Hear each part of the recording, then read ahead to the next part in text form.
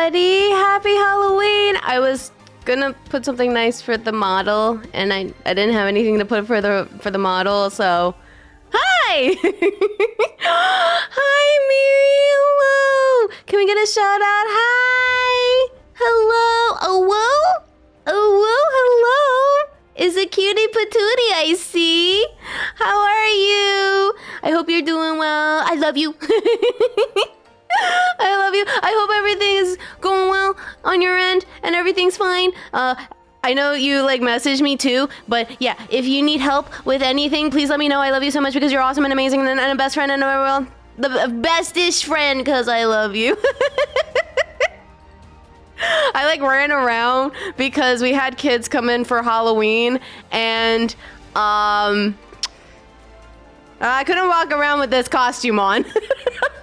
Someone knocked on the door. I'm like, I have no candy to scream it out loud. Isn't big of a thing here. Oh, thank God. There was. I mean, we had like not like a small or big. It was like a decent amount of kids. Thank God, because we bought candy for no reason. But so like it was kind of awkward because my sister was outside and then I heard someone knock at our door and I'm like, I'm not here. I don't have candy. Even if I do, I can't come outside. Hi, Brandon. I just as Shira worked for Halloween. I felt so accepted. Aw, that's cute. Aw. Aw. I hope everyone had a good day today. Today was stressful, let's just say. Not stressful, I mean stressful at work. And then luckily traffic was fine. I think because, you know, Halloween. Hi everybody, welcome in. So if you are just coming in, we are light put together, so it's like we're reacting to horror stories. But don't worry, I'm here. Wolf Mom is here to hold your hand. Everything is okay, cause I'm here to protect you no matter what. Okay, that means we're hand holding. Wait a minute. I just realized something. I just realized something.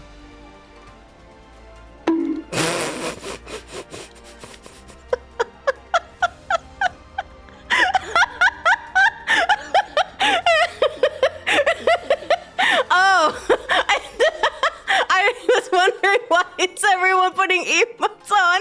Normally I was so confused. Huh? Why did Neko and like the other and Miri like responded? I didn't even get a notification that I put. So apparently I accidentally put emote only, and I kept noticing everybody just spamming emotes until I realized, wait a minute, and I looked. Normally I get a note saying like, hey, this is an emote only thing, and I never got it, so I was like, oh, maybe my mods disabled it.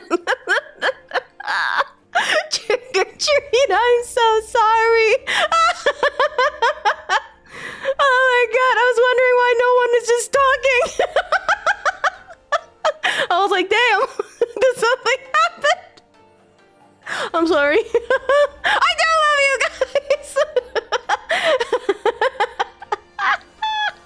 Oh my God. She chose trick. I didn't choose the treat part. I just tricked Chat. I'm sorry. I didn't even know it was like emote only. Jesus, that was funny. Cass just doesn't want us to. No Yelly, no Angie. Oh my God, that was funny though. Ow. Okay, maybe I actually deserve that. She's emo. I guess my Espeon. Well, no. If I was emo, it would be Umbreon, but I'm Espeon right now. I wish I was a bit more creative with the costume this year. Bro, I wish too. I'm just dressed up as Espeon. I was like, yeah, at least I have my onesie. Does that count as a costume? I posted that on Twitter. I was like, I don't have anything. Here's my costume. Maybe next year I'll figure something out. Can you summon Stella? I want to show you. Yeah, I can do that. Hold on. You big girl. It's gonna take a while for her to pop up. There she is. There's the Stella. My costume was putting a pumpkin in my head, and it's pumpkin. At least like I like the pump. Did you do a pumpkin carving? Hi, Lucky. I'm doing well. Welcome in. It's good to see you again. Yeah, Stella's very big. She will fight you. And we summon the Luna. She's just here vibing. She just floated from outer space. She'll never beat me. She got some crunchers. Hi, Pasta. Welcome in. Which one is Luna? Which is Stella? Stella is the big girl. Luna is the booba censored. She's the booba censored one. She's censoring because she's making sure. Who's your favorite? I can't answer that question. I like both of them. They're very special. One's a big girl and the other one's a small girl. Mostly Luna. She's very cute though. I bought treats. Ow! Am I supposed to catch it with my mouth? Which came first? Stella actually came first. Luna.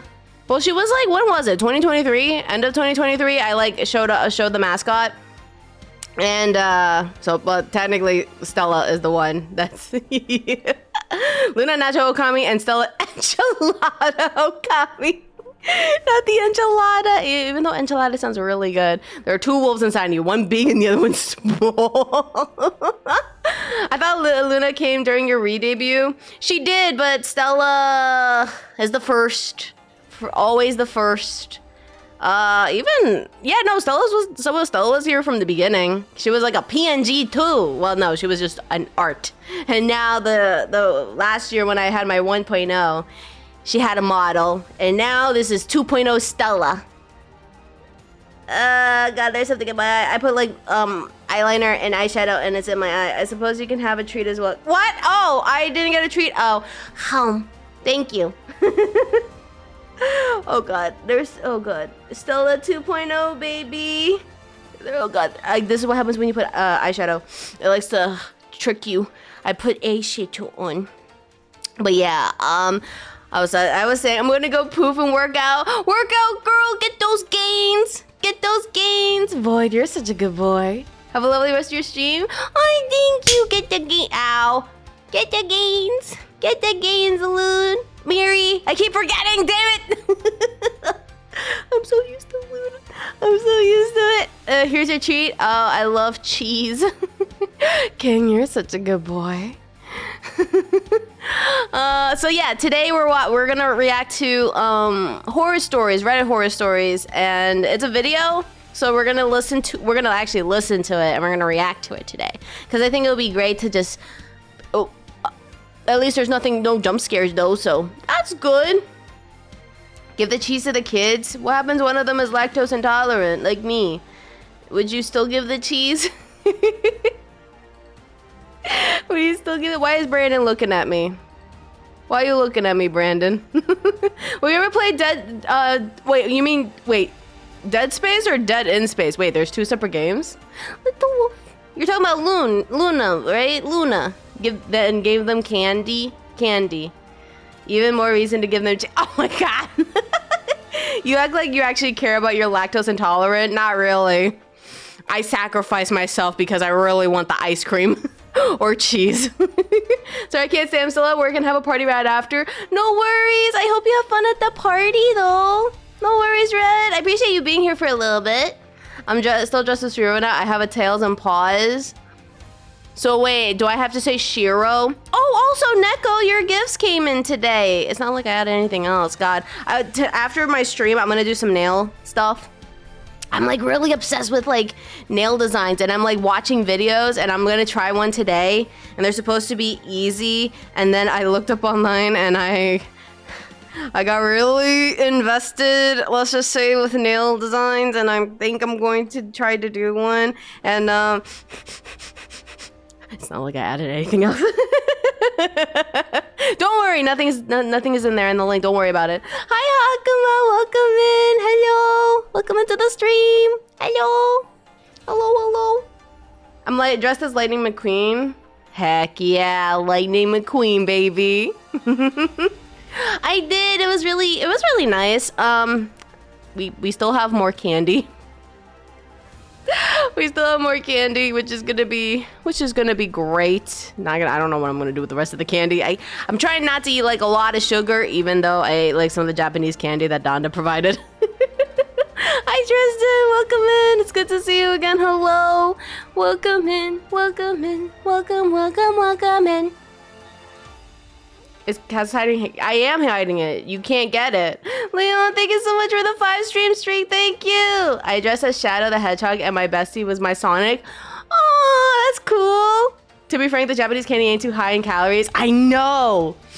I was so shocked. I was like, I ate like a few and I'm like, oh God, I ate some candy. And then I was like, oh, I checked and I'm like, oh, I guess I was fine. I'm already dressed up as Deadpool right now. Yo, let's go. Deadpool. Hey, Tristan, thank you so much for the 3-stream streak. Thank you. Just eat a little bit. I used to make my candy last till Thanksgiving when I was younger. I'm gonna see if I can still hold it off for next year. Even though I know tomorrow candy's discounted, which I don't want to touch the candy. Not touching. Halloween turnout's been okay so far considering how windy it is. It was so windy too when I was at work. Our door keeps opening. I was like, what the heck is that noise? What is that? And I had to like lock the door, but it was windy. Highlight Tokato. Later guys, if there's leftover candy, I'll bring you some. Yay! Thank you, Lucky. Appreciate it. Take care. Thank you. So many sweets. We have Nerds. We have more of this. We don't have like the chocolate and stuff. We have like Nerds, Laffy Taffy, the Sweetie. Is it called Sweeties? I forget what it's called, but it's like the sweeter candy, sugary one. I'm just as Dante. Dante from Devil May Cry. I need to get to the games. Like I never touch any of them, which is kind of sad, but I should play that. I'm gonna put on the Plague Doctor mask just for the lols. Do it. Pat, thank you so much for the follow. Welcome in, Chaos. Welcome in. Wow, he didn't react to the Kato part. That's kind of interesting. I wonder why. Why? DMC is fun. You should play. I gotta look at my. I went really crazy with Amazon, and I was like, nope. I was like trying to. I'm like so like I really want to get it. I'm trying to like do more nail stuff for my nails. But I don't want to. I almost did it. I was like, no. No worries, boy. Take care. Save me some candy. Yes, I will. I will save some candy. I'm sleepy. Don't make me react. What do you mean you're sleepy? You can't be sleeping in my stream. No sleeping allowed in my stream. Wait, I know how to make Light wake up. I know what I can do. Oh, I don't know what I'm gonna do, but we'll see. We'll see. Oh no, why is she muffled? Don't worry about it. Don't worry. Oh, well, you can see why. Do it anyways. Oh shit. Let's see.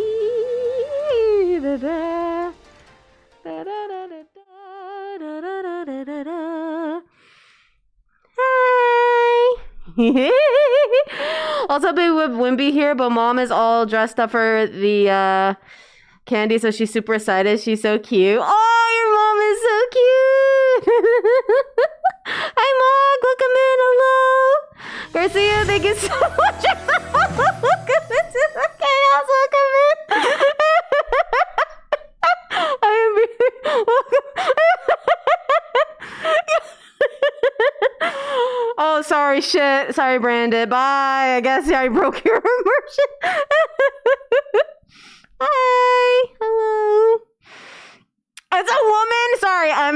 Sorry, I'm like. Hello. I mean, I showed what I look like dressed up as this. So, Cass is not a woman. I am an IA. Espeon onesie. Oh, where's that? What do you mean you're? Sorry, I'm an AI. This is all animated. The animators did such a good job. I thought this was like a myth, like Henry Cavill playing Wolverine. This is real.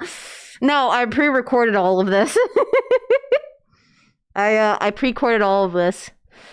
So, yeah, and how am I answering your questions? Don't worry about that. So, hi. Hello. Hello.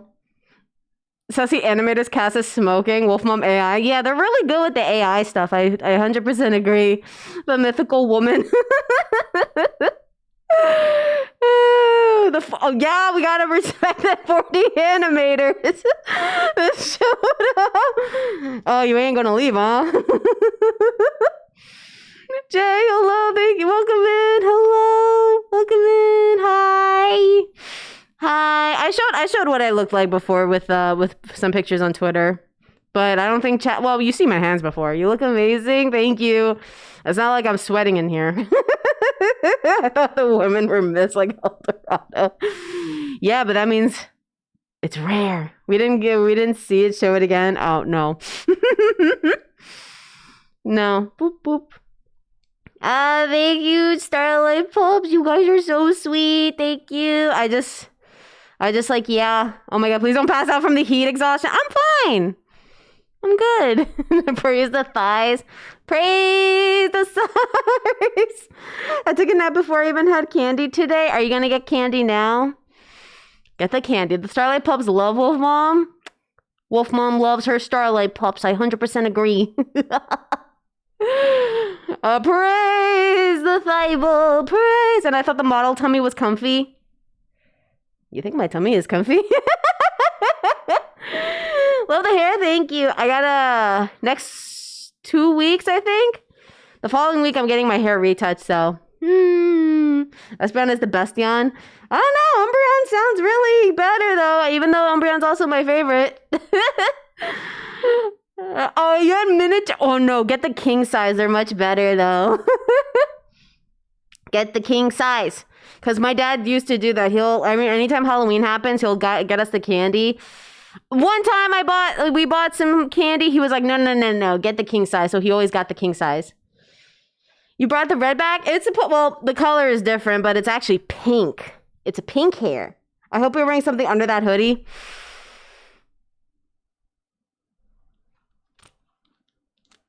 No.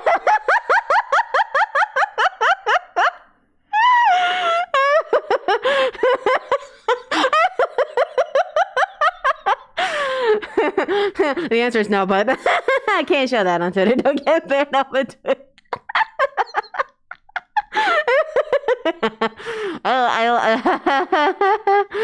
Okay, this is really Cass because he says hell, or it could be AI, and it's cold Halloween for once. Low 48. It was windy. I need someone to mod. Don't get banned, please.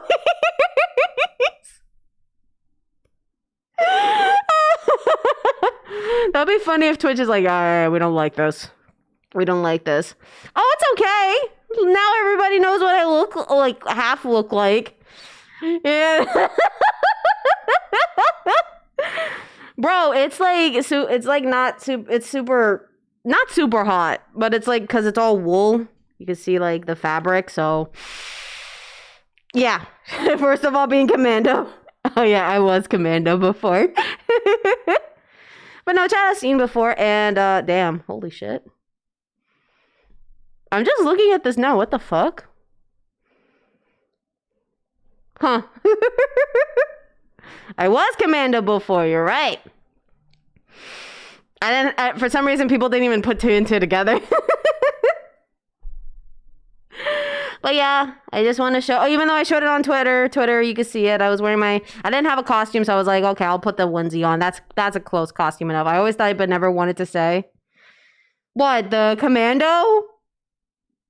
Yo, why are you looking? Yo, ban him! Oh.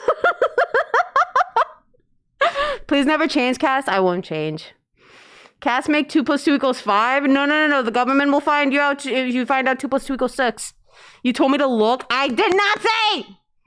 I did not tell you to look! You were like, Lay, what do you think? No, I didn't! You're making that up. There's this spoopy ghost everywhere. You said a month ago? Bro, bring out those receipts. I said nothing. At least Scotsman knew. Scotsman was like, yep. It was pretty obvious. Y'all did not see that coming. There was a stream. I don't make things up. Oh, well, I think the VOD's gone though. Oh wait, the VOD is available. Time for Cass to conduct a few of her employees. Yep. Check my. Why are you looking at me? Why is the wife looking?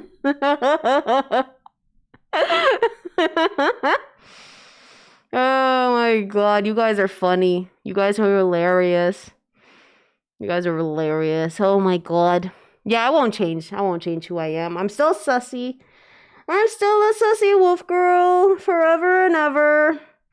Forever and ever and ever and ever and ever and ever and ever and ever. Forever and ever and ever and ever. Why, thank you. Maybe we should all be mega comedy group. We should. I mean, the Starlight Pubs are mega comedy groups. You guys know how to be sussy, and you guys know how to be funny, too. I know what you guys do. You are a good Starlight Pup. Yes. You're a very good Starlight Pup. We're here to have fun and chaos and just be fun. We learn a lot. We learned it from you. Oh, perfect. Good. We love you just the way you are. Oh, you're sussy glory. Oh, thank God. Yeah, now I can start Christmas prep. Bro, it's not even Thanksgiving. We didn't even pass Thanksgiving. Hi, Chaos. Welcome. And Chaos mentioned neurons activated. You like what you see? Huh? I have never been one Sunsy. Ignore every time I have been. To be honest, I think I blacked out. I don't remember anything. I'm pretty sure you were sussy before. I'm pretty sure. After midnight, then you can start Christmas stuff. No! It's not even time yet. I meant the mentioning of chaos, but yes, you look fire. Thank you. Oh my god, you look so good. Thank you. I can start Christmas prep tomorrow. Thanksgiving doesn't exist. Oh.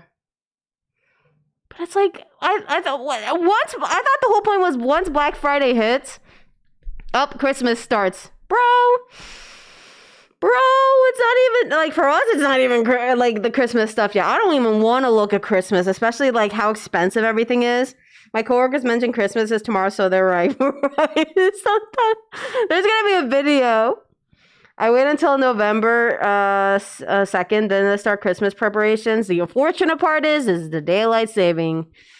Oh, God. Well, it's not that bad, because I'll get a 1 hour sleep, though. So that's going to be cool. I'm going to get my tree up and my family can't stop me. Yeah, they can. Chestnuts roasting into an open fire. I don't want to think about Christmas yet. Oh, God. I still remember we had to, like, buy gifts. And me and my sister, oh, God, when you have twins, when you have a twin sister, it gets so expensive. And what me and my sister do is if I have the most expensive gift than she does, I have to find gifts around that price. And it's not fair because I think I bought something and it was like, I wanted something that was like $300, $400. I think it was an Apple Watch. And she was like, well, I got to match price that. And then she picked like all the other ones. And I'm like, bro, these are expensive. My mom's shopping for Christmas decorations tomorrow. Oh, shit. I didn't even think about it. Tomorrow, my sister and I are going to watch the Chainsaw Man movie. The last time I ever went trick-or-treating, some lady had Christmas tree visible from her window, and she was just opening the door to tell people.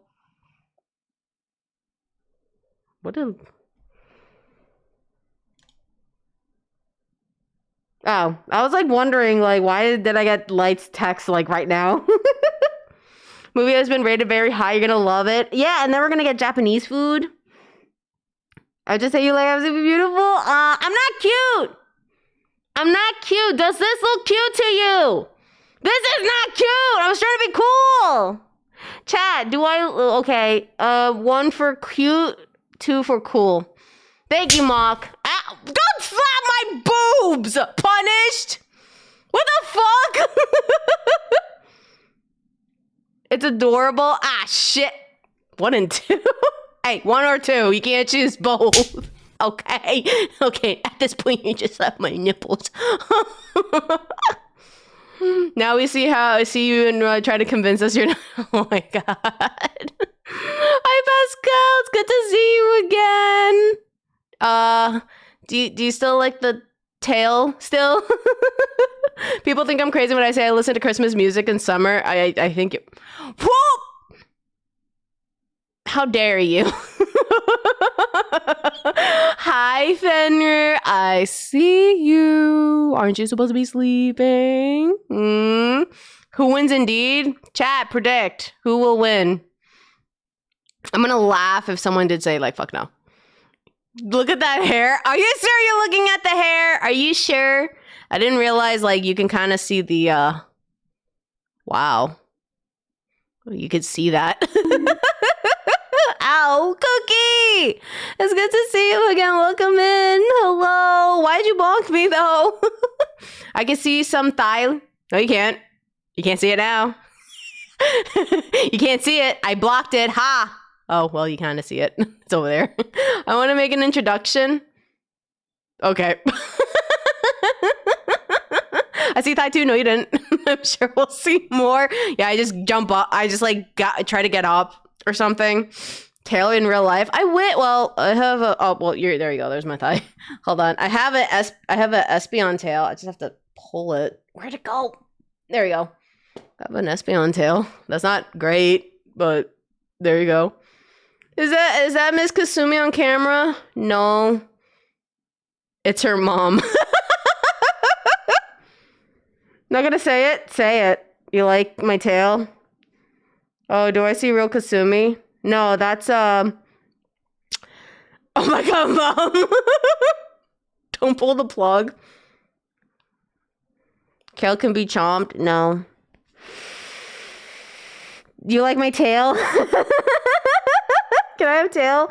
It's bent. Do you want it? Look, I hold on. Oh, wait. I got an idea. Hi, Angel. Wait. This kind of works. That kind of works. Wait. There you go. I like your costume and hair. Thank you. Is it a plug? It's a butt plug. Hello, Luna. Welcome on in. Do you like my heart?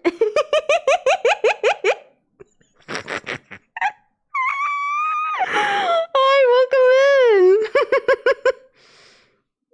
in. Hold on. There you go. Ignore my thighs. Hold on. I could do this. I have like very bad body self-esteem. I think it's just because the way I wear my clothes. Hi, Broomy. There you go. Much better. Look. It's a heart. Look at that. Look at that. Kasumi's a cutie. It's a heart. Oh, that's cute. Okay, I got it to work. Aww. Thank you. Thank you, Luna. Oh, because I really have bad body image issues, and I guess it's because clothes. I think clothes growing up, I had to dress up like my mom.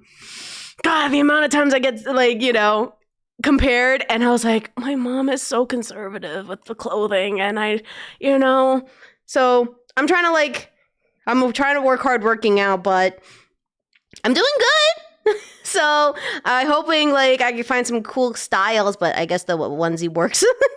So that's why hi raging. I don't compliment many people, but you look fire. Who's here? Muffin Bogum! There you go. Kasumi pretty always. Aww. Thank you. Thank you. I appreciate it. I'm excited to fix up my hair too, because I need to do that. So I might still stick with the pink. I was going to plan to do a pink purplish color. I have my Iron Mouse. I bought an Iron Mouse from, what's it called? Forgot the store's name. One of her outfits, the dress. And I was like, oh, would it be cool if I had pink and purple hair? I don't have horns, but I forgot what it was, but I bought one of her dresses. Moe flavor, thank you. Yeah, I blocked out. I wore it just to make sure that it fits me. Bro, I felt so pretty. I ran to my sister. I'm like, I feel so pretty. Maybe next time I'll do pink and purple. It was so pretty. The skirt was so flowy, and I twirled around. It's so cute. I want more outfits. I like the flowy dresses. I wish there was more of it. I bought the swimsuit. I have the Silver Veil and Fifi swimsuit. You don't have horns. That's why Sasumi, she's a demon. Maybe. You're super duper pretty, no arguments. Well, you don't even know what my face looks like. You don't even know what my face looks like, which I won't show my mouth, but I put like eyeshadow. I bought this really cute eyeshadow, and this poppin'. It's so good. Thank you for the hydrate. I don't have blah blah. Oops. I love your eyes. You don't even know what my eyes look like. What color are my eyes? You don't even know. Exactly. You don't even know what color my eyes are. Don't need to. Cute is the feeling. No, in general. Okay. Hazel, purple. I mean, yeah, purple. This purple. Yeah. That's I have purple eyes. I'm gatekeeping a mouth. Exactly. My guess, brown. No. Easy. The color of the stars, because moon goddess. So yellow. So yellow. Okay, light. I'm gonna go with hazel. No, it's not hazel. The long pause makes me think brown. No. No, it's not. The trick Tristan, I'm not looking at your eyes. What you looking at? There it is. It's brown. It's not brown! You can't even see my eyes! Even if I did the pause, it doesn't mean anything. I'm inside your walls. Get the fuck out of my walls! Oh, that makes a lot of sense what I see. I can see everything. Get out of my walls! I see you. Oh, I see you from my vent. Stop venting up there. No venting allowed, though. You're asking like I don't know where the camera is pointed. You don't even... Yeah, well... I tried. Are you doing a face reveal? No.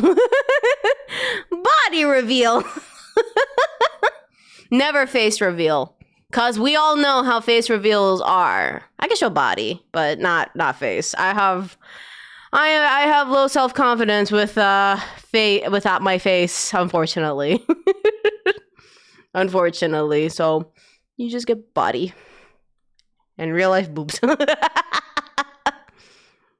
Outfit and body reveal. Yeah, there you... Well, I mean, you saw on Twitter, so you know what I look like. Safety reasons. That's the only reason. Hi, Nick. I'm good. Welcome in.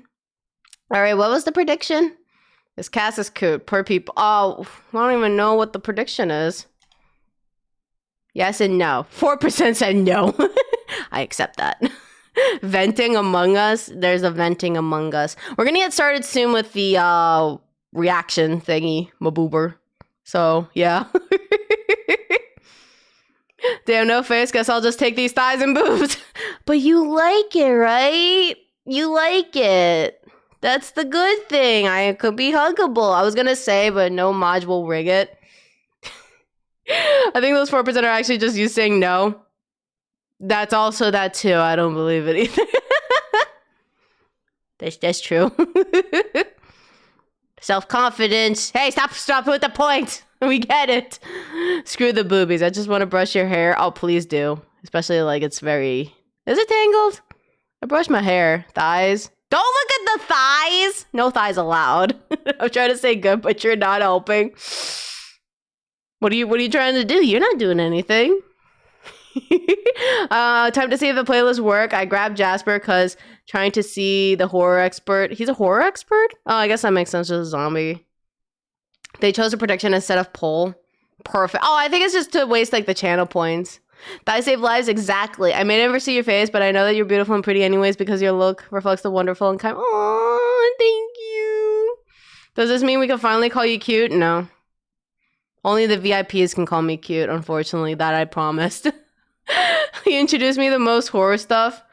Oh, that's why he thinks everything is cute. Oh, that makes so much sense. Me and Ichigo were concerned about you. Oh, thank you. Squirrel. We can call her cute and cute, etc. It still works. No. You're cool. See, even the VIPs don't want to say cute. It's only like who? Neko, Mach, and Donda. Cute Kasumi is cute. Huggable. Just wait until I have 1 million points. Neko has 1 million points. Neko just doesn't want to use it. You're always cool. See? Neko just doesn't want to call cute. You're cool, Cass. Thank you. Thank you. I am cool no matter what. Kawaii there? No. I'm cool. I'm just like, I have like a mask here, so But then I realized that I can't breathe also. I need more points. You can't do anything. When it comes to the right to call you cute, the freedom of speech icon is limited by no what shit. Gonna have fun at the pub? No worries, Mug. Have fun. Nego can call you cute anyway since exactly. He has the VIP. He just doesn't want to. No, my 100 points. Yo, get those free points. Infinite points glitch. I mean, I did rig the points one time. I forget what happened. I rigged it. What was the goal? I forgot what was it, and then I just rigged it. You're gonna do it again, Zach. Thank you so much for this 3 stream streak. Thank you. I'm not cute. I'm not even trying. I'm just here vibing with chat. I'm gonna name the next poll a scam. I mean, it's a scam anyway. Stop looking at my thighs. I should have like, apparently there's a thing called like there's like these jazz pants, you know, like Sabrina Carpenter and Taylor Swift. I thought that they just had shiny legs. I didn't know they were wearing like those jazz thigh thingy boobers. She's beautiful, cute, cutest 2 week word of the goddess. Cass's mom, do you want to hang out? Yo, sure. Because this ain't Kasumi. It's Kasumi's mom, apparently. To be frank, this wasn't a scam. I told folks whatever side has more points wins. I mean, technically, we did say it's just a waste of points. At least your guys are engaging, so that's cool. I like that a lot. Scary story time. Are you sure? Because I have to hold your hand. Oh, look, see? Look! I got the, what's it called? I got this. You wanna, here, come here, chat. I could hold your hand, though. You'll hold my hand even more recent. I can hold your hand. Look, I got the little paws. Ryoko, thank you so much for the follow. Welcome into the chaos. Welcome in. Hand holding is lewd, but sure. You don't want to hold my hand? Come here, chat. You wanna hold my hand? The outfit is really cute. I do like it. Hand holding. Hi, Bean. It's good to see you. How lewd. And what? You kept looking at my thighs. This is the same. No, hand holding got lewd. Thighs? Oh, gimme. Sacrifice I will make. Exactly. Come here, Chad. You look cool. Which word? Yep. Thank you, Vamps. I am cool. Thank you. Thank you. Censor hand holding. It's not intimate. You could just hold my hand. Look, see? Come here, chat. I got candy for you. Would you want some? Come here. Come on, chat. Thank you. I'm not getting into that. I don't have a white van. You know what's weird? Did you know, like, okay, so this is kind of cool because you guys see this. Every time if I have to move my model, I really have to do like this. I have to like, oh yeah, like move my model like this to be like puppeting. So yeah, you have to. I am cuddly. Don't look at my thighs. I always move like that when I talk to someone. Yeah, chat, you want to have fun? Today we're going to go play this. Don't get in the van. Well, you see a white van, you're like, yep, going to go to the white van. Who decides that? Don't look. Where should I? This. This thing. Oh, should I block? Hold on. I'll block it for chat. Hold on. Oh, much better. Why does the mouth tracking work with the mask on? Is it? Oh, no, it's because I pulled it down a little because I had trouble breathing. So, you can't see anything. I blocked you. You quit, chat. What color are my eyes? I still see the hair. No. Oh, nope. That makes it much worse. You have eyes. Oh shit, I was blind the whole time. Purple? Wait, you got that right. Damn. It's boob or thighs. Which one, Cass? What do you mean unsubbing? Don't unsub. I'm coming back. Okay, I'm here. You don't like VTuber model Kasumi? Shit. I already have the enough material. What do you mean enough material? Why is everything purple? Oh, it's Vaporeon. I was not Vaporeon. This is not a Vaporeon. I dressed up as Espeon. Here's my my broken heart's broken. Hold on. It is supposed to dress up as Vaporeon because I didn't have a costume, so I have a onesie. Follow blocked. See thighs? Stop looking at my thighs. Don't ask me the color of nothing. Hi, Brayden. Welcome in. This is not a butt plug. This is just a tail. Just keeping mine. Look, it's a. Come on. There you go. See, it's a tail. Don't break Kaz's heart. Oops. Hi, Shy Guy. I like how everyone's pointing it at my hair. The tail is the plug. It's just. It's attached to my back. It's not a butt. It's attached to my back. It's right here, chat. I'm not turning around because that's too much. See? It's not even attached to anything.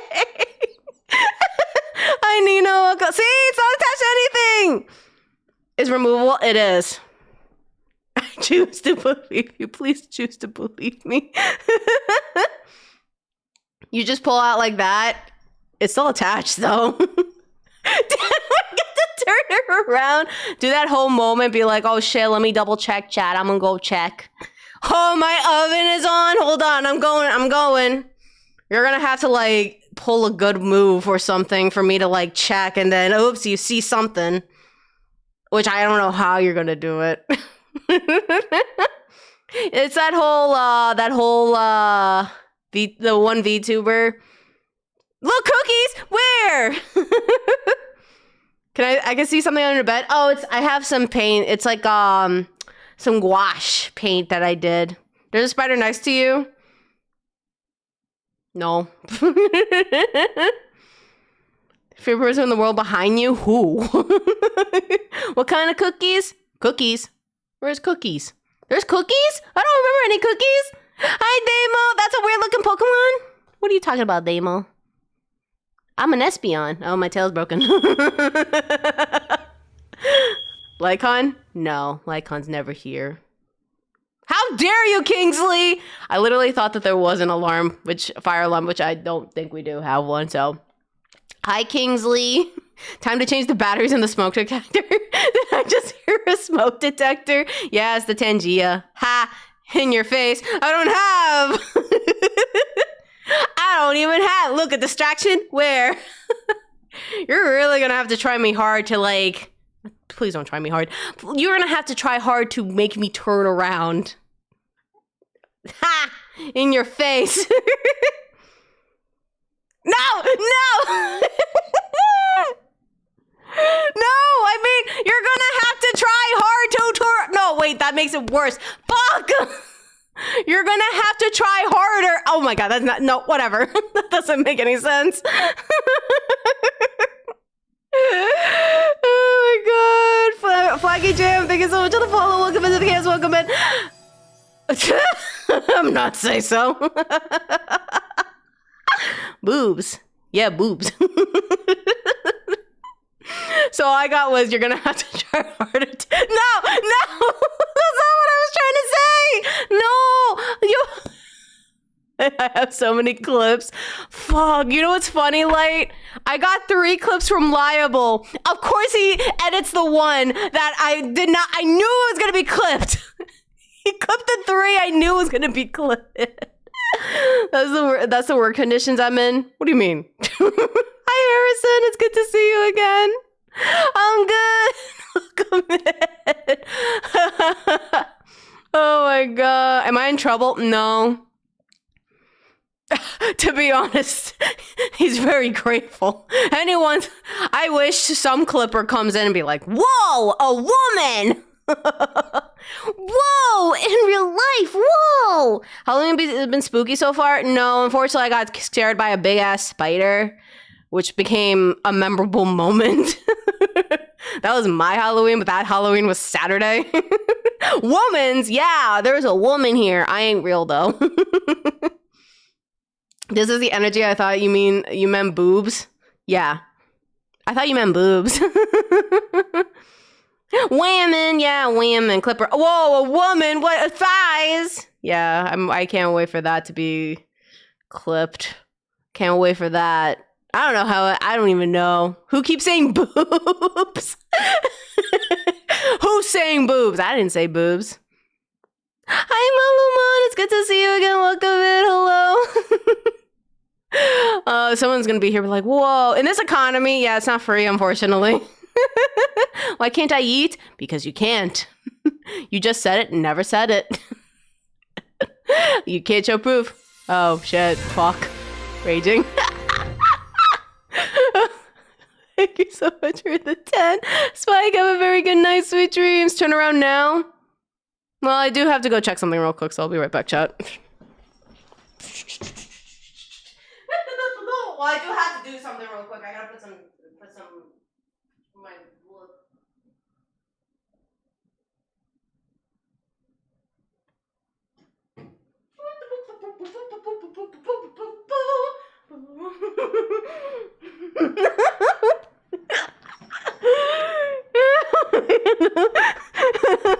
What do you want to get sit on?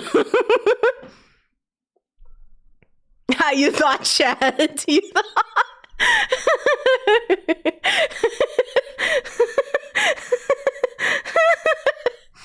Oh my god. You didn't get that.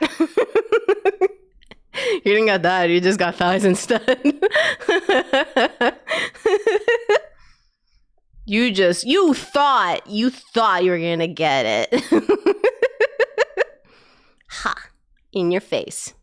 Ha. Worth it, just the thighs instead. Well, I wanted to show because I was like, yeah, you know what, my costume, whatever. You ain't gonna see it back again. Hi, Fosty, welcome in, hello, it's good to see you, hello. Welcome in. We're gonna put my costume to take a pic right now. I'm not cute. Twitter searches, what Twitter searches? There's no Twitter searches. Ow, my hair. Oh my god, that actually pulled my hair. Ow! Ow, I do have a, well, hold on. I could put this on.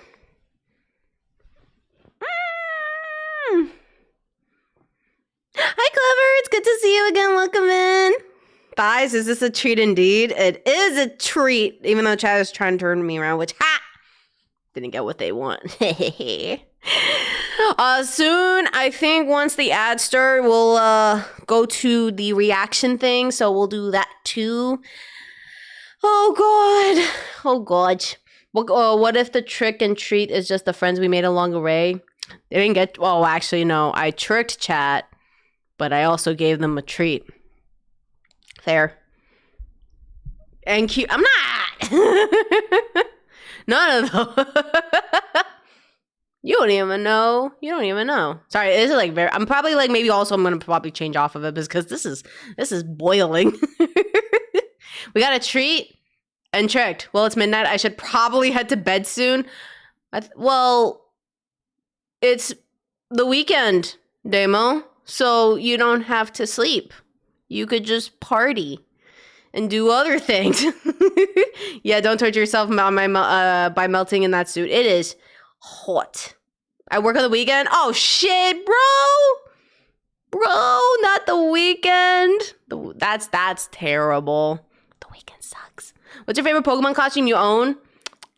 I didn't even try. I have a Jolteon one. My favorite? I like this one actually because it comes with the chain. See, you get a chain. So I kind of look cool like this. See? No Blastoise, no nothing. I know you're pissed off at the Blastoise thing because I said no. Yo, that cannon's gonna fit. They ain't gonna fit. That's a cool chain. See, I like it. It's like, I'm surprised they come with it. Never forgive. Never forget. Big Man Blastoise. Yeah, unfortunately, I said no to the Blastoise for Smash and Pass. Not with that attitude. What, I have to like take it like a champ? Shit.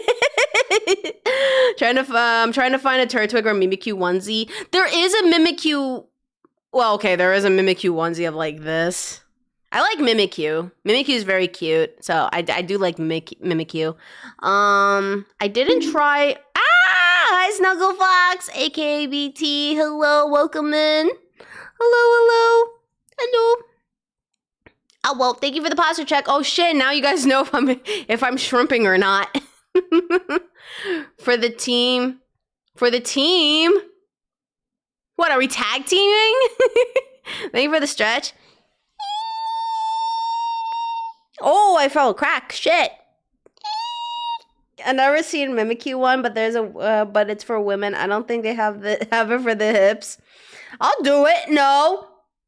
Shrimping? No. I'm not shrimping. I'm stretching though.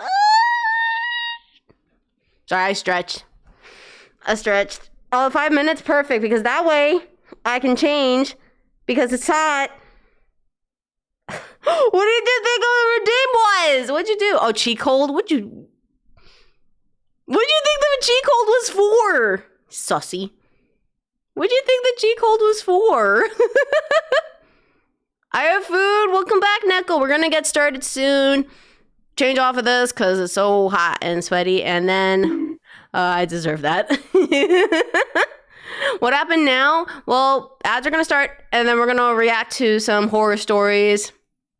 And well, Chad was trying to make me turn, which I guess that kind of worked. I guess. I'm going to sleep. You better sleep. I'm watching you. Exactly, but they didn't. They didn't do that. Nope. No siree, Bob. They tried and they failed. They tried. No. They no. Because it's never gonna happen. Nope. But yeah, well, okay, we got 3 minutes, almost 30 seconds. So yeah, we'll get started. That the redeem is there to be long. I never heard anyone thinking what the other cheek hold is for. Yeah, face cheek. What? Man, don't touch my ass cheek. I don't want you guys doing that. There's a face cheek, not the ass cheek. Would you please turn around? No. Have you gotten yourselves yet? I have the game and the Switch too. I'm waiting for the right time to play it. There's too many games I want to play, unfortunately. There's too many games I want to play. You know what? Let's get started now. I'll be right back and we'll get started. So I will put on the game. Put on, where is it? The words game. Nope, come on, Firefox. Words game. Words? Yeah, no, my chat's smart. They can figure out the words. Words. We'll do that real quick. Words. Not 8. Yeah, the game, Lighto. I've been calling it for AZ for a week. ZA. AZ. Yeah, they're the two same ones. Yeah. I'm trying to get this game to work. Come on. Load faster. No? You don't want to load faster? The chat really wants you to... They want to play the word game. Are we going to play the word game? There we go. There's the word game. Okay. I'm going to get started. I'll be right back. I'm going to also set up the thing. So, BRB. So, break.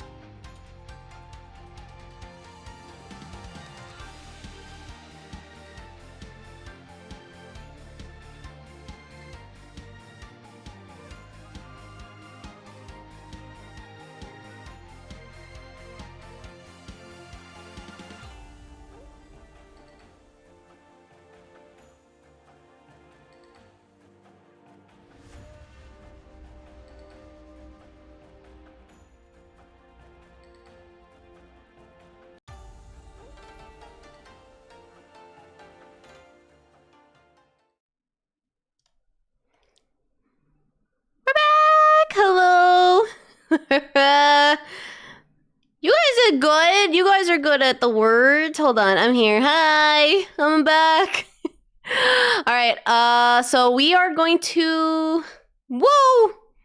Rhino, have a good night. Sweet dreams. Thank you for being here. Have a good night. Good night, good night. Guys, I can hang out with you for a bit. Have a lovely rest of your Halloween and a spooktacular stream. Thank you. I appreciate it. Thank you for being here. Let me grab the link.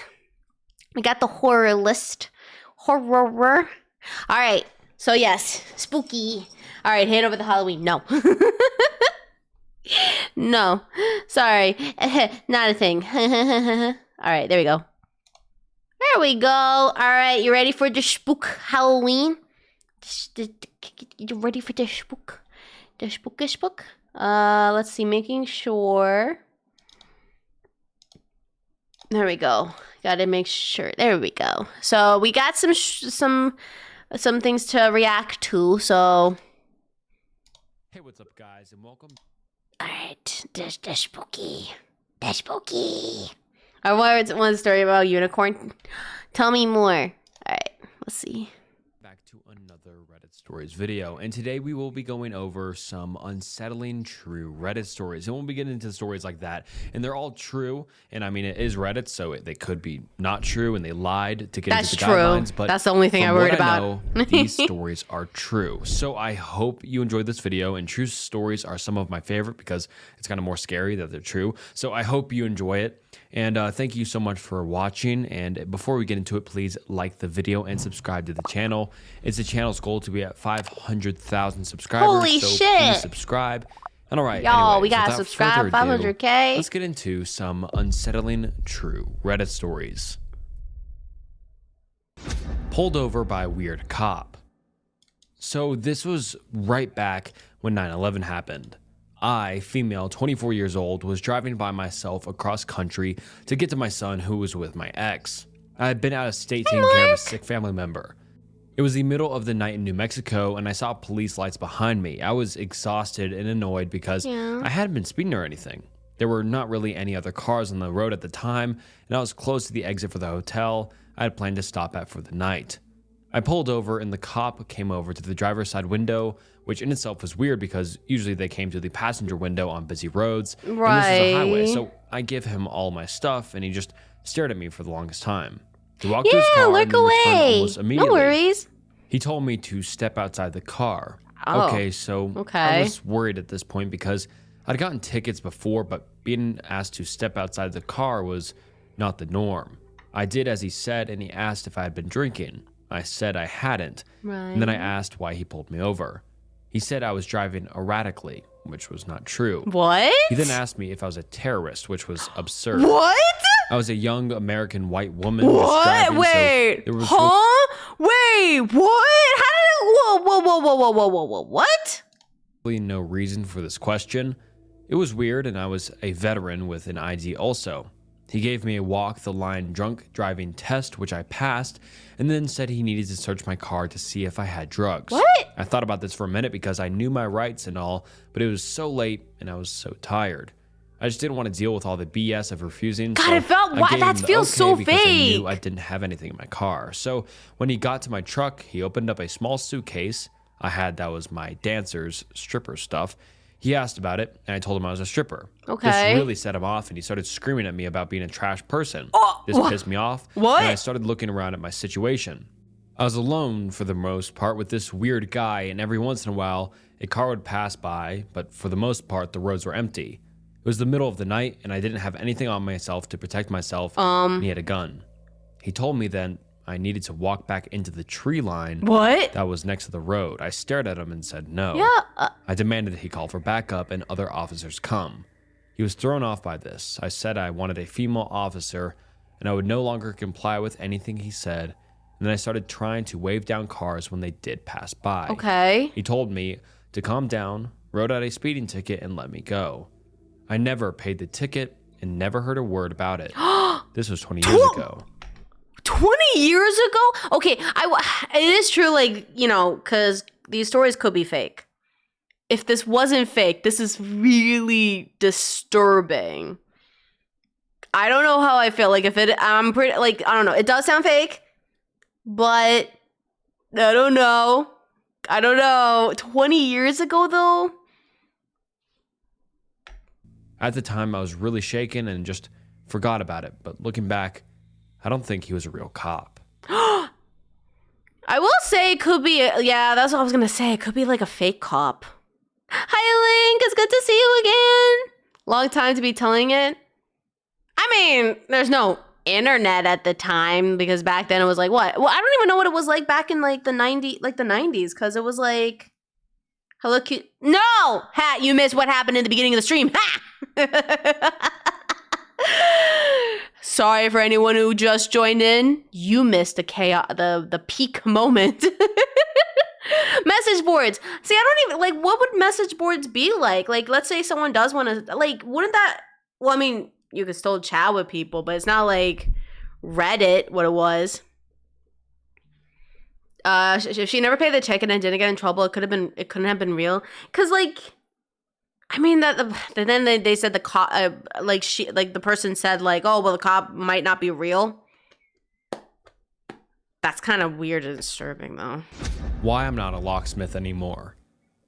Locksmithing has been the trade of my family for I don't even know how many generations. I've been working as one since I was a kid, helping my father and my grandfather. I learned all the secrets and methods of the job, studied how to install, break, assemble, Mr. and Ballin? disassemble all kinds of locks. I could It was easily interesting. I think disassemble the Light lock wanted me of a to bank try, vault if given the right what was his name, tools, Mr. Nightmare? money, and a legal permit. I have unlocked hundreds of doors and cars, installed hundreds of new locks, fabricated thousands of keys, and take pride in saying I have never, ever used my knowledge for criminal ends, as so many locksmiths in my region secretly do. I've successfully and financially sustained myself and my family with locksmithing for almost 30 years. And yet I'm closing my workshop tomorrow and already signing the documents to work with my wife in her bakery. The reason that made me quit locksmithing is simple. I can't do it anymore after my last job. I tried. I really did. But after that fateful assignment 6 months ago, I realized that it's not for me anymore. Every time I open a stuck door... Thank you so much for the resub for 16 months. It's good to see you again. Thank you. That's a throwback? Oh, y'all know Mr. Nightmare? Okay, maybe. I guess we can watch that late. If everybody knows who that is, that should be fine. Almost 30 years. Okay. Would you guys still watch me for 16 years, though? Man, 30 years locksmithing? By the way, not funny story, but like my colleague, she was telling me this story about locksmithing. She got locked out of her car. She was like sick. She went to like CVS to grab like medicine and she accidentally locked her phone and keys in the car. She was sick. She went inside, asked CVS employee, can she like borrow a phone? They did. I think I forget if she called her husband first or she called she just found like the locksmith person. Because they asked the employee to look up somebody. She waited so long to get like a locksmith service. You know how much she paid? Which I was shocked. $100 for locksmithing. I have flashbacks. My heart starts racing and my eyes ache. I can once again see those cursed angles. Don't get me wrong. I love locksmithing. I thought that he said ankles, and I'm like, oh god, that's not good. It's something that gives me great pride. I'd even started teaching my daughter on the basics. Yeah, $100. She enjoys it as much as I do. I'm like, that's ridiculous. It'll be hard telling everyone I'm quitting. Telling my for her wife, to get to the car. my daughter, my clients, my friends. None of them will understand, and for their own sake, it must remain that way. I've already told my dad. He was incredulous when I said I'd be quitting the craft. He was not only my most important mentor, but my inspiration and role model. Oh my God. His body is not even a husk of what he once was, but his mind is still sharp. I knew from the start that this would be the hardest conversation of all, so I decided it should be also the first. Okay. I approached him in his bed in our living room, where it's easier for us to take care of him since he can't climb stairs or live alone anymore. And I told him about everything. Father went from disapproving to fully supporting me. Oh. But he also said something that I considered. No one but him must know. Ultimately, I decided not to follow his counsel for the first time since forever. Ooh. We locksmiths know how to deal with stuff we are not supposed to see. Our work is about locking places. Sometimes this is about keeping things in, and sometimes about keeping things out. Locksmithing is almost synonymous with security and privacy, but it's hard to keep something so perspective changing. I really want to know. So I decided to write it down. One day, maybe I'll have enough courage to share it to my family or even the world. I don't know. I've not even decided what fake story I will be using to explain my abandonment of the locksmithing business to all my former clients and acquaintances. Well, let's go back to the beginning. 6 months ago, I was called by Greg Becker to unlock a locked door in his property. Okay. Now, Greg Becker has never been a popular or particularly well-respected man. He is in his late 70s, and since I was a child, I heard rumors about his weird Oculus practices. Unsubstantiated rumors, though, I thought. Until Greg called me urgently at 2 a.m. saying he needed help getting into his house. I was already sleeping and the phone woke me up. I tried to dissuade him, saying my prices in the graveyard hours were exorbitantly higher than in daytime hours, but the old man was adamant, claiming it was an emergency. I hope it's an emergency. Tools, apologized for my wife for leaving in the middle of the night like this, entered my pickup, and drove to his property. Well, old Greg Becker had a pretty house, albeit a big rustic. It was located at the edge of town, almost in the rural zone. I parked my vehicle there and exited it. Greg Becker was on his porch carrying a lamp light, yet I could clearly see that the door of his house was open. I angerly questioned him why he didn't call me to tell me he had already found a way in, but he evasively replied that he actually needed me for something else. More often than not, that means trouble, so I was already going back to my car when he offered $1,000. That was what I made an entire week of hard work, so I couldn't refuse.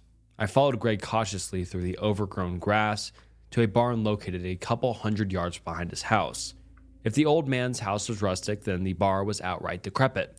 The wooden structure seemed like it had been there for decades without any repairs or restorations. I don't know why, but buildings like that kind of freak me out, though. Like, I don't know. He pointed the lamp light scares me. at the entrance of the barn, and I immediately saw how it stood out from the rest of the building. It looked more like the entrance to a bank vault than a quasi-abandoned barn. Hell, I had seen bank vaults that were easier to break into than that barn. I tried questioning him what it was, but Greg refused answering me. Nah, Greg, come on. It would be easier to break the wall, which was already falling apart, but he reminded me about the $1,000. Well, $1,000, I mean. Greg, if you don't want to say anything. Can't be choosers. I asked if he could at least bring me something I could sit on, as this would take a while. This time he complied, and a few minutes later, I'd already set up my stuff on the ground and was working. It wasn't easy. It was dark and I was sleepy. I asked for a coffee, and Greg simply left me there and disappeared into his house. At first, I thought he was just making one for me, but after 40 minutes, I realized the jerk ass had probably gone to sleep. Coffee? Bitch, I'm about to leave. He's about to sleep. Oh, poor Greg. He's like, I'll make coffee. He just takes a few steps. I'm like, nah, I'm going to bed. He knows where the coffee pot is. 100 different locks. 100 different locks. That meant that the crazy old man had to carry 100 different keys. What? The more I thought about it, the less sense it all made. The door was clearly new, impeccably clean, even if everything around it was old and falling apart. Ooh, I don't like that. After a handful of hours, the sun was rising, yet I had only unlocked 5 locks. Whoever built that door was either a perfectionist or a psychopath, or both. Greg Becker appeared wearing pajamas and carrying 2 cups of steamy coffee. I asked him where the fuck he was. He just casually said he went for a nap. I was furious by that point, so I stood up and told him that if he wanted someone to open that door, he needed to at least show some fucking respect. Yeah, Greg. The old man sneered at me and just said, $5,000. Whoa!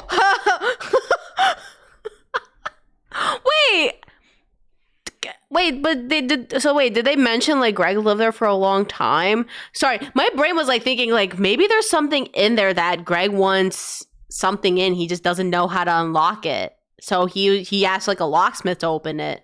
But I think he's been there for a long time though. But I mean, I was about to say like, well, maybe he wants something in there, but he can't. I mean, but he has like 100 keys, so like I don't well, no, does he have 100 keys? They said like if it's 100 locks, 100, you know. I was starting to doubt him, so I demanded that he paid me half first. Greg went inside the house That's and came double back at with this an point envelope because full of money. Because if it took him, what did they say? If it took a handful of hours, the sun was rising, and he had only unlocked 5 locks. That would take like maybe most of the day, maybe almost 2 days to just break that lock. Right away.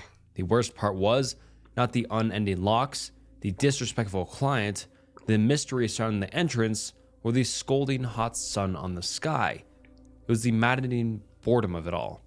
Becker refused to talk to me because he said the job demanded discretion. There was no sound whatsoever, and my phone had no signal. I didn't even know how he managed to call me there. I hadn't picked a signal ever since my car drove into that street. I didn't even have a watch, so the sole indicator of the time was the position of the sun. Around 2 in the afternoon, I had unlocked 17 locks. Oh my Becker God. agreed to check on my progress, and I told him I was starving, that I needed to go home to rest a bit. Greg wasn't happy, but he said that he needed me, so he just asked that I was back before midnight. I went home. My wife was pissed, but after I'd shown... I don't like that he got pissed that the locksmith didn't get like food to eat. This is disturbing. I don't like that.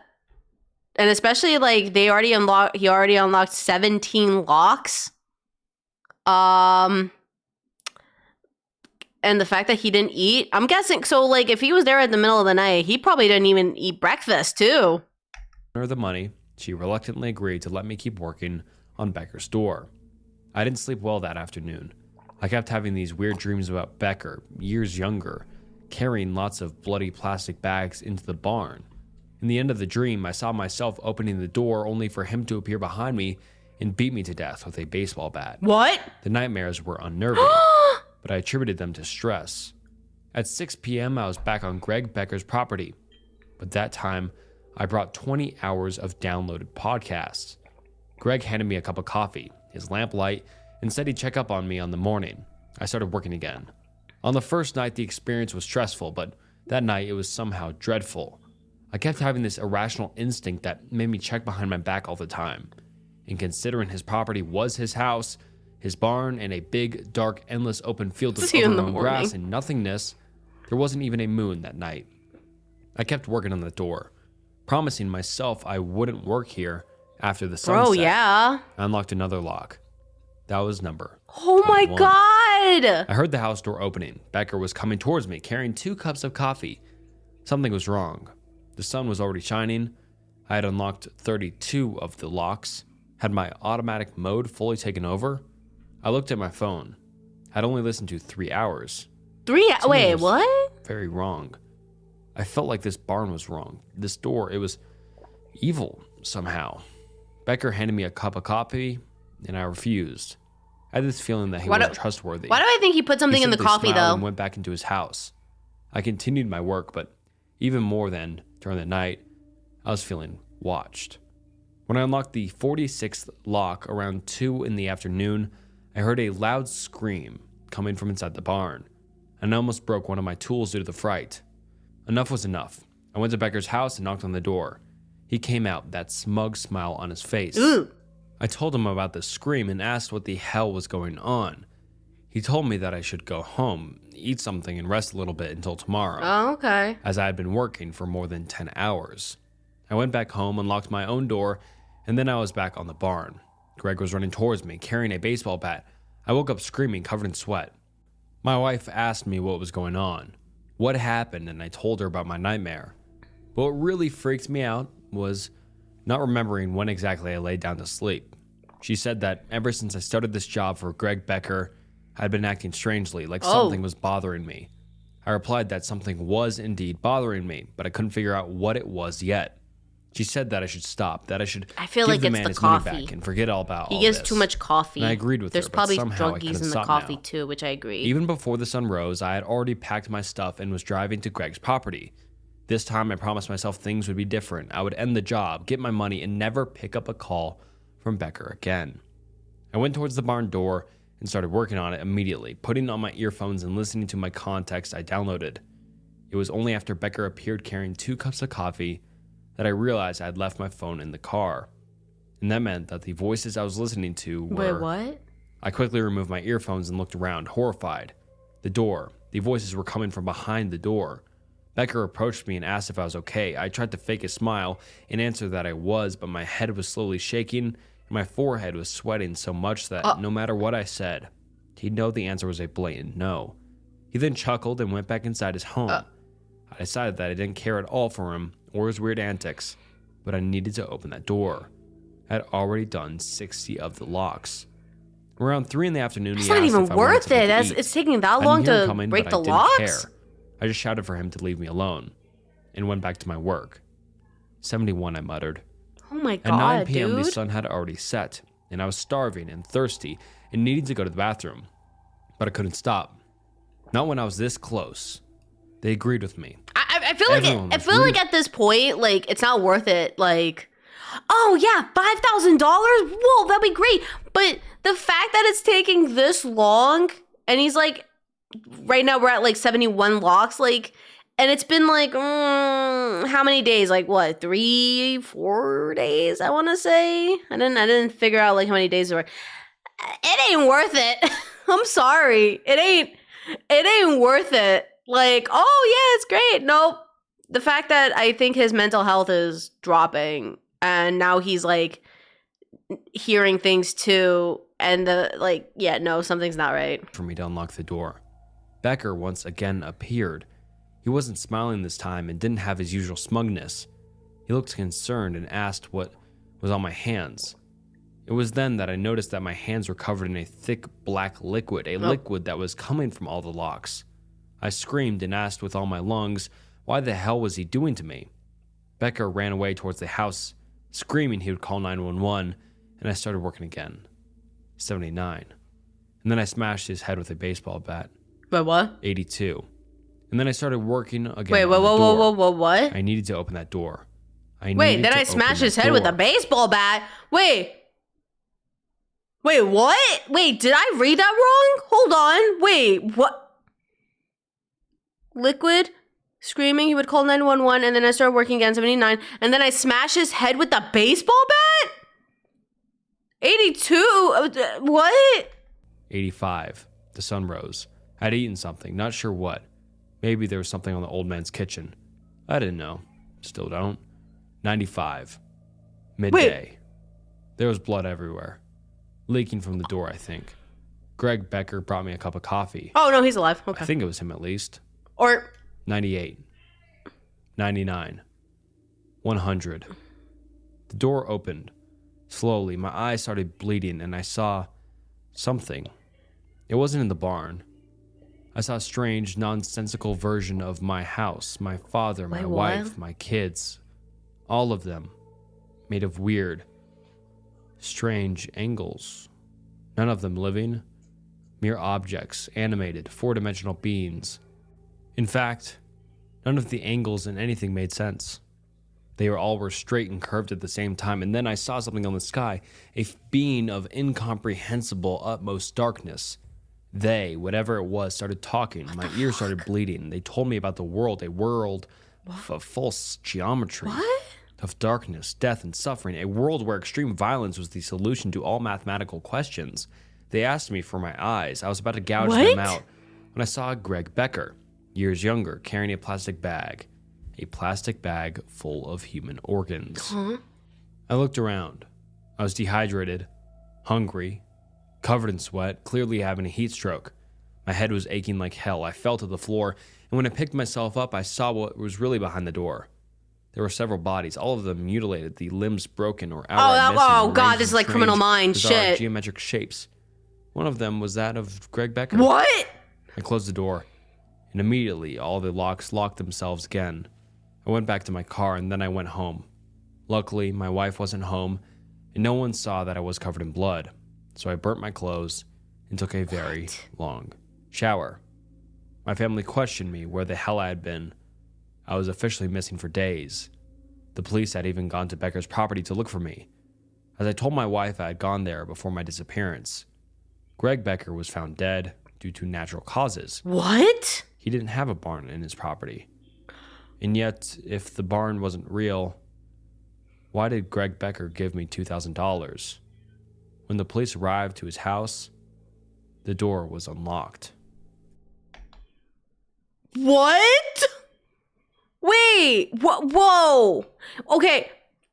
Wait, hold on. Hi, Jisa, welcome in. And all I domesticated, welcome in. Wait, hold on. So, cause you could tell, like, he was, something ain't right. Like, I think he, like, mentally, like, the fact that it took him this long to, like, unlock those locks. But then he mentioned something about hitting his head in the with the baseball bat. That, like, threw me off. So Greg Becker died?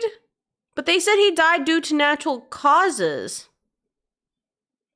The fact that he didn't have a barn... What? And then... Why does it sound like something does... I hope it's not murder. Maybe it could be a nightmare. Maybe he just assumed all that happened. Moving to a nicer neighborhood turned into a nightmare. Last year, my fiance and my mom passed away, one right after the other. After they died, I obviously fell into a deep depression. Though I thought I was pulling off the whole I'm fine thing, my friends could clearly see through it. A close friend almost demanded I move in with her and get out of the apartment I shared with my fiance for 10 years. She wanted me to get a fresh start, and while I didn't think I was ready to move on, the idea of not living alone was appealing. Plus, her apartment is a much nicer neighborhood than the one I was currently living in, so I agreed. Living with her has been fantastic. Our schedules are opposite, me on days, her on nights, so we both get alone time, but we also have at least one day a week off together so we can hang out. Moving has also allowed me to be able to walk to work as it's so close. I thought that would be a godsend until my 10-minute walk caused a 2-month-long nightmare. I decided to sit in the park that's between my apartment and my job one evening after work. As I'm sitting there, a man approached me. I saw his face first. He was almost handsome, if not a little rough-looking.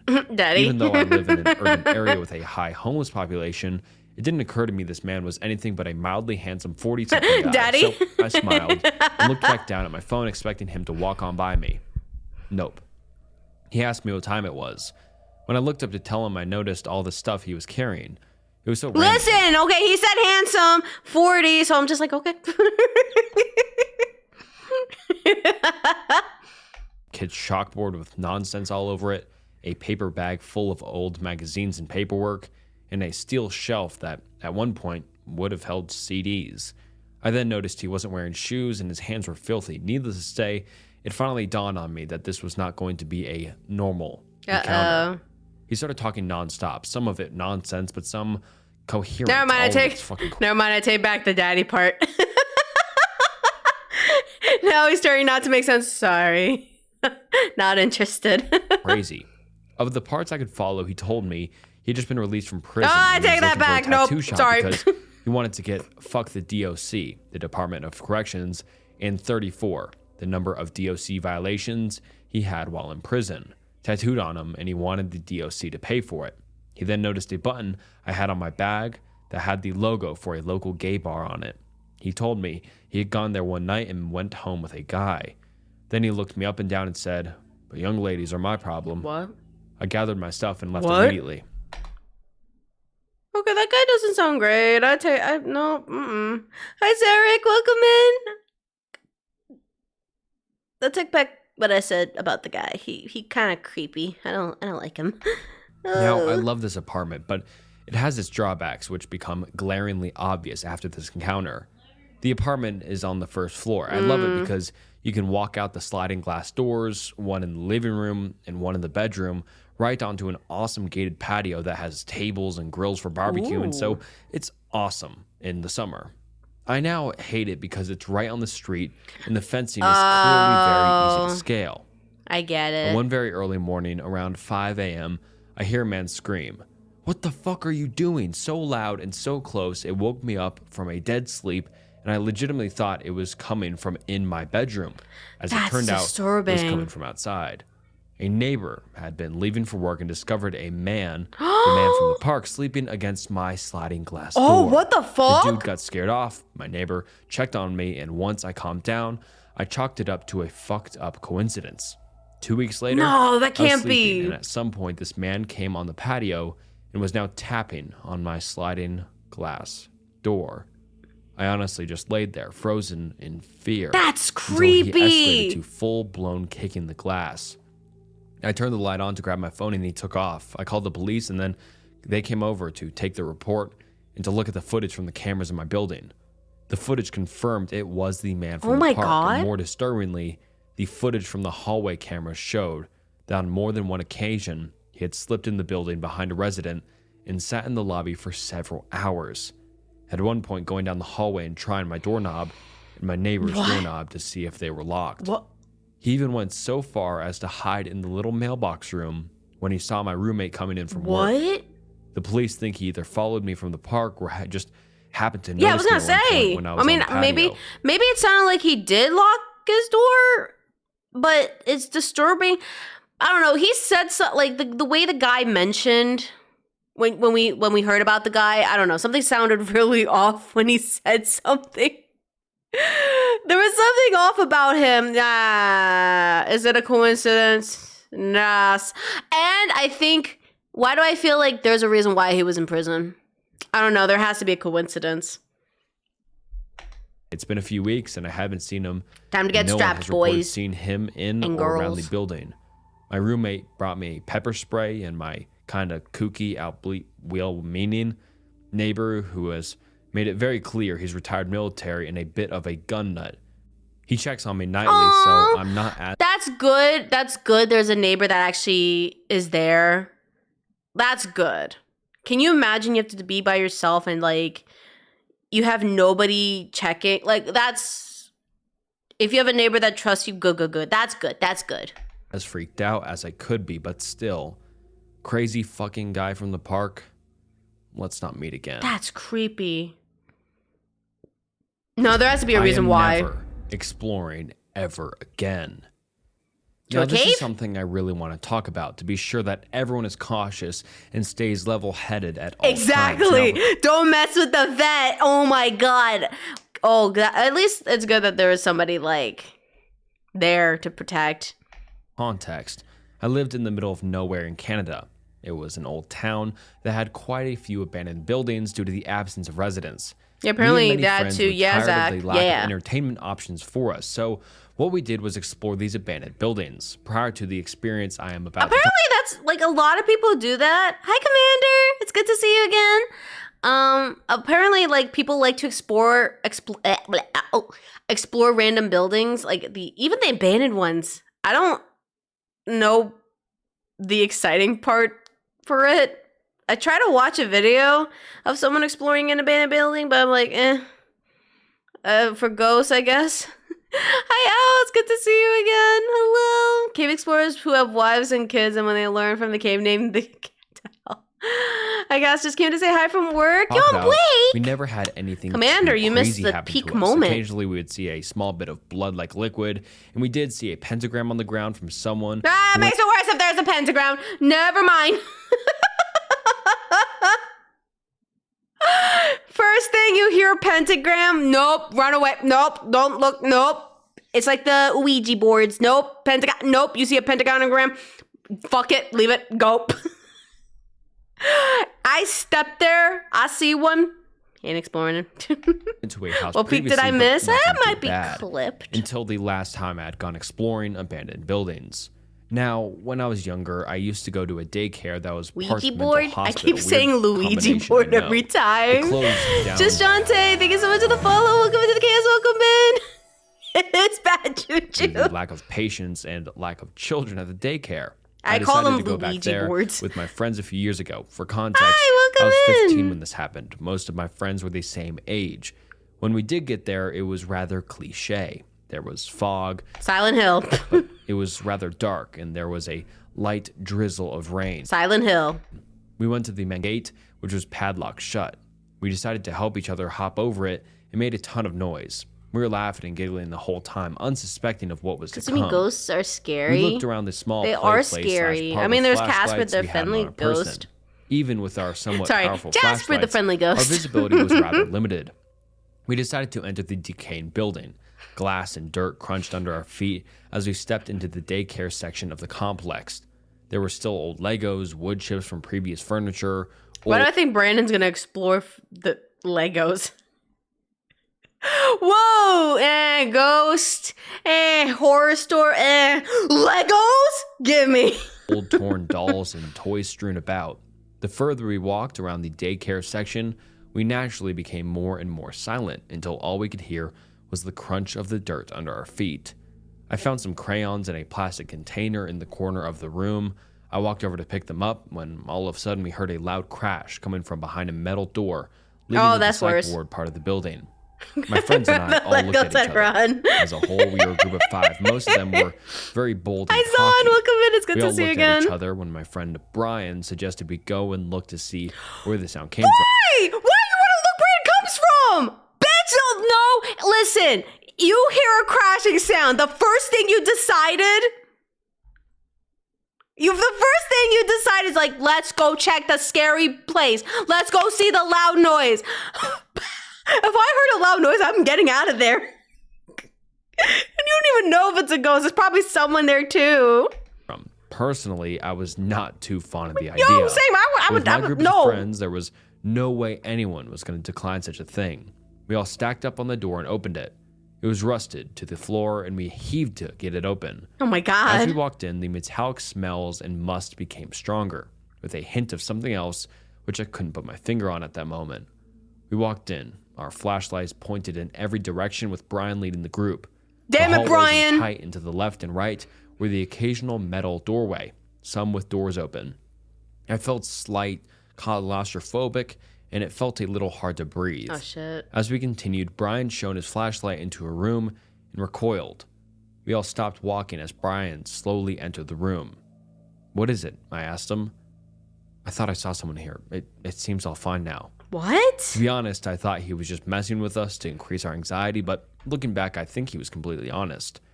He walked back out of the room and we continued walking deeper into the psych ward when another friend swiftly told us to stop. We came to a halt and all listened.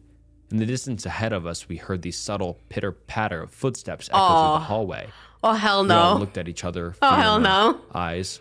Brian continued walking towards the sounds. We considered turning back for a second without Brian, wondering if some ghost or something was in the building.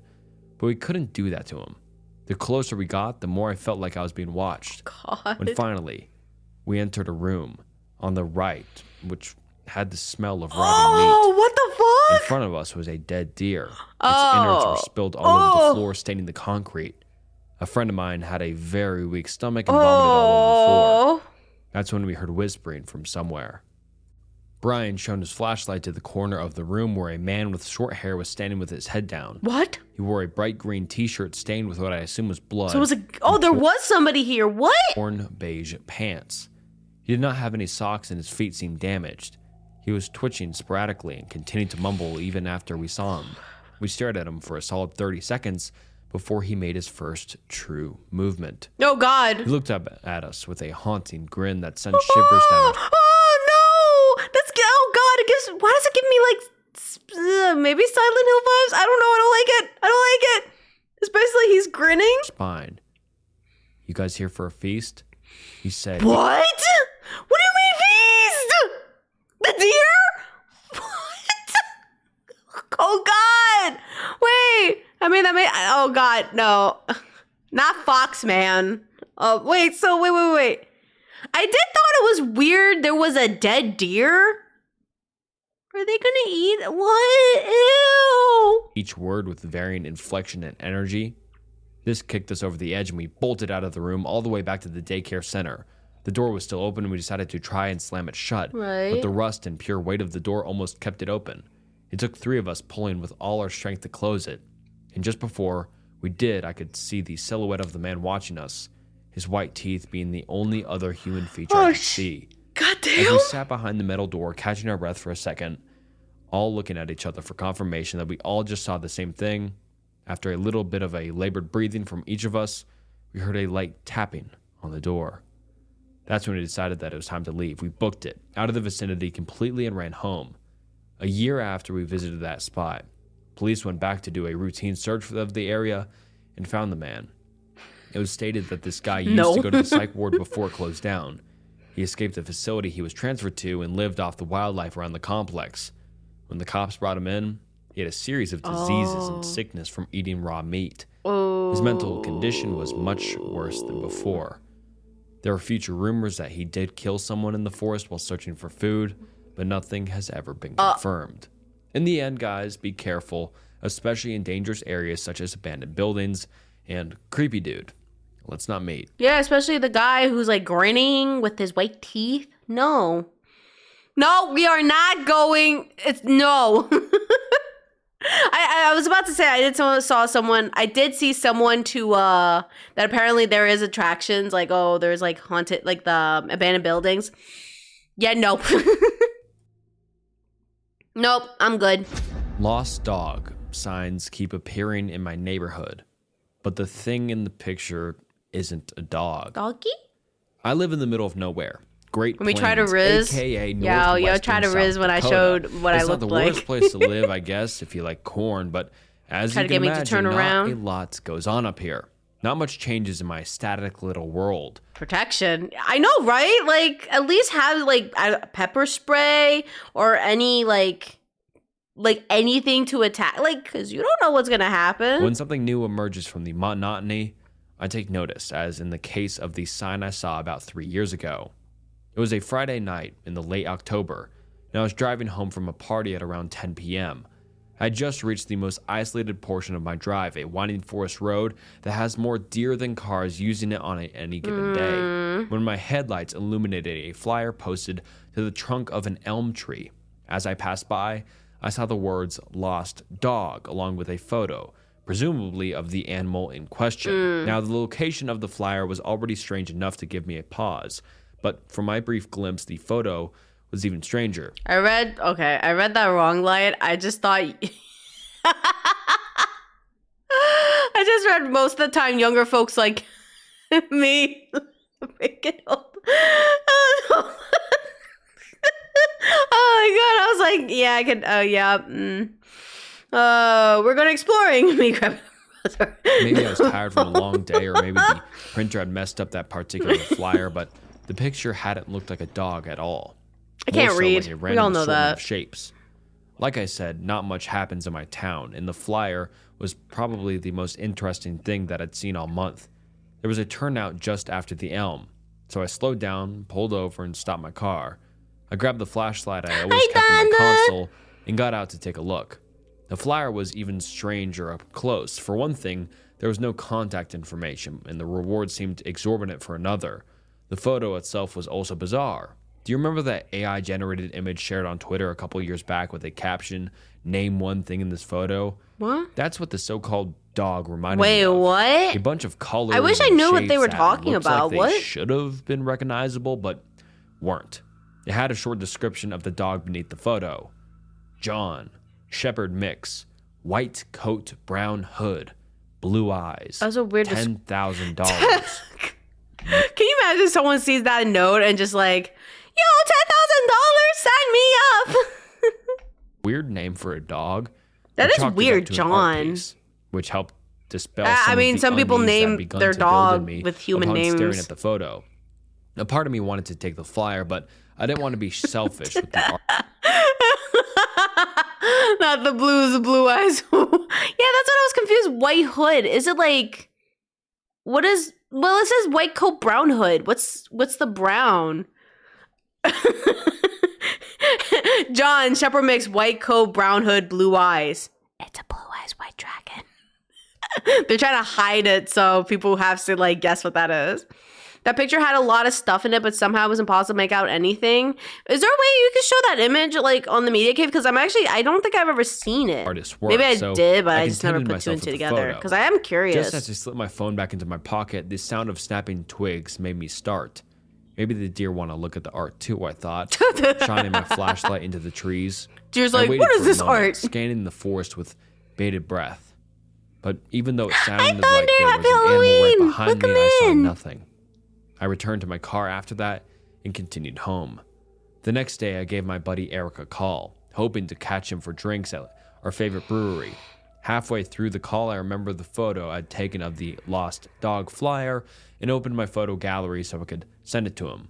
To my disappointment, the photograph I'd taken was completely black. Oh, that's weird. I'd had my thumb over the lens or the photo had somehow gotten corrupted. Ooh. It was a little strange, but I'd never been very tech savvy, so I dismissed it to a glitch and told Eric where to look if he was ever returning to town from that direction. As it turned out, I didn't have to wait until my next out-of-town drive to see that flyer again. The following evening, Eric and I were walking back to our cars from the brewery. Across the street, stapled to a telephone pole, I noticed a familiar flyer and quickly pulled him over to point over the artwork. I was all smiles. Yeah, I want to see. Hold on, let me actually look because I don't know what they were like describing because I am curious. Hold on, what does it look like? Media cave. What does that look like? Yo, look at that! Look at Chad dressing up. Oh, what the fuck? It's kind of disturbing though. Oh, I can't even tell too. Oh, that's... Yeah, I can't... Oh, that's what they're referring to. Okay. Even I can't tell. Someone was using our town as a canvas for their project, and even more excited that I'd been one of the first to notice it. The flyer was just as devoid of information as the first and featured the same abstract mess of shapes for its dog. Eric's always been more cultured than myself, more inclined to be interested in art history. Oh, okay. I was going to say, I thought he's like a meme interested to hear collector. his take on the piece. When I turned to get his reaction, though, he looked more unsettled than amused. Ooh.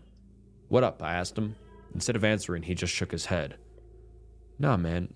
You'll think I'm crazy.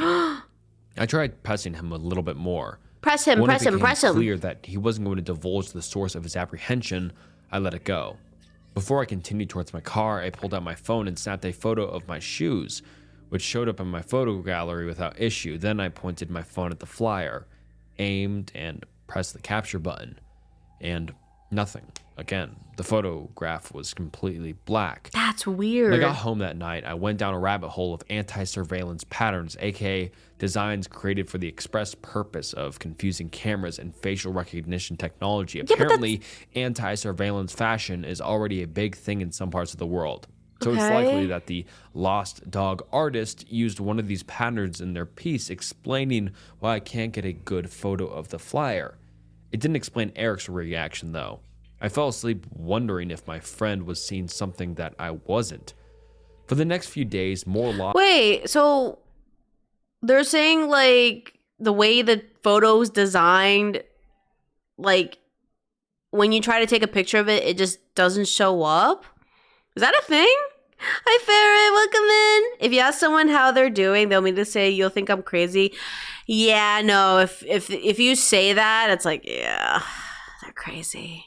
I've never heard, like, a photo can do that, but, like, that's weird that, like, a photo will like, design like that, and you try to take a picture, it doesn't show up on your camera. Lost dog signs continued to appear around town. Never in high-traffic areas or obvious places. I found one behind the bleachers at the community soccer field, and another tucked behind a different flyer on a public bulletin board. Whoever this artist was, they were no Banksy. They seemed more keen to set up an Easter egg hunt than to make a bold public statement. Why does it give me, like, on the following Silent Saturday, Hill while vibes? on a hike, I was surprised to find a found dog sign taped to a picnic table in a quiet clearing off on the main path. What? I was pleased at the sight. I was starting to think that the art project was meant to encourage the residents of our town to better appreciate their surroundings, and that my attention to detail was paying off as a result. Even more pleasing was the fact that this sign had a phone number to call on it. The sign had no picture, just the words, "Found Dog John." Welcome back, Mark. Along with the number. Out of curiosity, I gave it a call. After 3 rings, someone picked up. Oh, God. I said nothing at first, wondering if I was about No, to I speak was to the about to artist. say, why'd you call the number? Found Dog John. There's a number. Gonna call it just in case. Why would you call the number if it's already suspicious enough? Jeez, man. Themselves, or simply hear some kind of pre-recorded message. After a moment, I heard a very strange voice. "Looking for a dog?" it said. There was some kind of heavy filter on the voice. It was kind of staticky and guttural and seemed like it had been pitched down considerably. In a strange way, it reminded me of a large dog growling. What? Yeah, I'm looking for John. What's the word? Asked the voice. The word, I thought. The looking over word? the paper in front of me. The bird is the I'm trying to word? remember the exact phrase of the lost dog flyer. Presumably, there was some kind of key phrase I had missed. Shepherd, I guessed. And the person on the other end on the phone hung up. I tried calling back, but they didn't answer again. What the fuck? I put my phone away, disappointed, and took a seat atop the picnic bench. The sun was beginning to set, and a cool breeze had begun to sweep in from the north, whistling as it wound its way through the trees. I was about to say. I lowered my eyes from the Happy pink and orange Halloween, sky, Ferret. staring into the I hope tree you had a line good at happy the far end of Halloween. the clearing. There was an animal peeking out through the brush. Oh, well, it's probably It a was difficult deer. to tell what exactly it was at such a distance, but it looked like a coyote, which my state has no shortage of. Oh, It okay. was standing eerily still. Ooh. I raised my hand slightly and waved at the creature as I joked to myself. And then the thing stood up on two Oh, legs. hell no! Why is a coyote? Hell no! Oh, there's John. Don't mind John. Sometimes he likes to stand up on two legs. Sometimes he likes to walk like a coyote. What the fuck? You just see a coyote just walk up on its two legs and you're just like, nope. Pet it? No. It wasn't an animal at all, I realized, but a person, clad head to toe in black and wearing a dog mask over their face.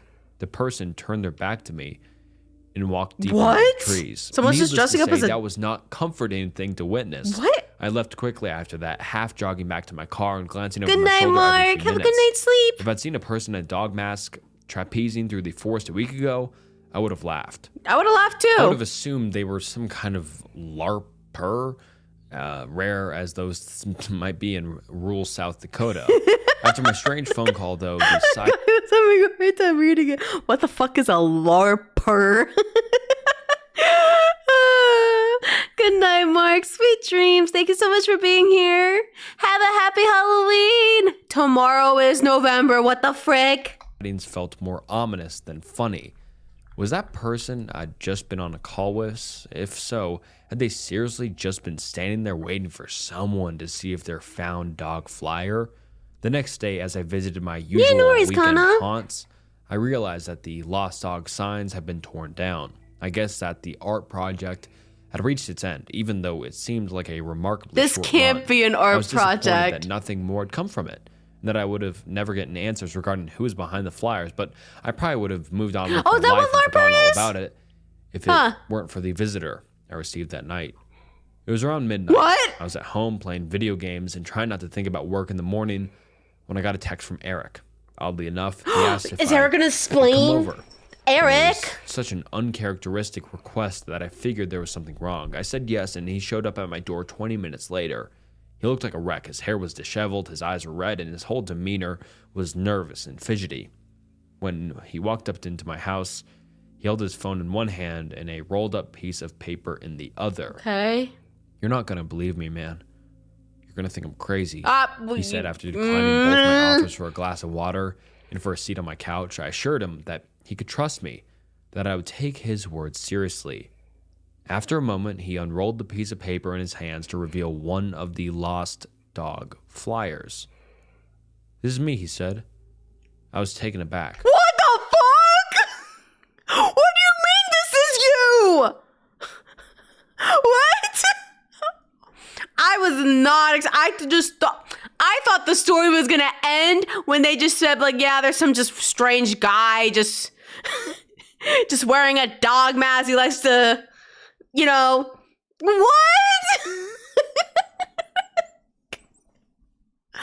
What? I just thought that was gonna end. What? What? You made the signs? No. He tapped on the picture in the center of the flyer. This is a photo of me. What? Dude, you probably need to figure something out because who is getting your pictures? What the fuck? I looked back and forth between his face and the flyer. I squinted and I unfocused my eyes. I looked at the photo from different angles. No matter what I did, the dog in question didn't resemble a human being in the slightest, much less the familiar face of my friend. I gave what was probably a very awkward laugh. Okay. Okay, man. You got me. Very funny. I would have laughed Instead too of because breaking I character don't, and laughing along with me, Eric unlocked his phone and opened Instagram. Once in the app, he navigated to his profile and clicked on his most recent post, which was a selfie from okay, last that makes year. okay. I was about to say, where did he get the pictures? Because that's disturbing. Okay, from Instagram. He Okay. held up his phone next to the flyer. It's hard to tell, but I swear to God, this is me. It's my last photo with a filter on it to break it down into shapes. You see this white part, the circle, and Wait, what did he say? his phone next to the flyer. It's hard to tell, but I swear to God, this is me. It's my last photo with a filter on it to break it down into shapes. You see this white part, the circle, and the rectangle under it? That's my face and neck. And these dots, the little blue ones here and here, those are my eyes. And the brown part up here is my hair. I swear, I thought I was losing it. God. Everything lines up. I took the flyer and phone from his hands and tried to line up the shapes. I might have been the power of suggestion, but the more I looked between them, the more I started to see the match. That's Also, he's disturbing. continued. Smith, Since thank you you so showed me much for the this 3 flyer, stream I've streak. been hearing all sorts of weird shit outside my house at night. I keep hearing these sounds like, I don't know, Happy an animal or Halloween! something. I thought a family of raccoons moved in, but it doesn't sound like raccoons. Have you checked for tracks? Yeah, but, we've got a grass lawn right up to the porch. I see Right. indents, but it's not like I can see marks. Eric shook his head. Okay. Last night, I could have sworn I heard people talking, but I couldn't tell you a thing that was said. Maybe these flyers had me paranoid. I thought about the person I'd seen on my hike, whether or not it was really an altered photo of Eric in the flyers. Okay. There was undoubtedly something strange going on in our town. I was quickly starting to regret wishing for some more excitement. Tell you what, I said. I've got some extra trail cams. How about tomorrow morning on my way to work, I stop by you and set some up? I'd like to get to the bottom of this as well. I want to know Eric too. accepted my offer Has to be and like a left my joke. house a little calmer than he'd entered it. Just for the hell of it, before I went to sleep, I tried giving the number on the found dog flyer one more call. This time, I got an intercept message telling me that the number had been disconnected or was no longer in service. Do you The think next the guy morning, I went to knew? Eric's house as planned. I rang the doorbell and waited. When he didn't answer, I tried knocking instead. Still no answer. I waited for a total of 10 minutes outside his front door, knocking and sending him a few texts. I didn't immediately panic as my friend was notorious for sleeping in and showing up to late events. I left him a voicemail stating that I had to leave for work, but would check in on him in the evening. Okay. It was only when I finished my workday and saw that my messages remained unread that I started to worry. I called his neighbor and asked her if she'd seen him, and when she said no, I asked her to do a wellness check of her own. Luckily, she had a spare key, and so I accompanied her to Eric's house. We didn't find Eric inside, nor did we find any signs of a what? struggle, but we found everything Oh, else. there's ads. Okay, well, we're gonna wait because I don't want you guys miss. Wait, what? He doesn't wait. So what? Oh my god, I'm so disturbed. This is so creepy. Oh my god, this has to be like the most interesting story. Not gonna lie, because. He got exactly, Donda. He got whatever. This is a very, very interesting story. I don't know what's gonna happen. I just thought it was gonna be a simple like lost dog. They got They got the thing, whatever that is. I want to check something real quick before we start. All right. Well, that's disturbing. Well, yeah, even if they're fake, they're still good. It's still good, yeah. Hold on, I want to check something real quick. Oops, that's not the right one. Hold on, I want to check something real quick.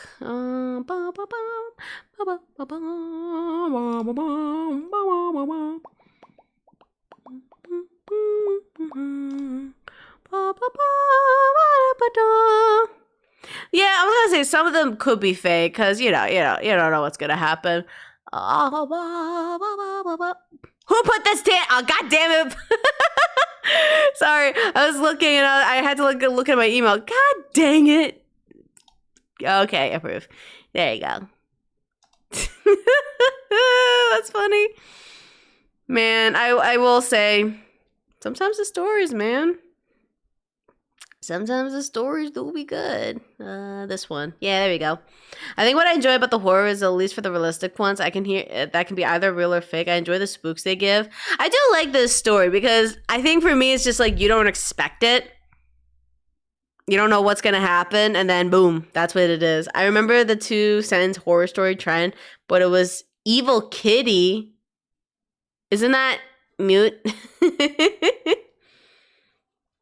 A trespasser will be shot. Signed and full of mag. It's a very good peace of mind. Exactly. Oh God, this is interesting, man. I thought I was gonna be spooked, but I'm more intrigued. What's happening?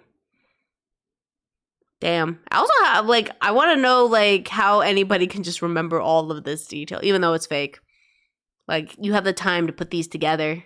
And good details to mix together. My favorite 2 sentences, horror story. I can't move, see, or breathe. If I knew this was death was like, I would have been cremated instead. Whoa. Damn. Welcome back from the ads. I paused so you didn't miss anything. His keys, wallet, phone, even his shoes. It was that discovery that made me realize I had to get the authorities involved. Though I had never spoken to police before in all the years I'd lived here, I drove down to the station and reported my friend missing. It's been 3 years since Eric disappeared.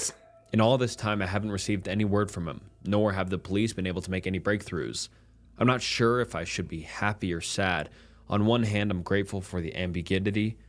Who knows, maybe Eric eloped to the Bahamas with a gorgeous woman and is happily living out his days by the shore as we speak.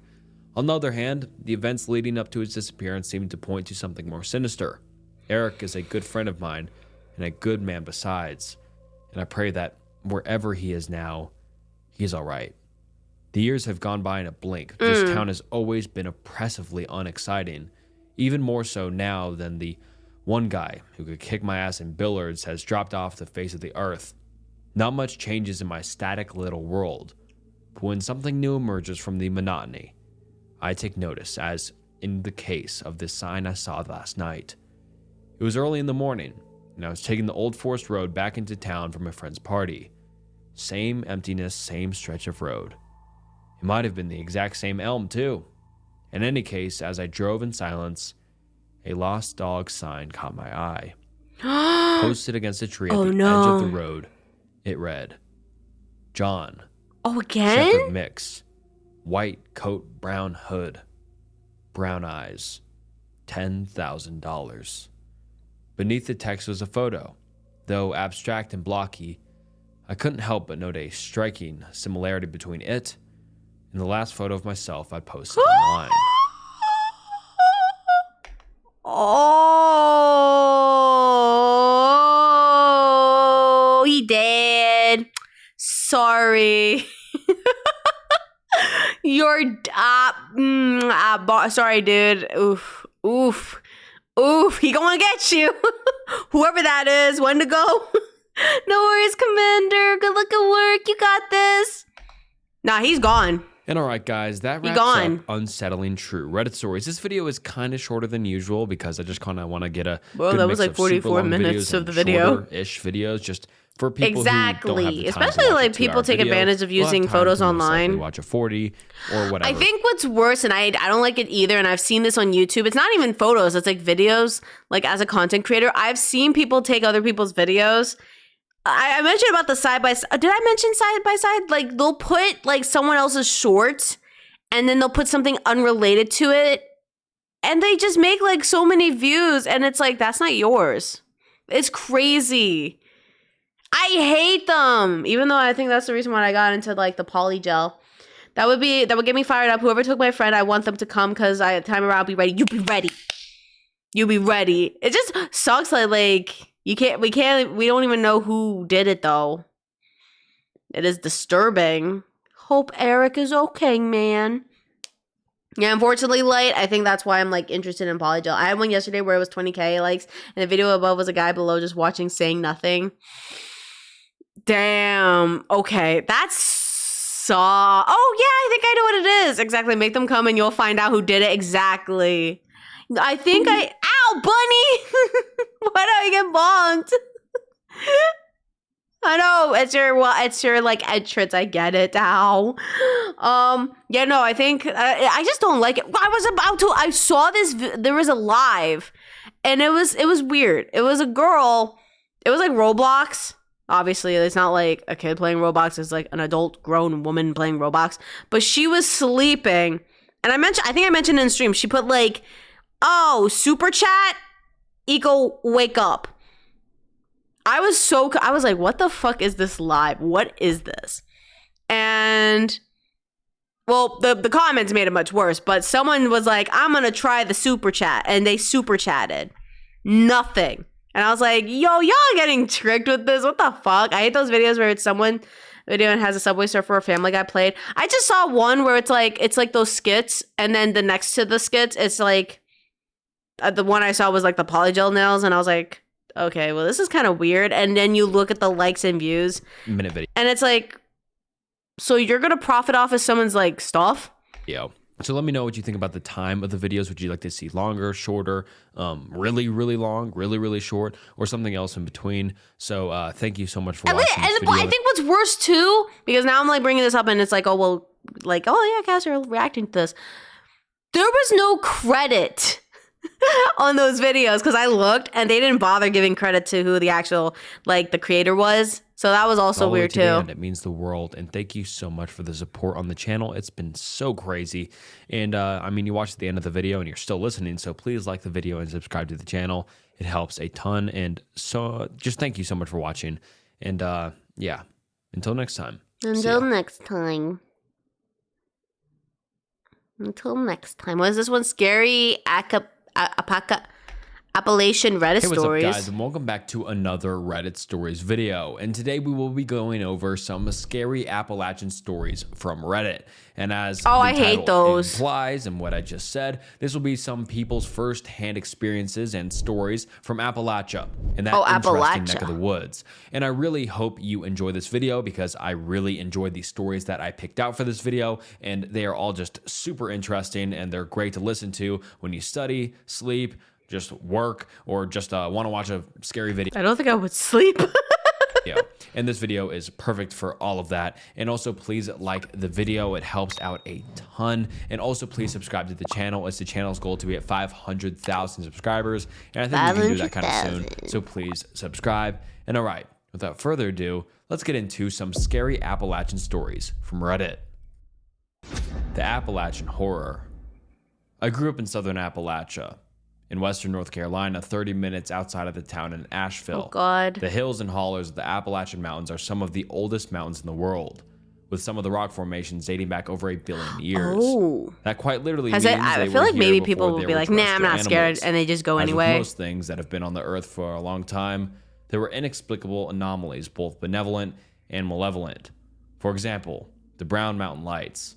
Never in my life have I felt threatened or uneasy when witnessing them from wise man's view. They're neither good nor evil. They just are. On the benevolent side, sometimes when you walk through an abandoned old church up near mom and dad's property line, you can feel good, warm, and happy energy. It's like the first warm day of summer when the sunshine is not too hot, but it's not too cold. Well, this story is not about one such anomaly. It's about something that was definitely malevolent. About a decade ago, I was in night school up at AB Tech, going to school for automotive mechanics. I would go into class about 2 p.m. after I got off my part-time job, and I would end up getting home about 10:30 p.m., depending on traffic. Every night, I drove the same road in my old 1973 W200 Dodge pickup. You're in the woods and you hear someone call your name. No, you didn't. Oh, I would take a different route, jump off the I-40 and drive the back roads. On this particular evening, I decided to just stay on I-40 because I just wanted to go home and go to bed. Yo, it was same Thursday bed. And there was no class on Friday, and I wanted to get in bed early, so I'd go out into the woods and go hiking early tomorrow morning and watch the sun come up. As I jumped off I-40 onto the exit where my parents lived, the night seemed to get darker, and none of the animals that I could hear through my rolled down windows made any more noise. The cab of my truck became smaller and smaller, and my breathing quickened. I've never faced any kind of anxiety in my life, but at that moment, something felt off. Yeah. There was no way I could put my finger on what it was. I came to a stop on the exit ramp, turned to go down the road, and I happened to notice that the gas station off the exit where mom and dad lived had no lights Don't on. whistle back. They were 24-hour Okay, don't whistle like that though. truck stop, and I always had lights on. But I didn't think about it again after noticing. I just chalked it up to the power being out, but I could not shake the feeling that something was definitely askew. I slowly shifted through all my old truck's gears, not wanting to make any more noise than an old pickup already did. I leaned over my steering wheel to look up at the moon through the windshield, and there were barely any stars visible, which was way out of the ordinary. If you've ever been to Appalachia, primarily the sparsely populated areas where I'm from, you can see the Milky Way on clear nights. But I An want to absence see of the stars Milky back Way. home is only due to clouds cover or whatever in the hell went on this particular night. As I rounded a particularly sharp left-hand curve and chugged through a straight stretch before the next right-hander, I looked at the ancient, decaying barn I always gazed at when riding that stretch of road and thought about how long that thing had been there and how many advancements in civilization it had seen.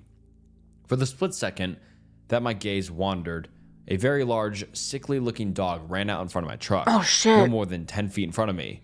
Old Betsy was a good truck, but she didn't stop well. Thump, thump. Oh God. I heard the fence posts I had left in my truck bounce up out of my bed and then back into it as I slid to a stop. My first thought was, oh God, now I have to go tell these neighbors that I ran over their dog. That shit doesn't go real far with people around here. Right. Can really kind of set them off depending on the dog and the person. As I sat there breathing in the smell of burning rubber, something else found its way into my nose. The stench of rotting flesh. It's not a smell you ever forget once you smell it the first time. I didn't pay much attention to it at the time. I just chalked it up to some rotting roadkill nearby. Finally, I thought to myself, let me go check and see who this dog belongs to. I pushed my clutch in, shifted to reverse, and as I looked in my rearview mirror, illuminated by the haunting glow of my reverse lamps, was the same dog, only it wasn't on 4 legs anymore. It had stood up like a man well over 10 feet tall. Only then did it dawn on me that the front of my truck was every bit of 5 feet tall, and this dog was every bit of 5 feet tall at the shoulder, on all fours. Oh my God. As it turned its head to look in the direction of my truck, I caught only a glimpse of this creature. It was not a dog. It was not a man. It was somewhere in between, and at the same time entirely separate altogether. Is it blind? Its skin hung loose off of it. It's emaciated and thin frame like a raccoon. Bits of matted fur and dirt and mud clung to its legs like a disease. Ugh. The right arm seemed a little longer than the left. They both hung abnormally low in relation to either animal this creature seemed to be. As it regained its senses, it turned and looked into the mirror like it knew exactly where I was sitting. The face was that of a man's. Oh God. But the very edges of God. its face seemed to not be totally defined. They seemed to move and change like something you would see at a cellular level in a scientific. I was just about to leave. What is that thing gonna do? Like, would it chase you? Oh my documentary. God. There were no eyes, but only sockets, where eyes should have been. No hair, and the skin that was dripping off its face was cold, lifeless gray color. The nose was short and shoved into its face like a bulldog, but the teeth still haunt me. It was definitely carnivorous, and true to form of the rest of its unnatural look, many of the teeth didn't seem to be arranged in a natural way in its mouth. They seemed to fill and spill forth from the indefinable face, almost like they knew the horror they occupied, and they were searching for a way out. It stared through my life, into my eyes and past my soul. It seemed like an eternity, but it could not have been more than 5 seconds that I sat there, paralyzed. A light came on at a house next to the road, causing the creature to snap its gaze in that direction and tear off into the woods on its back 2 legs, like a man. I jammed my old truck in first gear and roasted tires all the way through first, snatched onto second gear, and drove as fast as I could home. When I got to the house, both of my parents were asleep. I went downstairs into my bedroom and loaded every firearm I possessed and locked all the doors. I couldn't wake them up. Who the fuck would believe that at 10:30 on a Thursday night? The basement was eerily quiet that night. Even their dogs that got up to raise hell at outside animals at all hours of the night were dead silent. The old post and beam house didn't even creak or pop that night, as was usual. Oh yeah, that's At true around 3 too. a.m., I started Chaos, to you're finally right. get drowsy, and as I went to lay my head down to get some sleep, so I could still attempt to go hiking the next morning, I smelled the stench of death again. Oh It was faint God. at first, but it was definitely there. I thought to myself, you're just going crazy. None of that shit was real. But as I dwelt on it, I mean, if I a became guy, if a dog/human standing on two legs like that, I don't think it's real either. more and more noticeable until it filled the entire basement. Oh, shit. My dad has a home office in the basement with 2 large glass doors that face Pisgah National Forest and impenetrable 500,000 acre woods. I finally worked up the courage to walk out of my bedroom and into the basement living room with my little tactical 12 gauge loaded. Load that. tack light on. Yup. Good. I covered the flashlight with my hand so as not to make my presence known until need be, and as I turned right out of the living room into my father's office, I shined the light through the glass doors. At the edge of the woods, there stood the creature. Fuck. It was motionless. It stared right into the light, unafraid, with those soulless sockets, devoid of eyes. I quickly covered my tactical light, How did it get in? room, flipped on the outdoor floodlights. Into my surprise, Maybe it's a it was locksmith. no longer standing at the edge of the woods.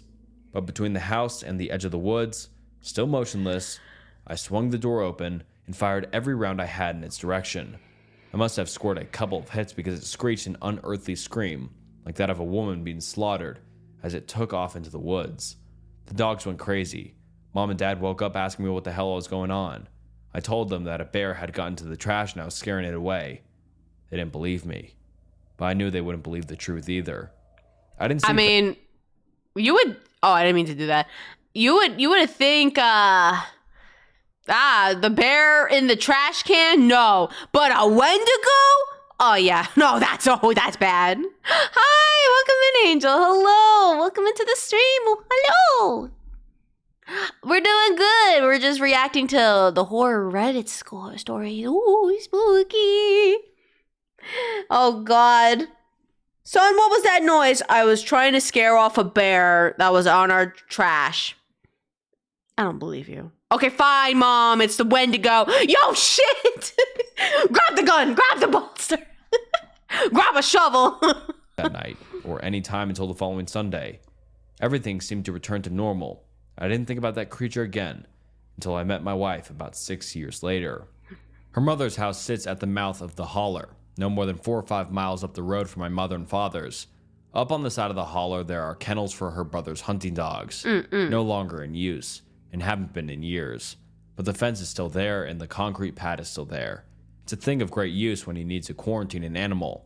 Her Great Pyrenees had gotten into a tussle with a raccoon, That's the same thing with which my of course he dad. destroyed, but his rabies vaccination had lapsed, so we had to keep him quarantined for a time. It didn't bother him. He kind of liked solitude. This particular night that we were coming home from a movie date in the neighboring town was the last night of quarantine for him. So we walked up the last trail using our phone flashlights to get to the kennel, and there he sat, patiently waiting, tail wagging, happy to see us. Oh, introduction? We put him on a Yeah. My name is Kasumi. I am the Wolf Moon Goddess. I am a variety streamer, so I'll play games, react to stuff, like we'll watch reaction videos. I'll do sometimes ASMR. Taking a break on that one, but yeah, I'm just a variety, chill, chaotic VTuber. But yeah, welcome into the stream. I do stream Thursday, Friday, sometimes Thursday, Friday, Saturday, and then Sunday we do Helldivers because I like Helldivers. But yeah, welcome in. And started walking back to the house with him. As we were walking back through the darkness, I started to feel the same feeling I had felt that night I hit the creature in my truck. I didn't say anything so as not to alarm my wife. And then the smell came wafting in the breeze. She jokingly asked me, "My God, what did you eat? You stink." I half-assed Damn, laugh, wife. not being able to fully appreciate the joke for the horrors that raged within my mind. She immediately caught on and asked me what was wrong, to which I could only reply, "I'll tell you later." She grew up in the woods and around hunting and things of that nature her whole life, so she knew what I meant. She knew we were being watched by something. When we could see the lights of the house from the trail to the kennel, we heard it. Oh, There came God. barking from the kennel that sounded just like the Great Pyrenees we had on a leash next to us. It was a perfect imitation. The Pyrenees became a guardian dog immediately, sensed that something was wrong. Oh, So God. we turned to face the danger, belting out deep barks and growls in that direction. I don't know if you've ever had to drag a 150-pound dog, but it sucks. It is no easy task. I'm 6 feet tall and 240 pounds, and it was all I could do to get him back to the house. The barking never ceased the entire time we were running towards the house. In fact, it seemed to grow closer and closer until it seemed it was coming from inside my own head. Her mother heard the commotion and flipped the floodlights on as we made it into the fence of the yard, and I caught a glimpse of something coming to a dead stop at the end of where the light reached, wheeling around and tearing back into the darkness. My wife looks at me and goes, "Aw, thank you." "Don't tell me Okay, what the fuck Ren. that was?" To which I replied, "Yes, let's go inside." I told her the story, and she listened intently, hanging on every word. Her family came from a long line of granny witches and other supernatural healers of the Appalachians, so her older sister came over the next morning with some herbs and chants to bless the property and to ward off evil. I suggested we go up to the dog kennels and do them as well. When we got to the kennels, they were completely destroyed. How? The very concrete foundation was cracked, and the chain link fence was torn off its post. The dog houses were destroyed. Wendigos are near perfect mimics. Never trust a voice when you can't see in the woods. The You know what the sad thing is? If it's a twin, because unfortunately, me and my twin sounds kind of similar. So what? Are you saying my sister's a Wendigo? Because kind of we sound the same. Apparently, even phone call, people will can't even tell who's who. Even my parents can't tell who's who. It could be this twin or this twin. So are you saying my sister's a Wendigo? My wife's older sister just went about her business like normal, blessed the place, burned some herbs, and led us back onto the property. When we got in the house, she wheeled up on us suddenly and instructed us very firmly to never go into the woods after dark. Who knows? We Not never until this see. thing left me alone. To make a long story short, my wife joined the military, and she ended up getting stationed in Delaware. Well, as someone who's lived around fairly large mountains and endless wilderness this entire life, Delaware is pretty terrible. At least that was my thought when we first moved into the middle of a 50,000 plus population city. Fortunately, though, she is a it didn't demon. take us long to find a house in a sleepy little community further south. We purchased the house and moved in with haste. We were both very grateful and glad to be out of the city and into a rural setting again. The land in Delaware seems lifeless in comparison to Appalachia.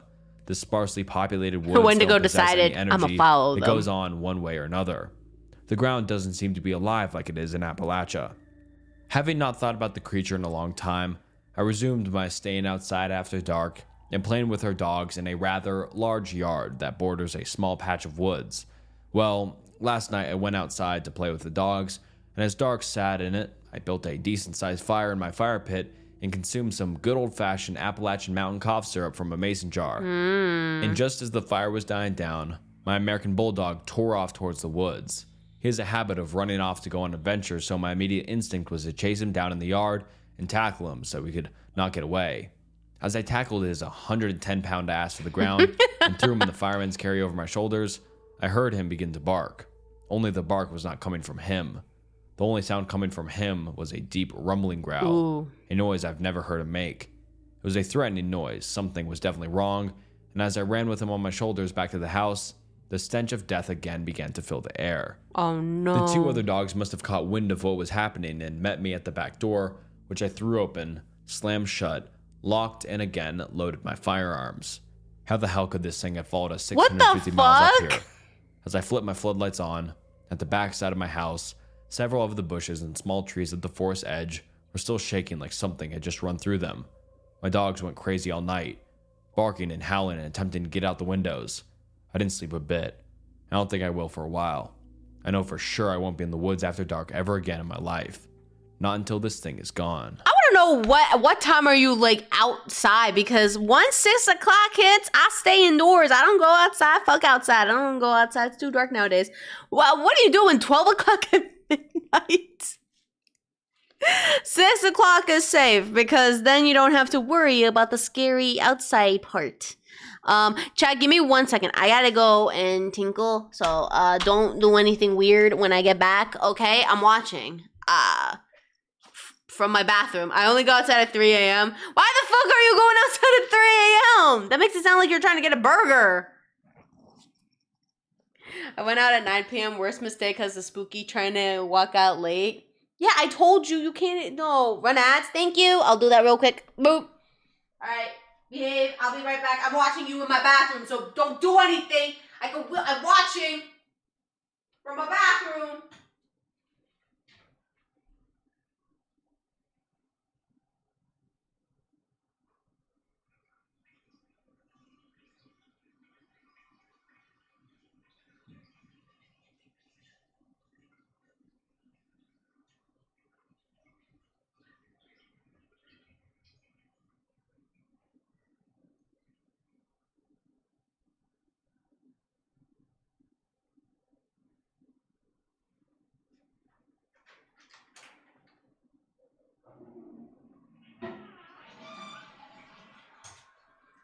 forgot I'm wearing eyeshadow.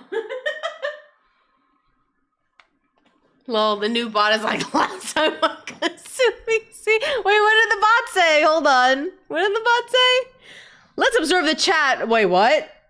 Why are we observing chat? Let's observe chat in its natural habitat in the wilds of Kasumi Okami VT's chat. Let's pack gathers under the full moon, sharing tales of the Appalachian haunting and survival tips against the Wendigos and skinwalkers. Whistles in the night, don't answer. As the stream weaves through spooky stories, some dozens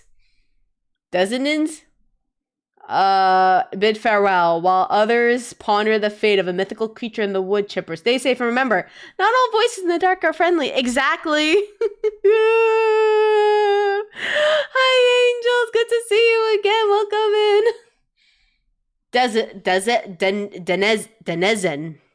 Denezen. You didn't wash your hands? Yes, I did. You can't hear that. I did wash my hands. Frostybot is funny. I'm glad I added because it does sound like the Dragon Ball Z. Oh my god. This is like oh damn. I wonder if it felt long. So how is everybody's night so far or morning next day? I posted my low quality picture of my armor, by the way. Oh, gonna check because I saw some people post their Halloween costume. I gotta check. Well, I can check that now. I can see what's up. Hold on. Ayo! Looking nice. Ayo! Everybody looking nice. Let's go. Look at that. Oh my god. My house is creepy when it gets dark. Yo, my house, like where my parents are, like it is spooky. Especially the trees. I told my dad I'm so scared. Like apparently one of our neighbors put like a tree fence. They didn't want the youngins in their yard. They got mad that me and my sister were in their yard, so they put tree fences. I hate those things because they freak me out. Casual and good got on trick and just got on trick or treater. I trick chat. Welcome back, fans. We are still continuing more of the spoopy stories. So we're on to the next one, which I have no idea. My girlfriend and I were chased by a satanic cult in the Appalachian Mountains not the of West cult. Virginia. This happened in the summer of 2017. My girlfriend and I are from St. Catharines, Ontario, Canada. We both attended university there and decided to take a road trip through the United States to celebrate our graduation. Okay. Our destination was Miami, Florida. Her family owns a condo near the beach, so we had a free place to stay. We decided to drive instead of fly because we wanted to see a bit of the country on the way down and visit a few friends. The trip usually takes about 20 to 24 hours by car, non-stop. We were planning on making multiple stops. Yeah! The first part of the road trip was a wonderful experience.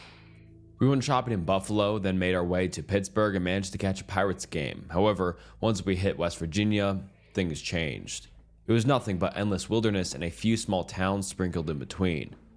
We had plans to meet up with some friends for dinner in Charlotte, North Carolina, so we wanted to get through West Virginia ASAP. We only made stops when we absolutely had to. We ended up stopping for gas at a pretty remote spot. My girlfriend and I got out of the car. I started pumping gas and she went inside to use the washroom and pick up some snacks. My tank was about half full when I heard a voice behind me ask, "Y'all lost?" Oh shit. I looked behind me and I saw a middle-aged white man with long, messy brown hair that reached down to his shoulders, and an unkempt beard with dashes of grays and what looked like to be dried up mucus. Ew. His clothes were torn and up and dirty, and he smelled like a mixture of beer, sweat, pee, and feces. He was a little overweight, but pretty tall. I'm 6 foot and he was about 4 inches taller than me. The teeth he still had left were a yellowish brown. On his right cheek, just under his eye, was a tattoo of some kind of pentagram. Bro, at this point, if I see anybody with the pentagram, I'm leaving. Hi, Julio. Happy Halloween. Welcome in. Hello. I hope your Halloween is going well. Yo, some hills have eyes shit. Yo, that's what it feels like. What the fuck? Into YouTube videos about true crime and cults, so I was able to recognize what it was pretty quickly. He was standing very close to my face, to the point where the smell of his breath was making me dizzy, so I backed up. No, sir. Just passing through, I said nervously. Not too often we see tourists passing through these parts, he responded. Where are you headed? As he said this, he moved even closer than he was before. I don't like that. I had my back up against my car, and I couldn't move back any further. I wanted to get away from this guy as quickly as possible, but the car was still filling up with gas and my girlfriend was still inside the gas station. I didn't want this dude to know where we were really going, so I told him I was visiting family in Kentucky and they were expecting us. After I said this, he cracked a weird half smile. Oh, God. Opening his mouth just wide enough for me to get a look at his teeth. Stop looking at his teeth. First of all, we already know it's yellowish brown. Stop it. I'll never forget that face. His bloodshot eyes were staring deep into my soul. He let out a weird and sinister laugh. How lovely, he said. I'll see you kids around. Nope. Sorry. Nope. Nope. You book it. Don't even cross further. Just get back to the go back around. Go back around and just find a different route at that point. Nope. Oh God, nope. Oh my God, that's even worse. I would have just went to the opposite, like the other direction. No, I'm done going to my destination. I'll just go back home and be like, yeah, no, I don't feel safe. Then he walked away. I was very relieved that he walked away, but also terrified by his last remarks. I didn't even see him when we pulled up to the gas station, so how did he know I wasn't alone? I figured he must have been watching my girlfriend and I when we arrived. The car was finally filled up, and I saw my girlfriend walking towards the car with bags full of snacks for the road. I noticed the weird guy was still at the gas station. He was a few pumps away from us, leaning up against an old red pickup truck. But to my utter discomfort, he wasn't alone. There were two other men and one woman with him, making the group of four in total. The two men were just as big as he was, but they had shaved heads. Exactly. One of them was wearing a dirty white tank top, and the other had no shirt on at all. The woman was shorter, about 5'5". She was very skinny with heavy bags under her eyes and long blonde hair. Oh, no. They all looked like they had been living in the woods for the past 10 years. They were staring and pointing at us, talking amongst themselves. As soon as my girlfriend got to the car, I urgently told her to get in. I'm usually a pretty calm guy, so when my girlfriend noticed I was kind of freaking out, she knew something was up. We quickly entered the car, I locked the doors, and I began hauling ass out of the gas station. As we pulled around their red truck to the exit, I noticed there was another pentagram painted on the hood. No, not the pentagram. I said it. You see a pentagram, you're fucked. You're screwed. Oh my God. Don't go anywhere near frequent. You're being followed. Just drive to the nearest police station. Exactly. You know, like, has anyone done Facebook Marketplace? Those things still scare me. And my colleague gave like the best advice. Like, if you ever do a Facebook Marketplace, meet at like a police station because they can't do anything risky in front of the police station. And I was like, oh shit, you're right. That's actually really smart. I refuse to ever use them. We had to use it one time because my dad had like this generator. Hi, Ableton, welcome in. My dad had a generator, like a small like generator that we used for electricity, and we didn't need it anymore. And my dad's like, is there a way we can sell it? I'm like, yeah, I mean, the only place I could think of is a Facebook Marketplace. I hate it because you have to tell who's an actual seller. And I was like, I couldn't trust my parents because, you know, my parents are old. They don't know how Facebook works. So I'm like the one checking everything to like, okay, is this person great? Is this person good? Thank God the guy was great. He was a nice guy. He bought the generator. Parents got the money.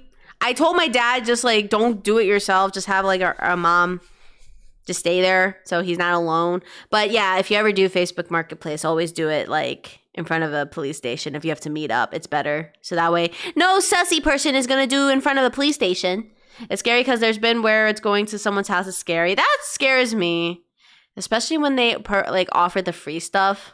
I also noticed the skull of a goat or ram on our windshield. The four people began getting into their truck as they saw us leaving. I knew they were going to follow us as soon as we left. I explained the situation to my girlfriend as we were speeding away from the gas station. We were zooming down the road and I looked in my rear view mirror. As I expected, the red truck was right behind us. Oh, shit. I sped up even more, and they did too. Oh, that's even worse. I made a left, they did too. Oh, my God. I made a full U-turn, and they did as well. My girlfriend managed to get reception. You know that actually there's a video of two girls, like they, not like the cult thing, but like apparently that's a thing. Like there's creepy people who do that. And two girls, they were like driving and they noticed a truck following them. And at first they were like, no, that truck's not following. Did the same thing. They would turn every time. And it was like disturbing because every turn they're doing, that truck is doing too. So I forget what they did. I think they just confused the driver, and the driver didn't follow them afterwards.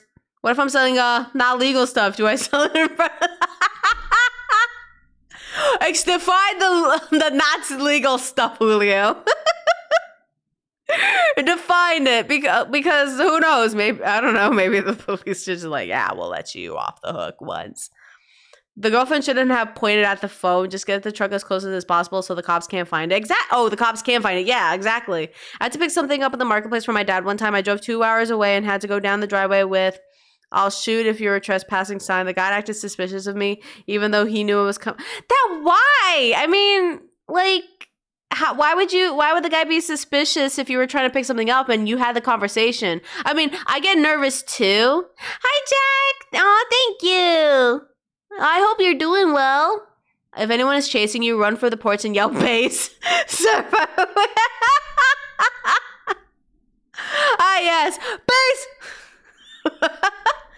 Or just be, I don't know. I was gonna say something stupid, but then at the same time, I don't.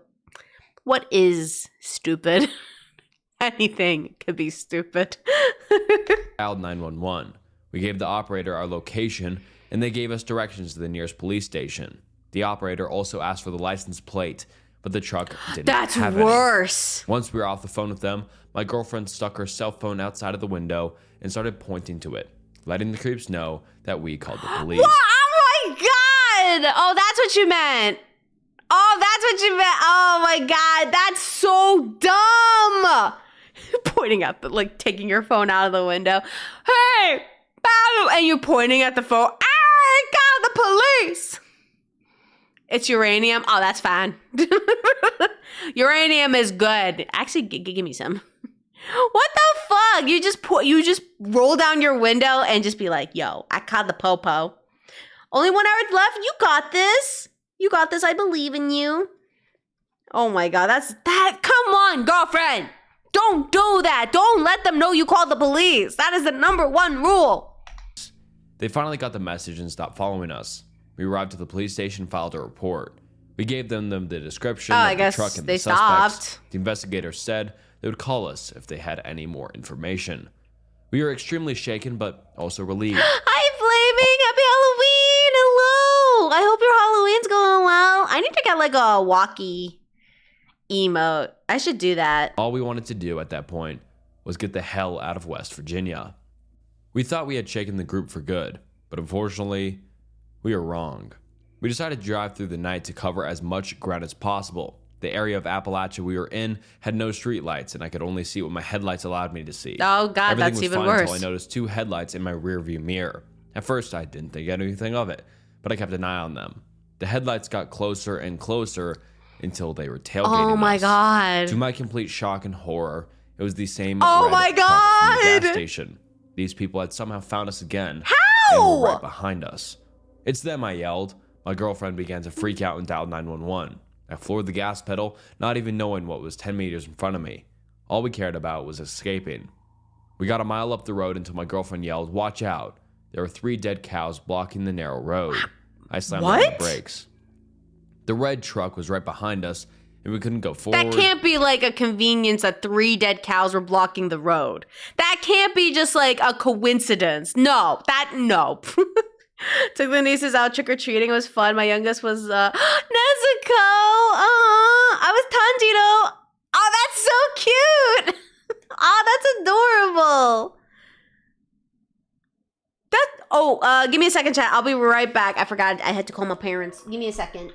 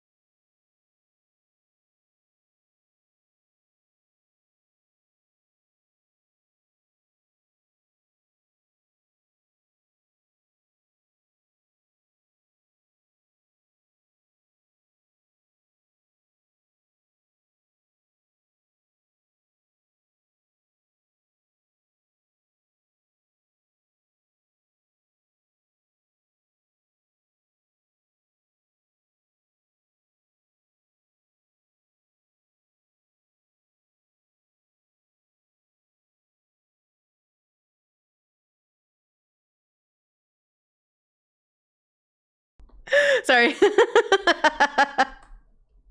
I had to do that face.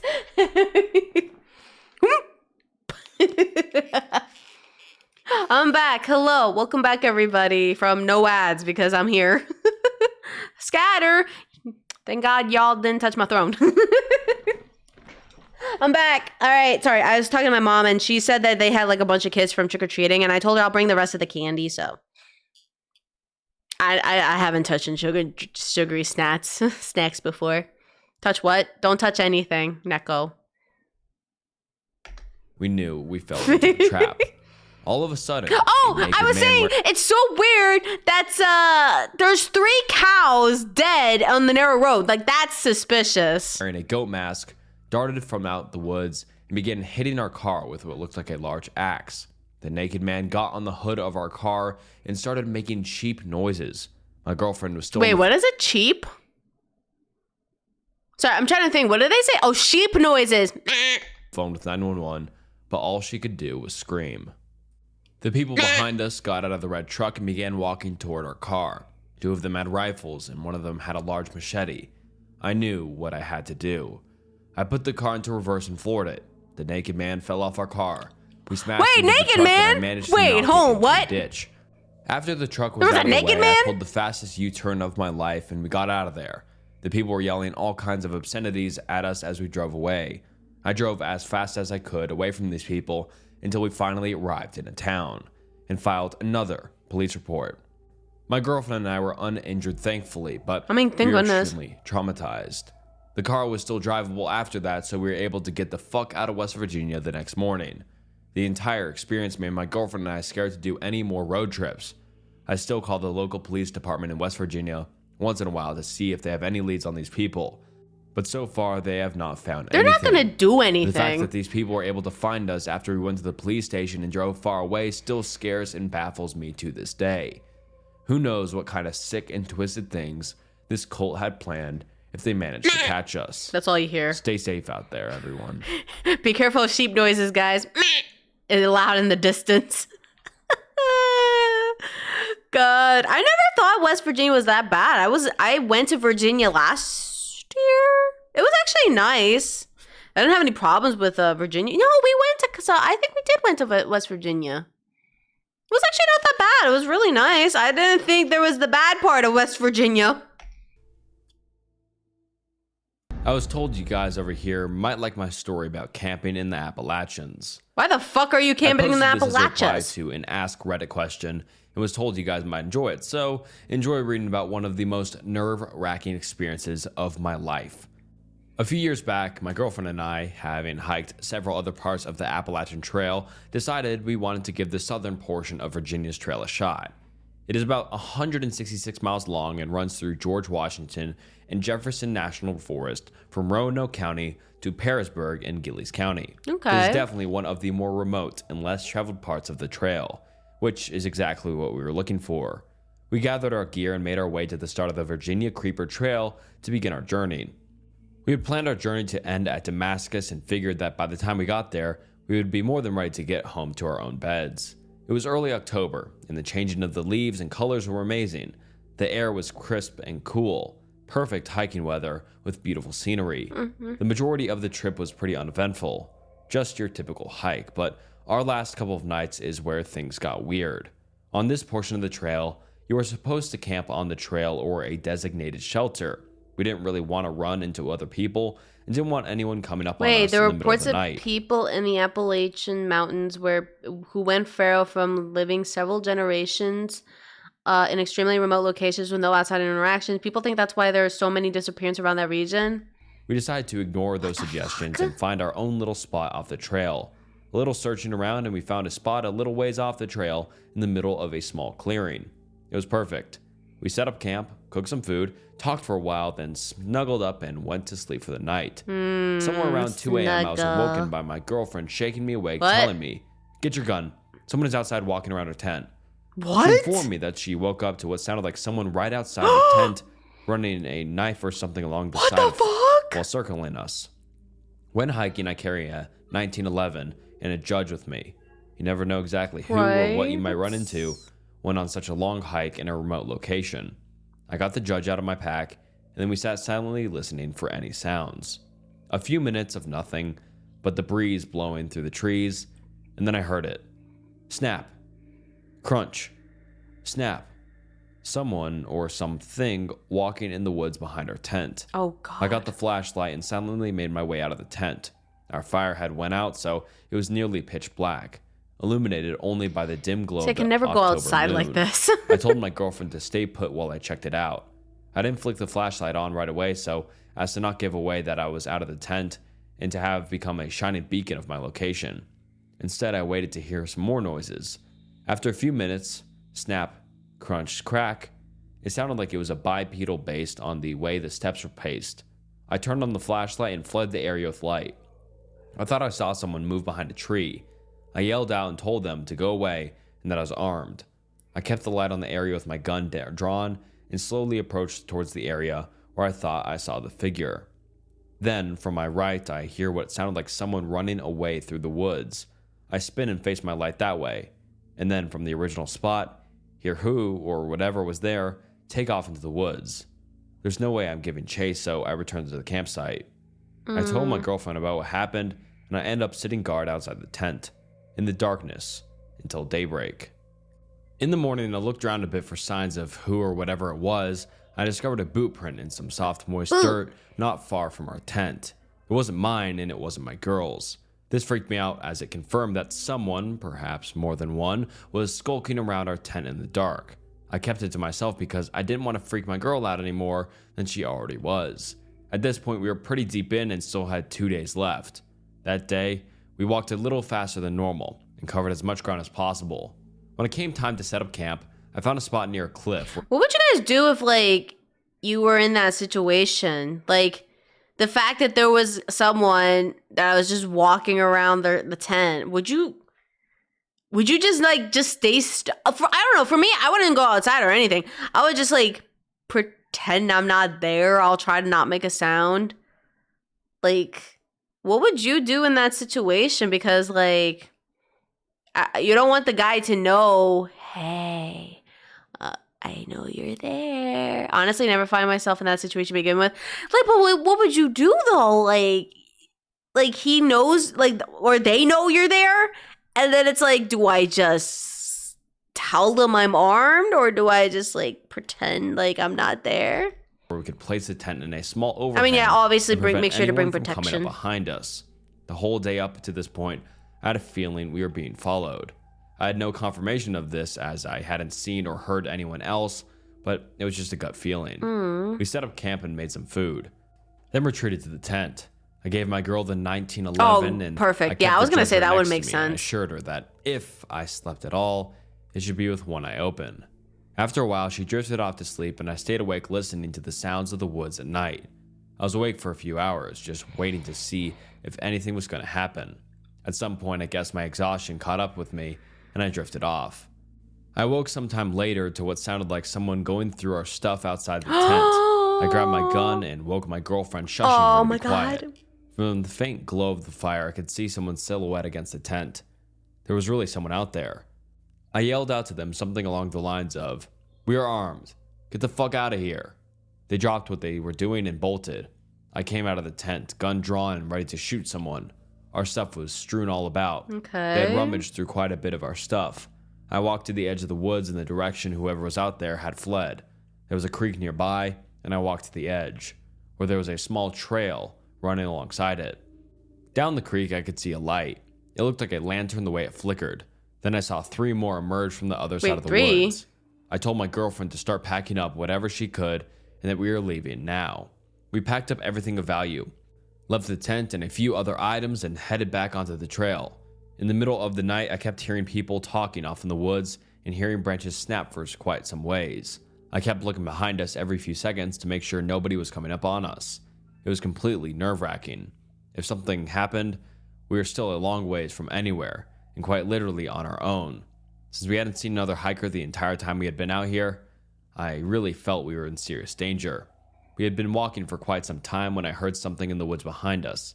As we rounded a corner, I turned around and saw someone step out onto the trail and just stand there watching us. It's good to see you again. Welcome in. It was just as the sun was coming up and barely any light. I couldn't make out any features, just the silhouette.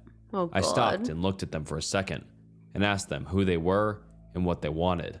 They just stood there silently, watching us, and then turned and walked back into the woods. Oh, okay. We picked up the pace and kept going, looking back every so often. We didn't see them again, but my gut told me they were still there for quite a ways. Oh, We God. eventually reached the end of the trail and got to where we had parked my girlfriend's car, extremely exhausted. We made it out of the Virginia woods without becoming a meal for a clan of cannibalistic inbred hillbillies. Hi, which is what I Sade. pictured It's good to happening in my see head you the again. whole Welcome time. in. Happy Halloween. I have no idea who they were or what they wanted. Maybe it was Happy someone Spoopy just Day, messing with us. exactly. Maybe it really was a clan of deformed hillbillies who were hunting us. I will never know, because I will not be returning to find out. Exactly. Holy shit, that's scary. And all right, before we get into this next one, this is a post, and a lot of different people reply to this specific post and question. So I will just be reading a bunch look of away. replies to this post. And the Look post away. reads, "What is the scariest / most uncanny experience you have had in the Appalachian Mountains?" So I'll just be reading the replies from this one. First reply from Tricky Attention 466. I'm from SWVA, Southwest Virginia. And one day I was driving down a gravel back road, just riding around, when I came up on a group of 10 plus people in white robes. They're walking down the road towards the creek. I put it in reverse and got out of there pretty quickly.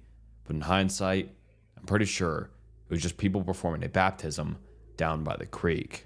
I forgot that's a Lose thing. with bear. I'll make a shorter story from a longer one involving sensitive auras, but once I was with a girl on Big Frog Mountain at dusk, miles away from anyone. We decided to walk up a trail when right behind the car, I stepped in a mud pile with odd-looking light brownish water. I pointed the unusual color to her, then we started walking. Not far up the trail, she started getting scared and went back to the car. In the car, we started making out while lying in the front seat, and she had her hand draped Not on the the window. nasty wawa. I felt an odd sensation in my back. It had happened before when people were behind me, and told her to pull her hand, which she did. A few minutes later, I felt the sensation in my back again, but it felt more urgent. I rolled her window up, but being a horny-ass teenager, continued with the makeout session.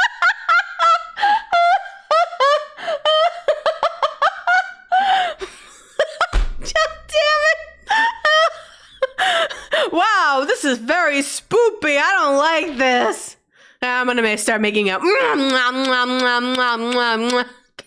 it. Okay, Jesus Christ. I didn't expect that to happen. I mean, the broadest water could be anything. That is not what sounds like an awesome place. Yo, Connie, should we have a field trip there? How does one do that? How does anyone, like... God. Oh my God. Jesus. I'm down? Shit. All right. Mod vacation, I guess, or I guess it's the Starlight Pub vacation. And in case, chat, just make sure to bring with any protection. No, not like that. What the fuck? Hold on. I need to look up what is Big Frog Mountain. What is Big Frog Mountain? Hold on. I've never heard of that though. We're in the moods, and the Wendigo takes us off one by one. Chat, are you down? Oh wait, let's see. Big. I'm curious. Big. What was it called again? Shit, I didn't pay attention. What was it called? It was called Big Frog. Okay. Oops, I didn't mean to. No. No. I don't know. What am I doing? Okay, Big Frog Mountain. Big Frog. Oh shit! It's like in Tennessee. But it's pretty though. Oh, it's hold on. It's got. I mean, it looks nice. Here, I can show chat. Hold on. I can show chat. Oh wait. Oh, I can't even show it. Shit. It's my other one. That's what it looks like. Ah, shit! They didn't like that answer. There we go. It looks like that. If I can move my head. I'm packing right now. That's our field trip. I like the woods. So there's that. There's more trees. Oh, it's a little cloudy though. Oh, but see, this looks kind of cool. A mountain that looks like a frog. My friend goes to Tennessee every few years. I might ask if you want to go check it out. It has a nice creek. Is this the muddy brown liquid water? There's a little, like, I don't know what this is. There's a frog lake. Yo, chat, Starlight Pups, we're going on a vacation. We're going here. This is where we're going. I don't know what this is. Kind of looks nice. All right, time to book an Airbnb. Yo, this looks cool though. This is the Bear Claw. Oh, it's a vineyard and winery. Yo, wait, Connie, you want to go? We could go here. It's a vineyard. Wait, so what's the other one? Oh, it's a whitewater center. I don't know what that is. It looks nice. It's like a little treehouse. What? They're making it sound like it's bad. This looks kind of cool though. Oh, kind of spooky here. It kind of looks spooky here though. Big Frog Wilderness, Cherokee National Forest. That kind of looks cool. I don't see anything spooky. Yo, that's pretty though. Ah, Starlet Pups. We gotta go on. We're going on a field trip. That's pretty. Okay, come on. That can't be scary. Yeah, we're going on a field trip. Oh, see? It's an Ocoee number 2 dam. Never mind. Let's not go there because it says number 2. Never mind. Whitewater Center is probably for rafting tubing. Don't go to number 2 though. It's pretty scary. Are you sure? I mean, I can see where the brown liquid is. The place is called number 2. Not the number 2. Anything but the number 2. Where's my... There we go. Give me back my thing. There we go. Excuse me. For big mean frogs only. What, the number 2? I'm sorry, this just makes me laugh at the fact that they just continue their makeout section. A few minutes later, it felt like someone had stuck a live wire in my backout session. Oh, I thought that was a full story. Later, it felt like someone had stuck a... Oh my god, I thought that was a full story. Yo, I felt something weird, so I just continued making out. Yeah, that's not a scary story. A live wire in my back. I sat up, started the car, and headed back down the mountain. She was obviously confused and asked me what was wrong. I replied that I didn't know, but something was wrong somewhere. We went back to my parents' house and was assured by them the family was okay. Okay. Having calmed down some, we ate a little dinner, then started to leave. But just chat, if we ever go to that field trip, we're not making out. I'm sorry. We ain't making out, so that's not... Number 2 comes from the demons scaring the shit out of us. I mean, to be fair, like, I would... Like, yeah, if the demons pop out, the real Lord's like, I don't know how anybody can make out and be like, yo, I'm kind of scared. Or for her, I walked around the back of the car. While walking, I glanced at the back of the car and saw handprints, the same color of the mysterious mud puddle on the car. The last one was over the back window. It was obvious someone was watching us while inching their way to the front driver's side window. When I saw the handprints, it was like being hit with a lightning bolt. I knew what had happened. Cold chills ran all over me. I got her out of the car, and as soon as she saw the prints, that's creepy. This story is the absolute truth, so help me, and I will never forget it. That's creepy. Okay, no, that's fair. Undead_octopus. My name's Octo. I'm from Michigan, and I love Appalachia. The mountains are in my blood, not to mention it's the most beautiful place on earth. My grandfather and many generations of my family before him was from Boone County, West Virginia. Anyway, the preamble is mostly irrelevant, but that's the reason I'm in this subreddit. Anyway, this story doesn't entirely take place in Appalachia, but could have easily ended there. A few years ago, one of my friend's parents paid me to pick their daughter up from New York City. I don't like this and bring already. her back to Detroit because she is somewhat disabled and she had I don't know, a few greyhounds that they feels had booked for her.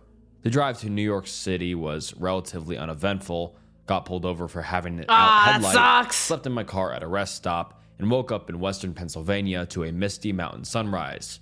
I got to New York. The traffic sucked and there was nowhere to park, but New eventually York I found always my friend. sucks traffic. She loaded It's her not stuff fun. into my trusty HHR and we were off. Pretty much everything was going all right until we decided that we should stop It was. and rest. I will say, going to New York is a disturbing place. I will say. So Again, in the mountains of the Western fact that this PA. is going, yeah, Initially, no. we If chose it's in a New York, Walmart I don't know why I'm parking lot kind of so we could scared. get food, And have I don't want to access go a to New York bathroom, ever again. And so that if something did happen to us, there would be cameras, but there would be a few shady cars that seemed to take interest in us, so we decided to push west and sleep at a rest stop instead. We tried that. When we got there, we had some snacks and just bullshitted till dark so we could safely go to sleep, but then I noticed something. There was a car sitting in the parking lot of the rest stop that looked eerily similar to one of those shady cars we had seen earlier. A newer Jeep brand SUV. The city was probably White. awful. It's I debated for a terrible. few minutes whether we should worry about it since there were probably tons of people who drive those before deciding to keep pushing west. Exhausted, barely able to drive, potentially paranoid but motivated to find somewhere safe to sleep.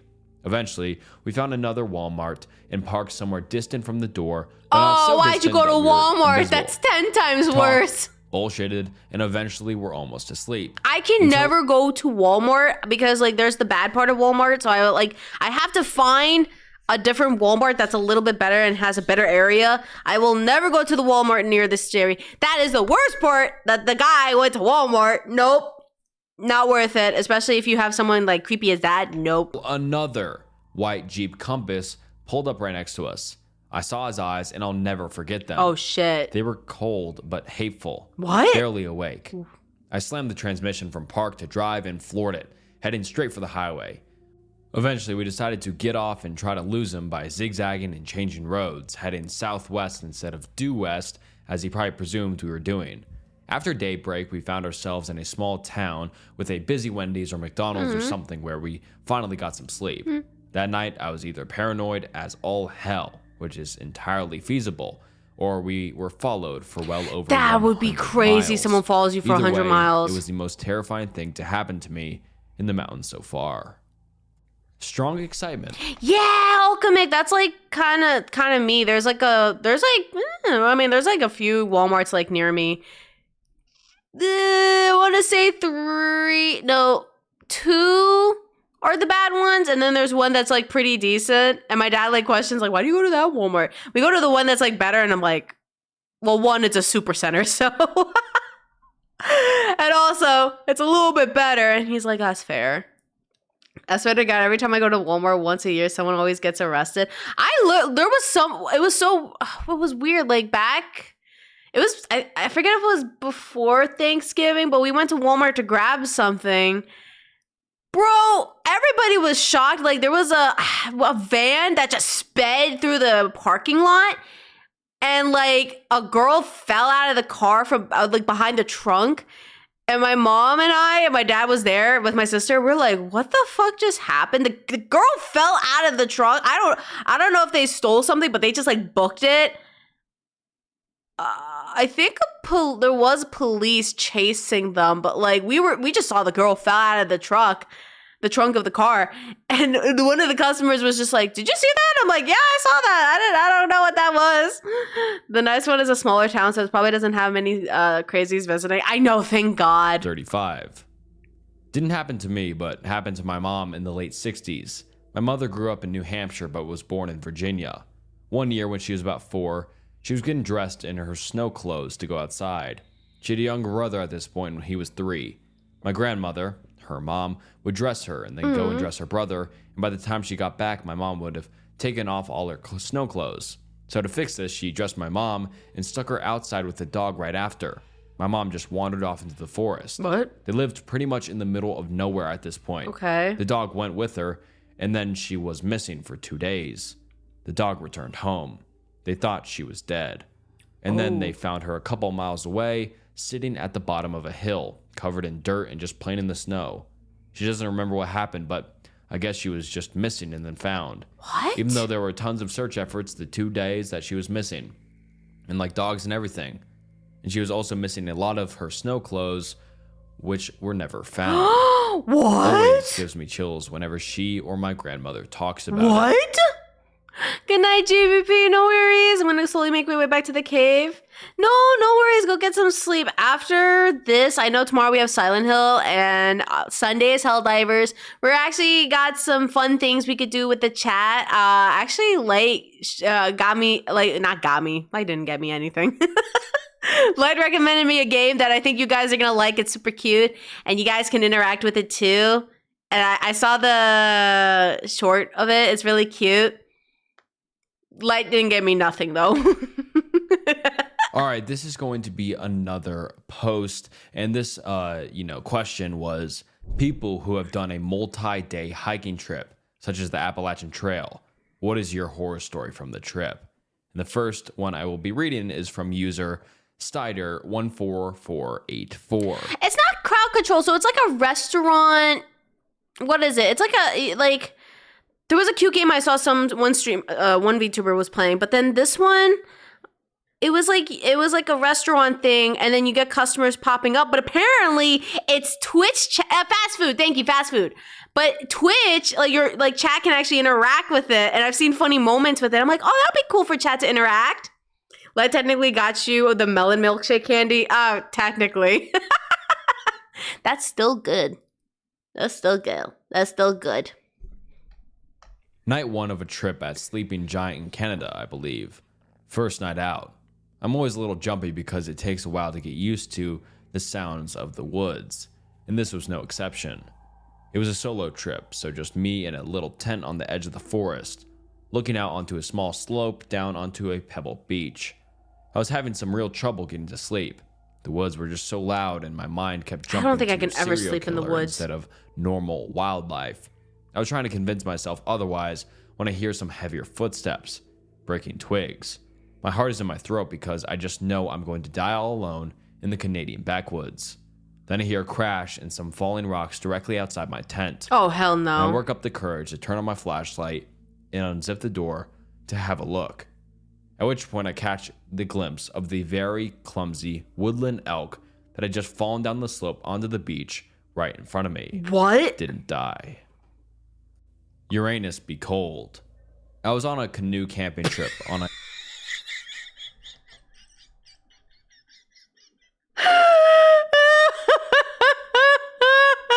Sorry, can you say that one more time for me? Uranus be cold.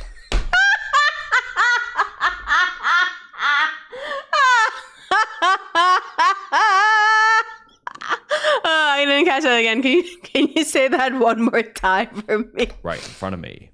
Didn't die. Can you say that one more time? Uranus be cold. Oh my god.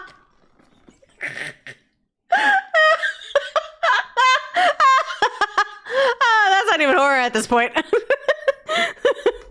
I was on a canoe camping trip on a long, narrow lake. My wife and I had set up camp about halfway along the lake. I don't know. That's and all was well. Kind of bad. After dark, I went to wash my face in the lake. I see two lights on the other side of the lake. It was only about 50 meters wide. As I'm watching, their headlamps fade and die. And then something big started snorting over there. A moose or bear? It was pretty loud. It was a still night, and so I called out to him. Hey, are you alright?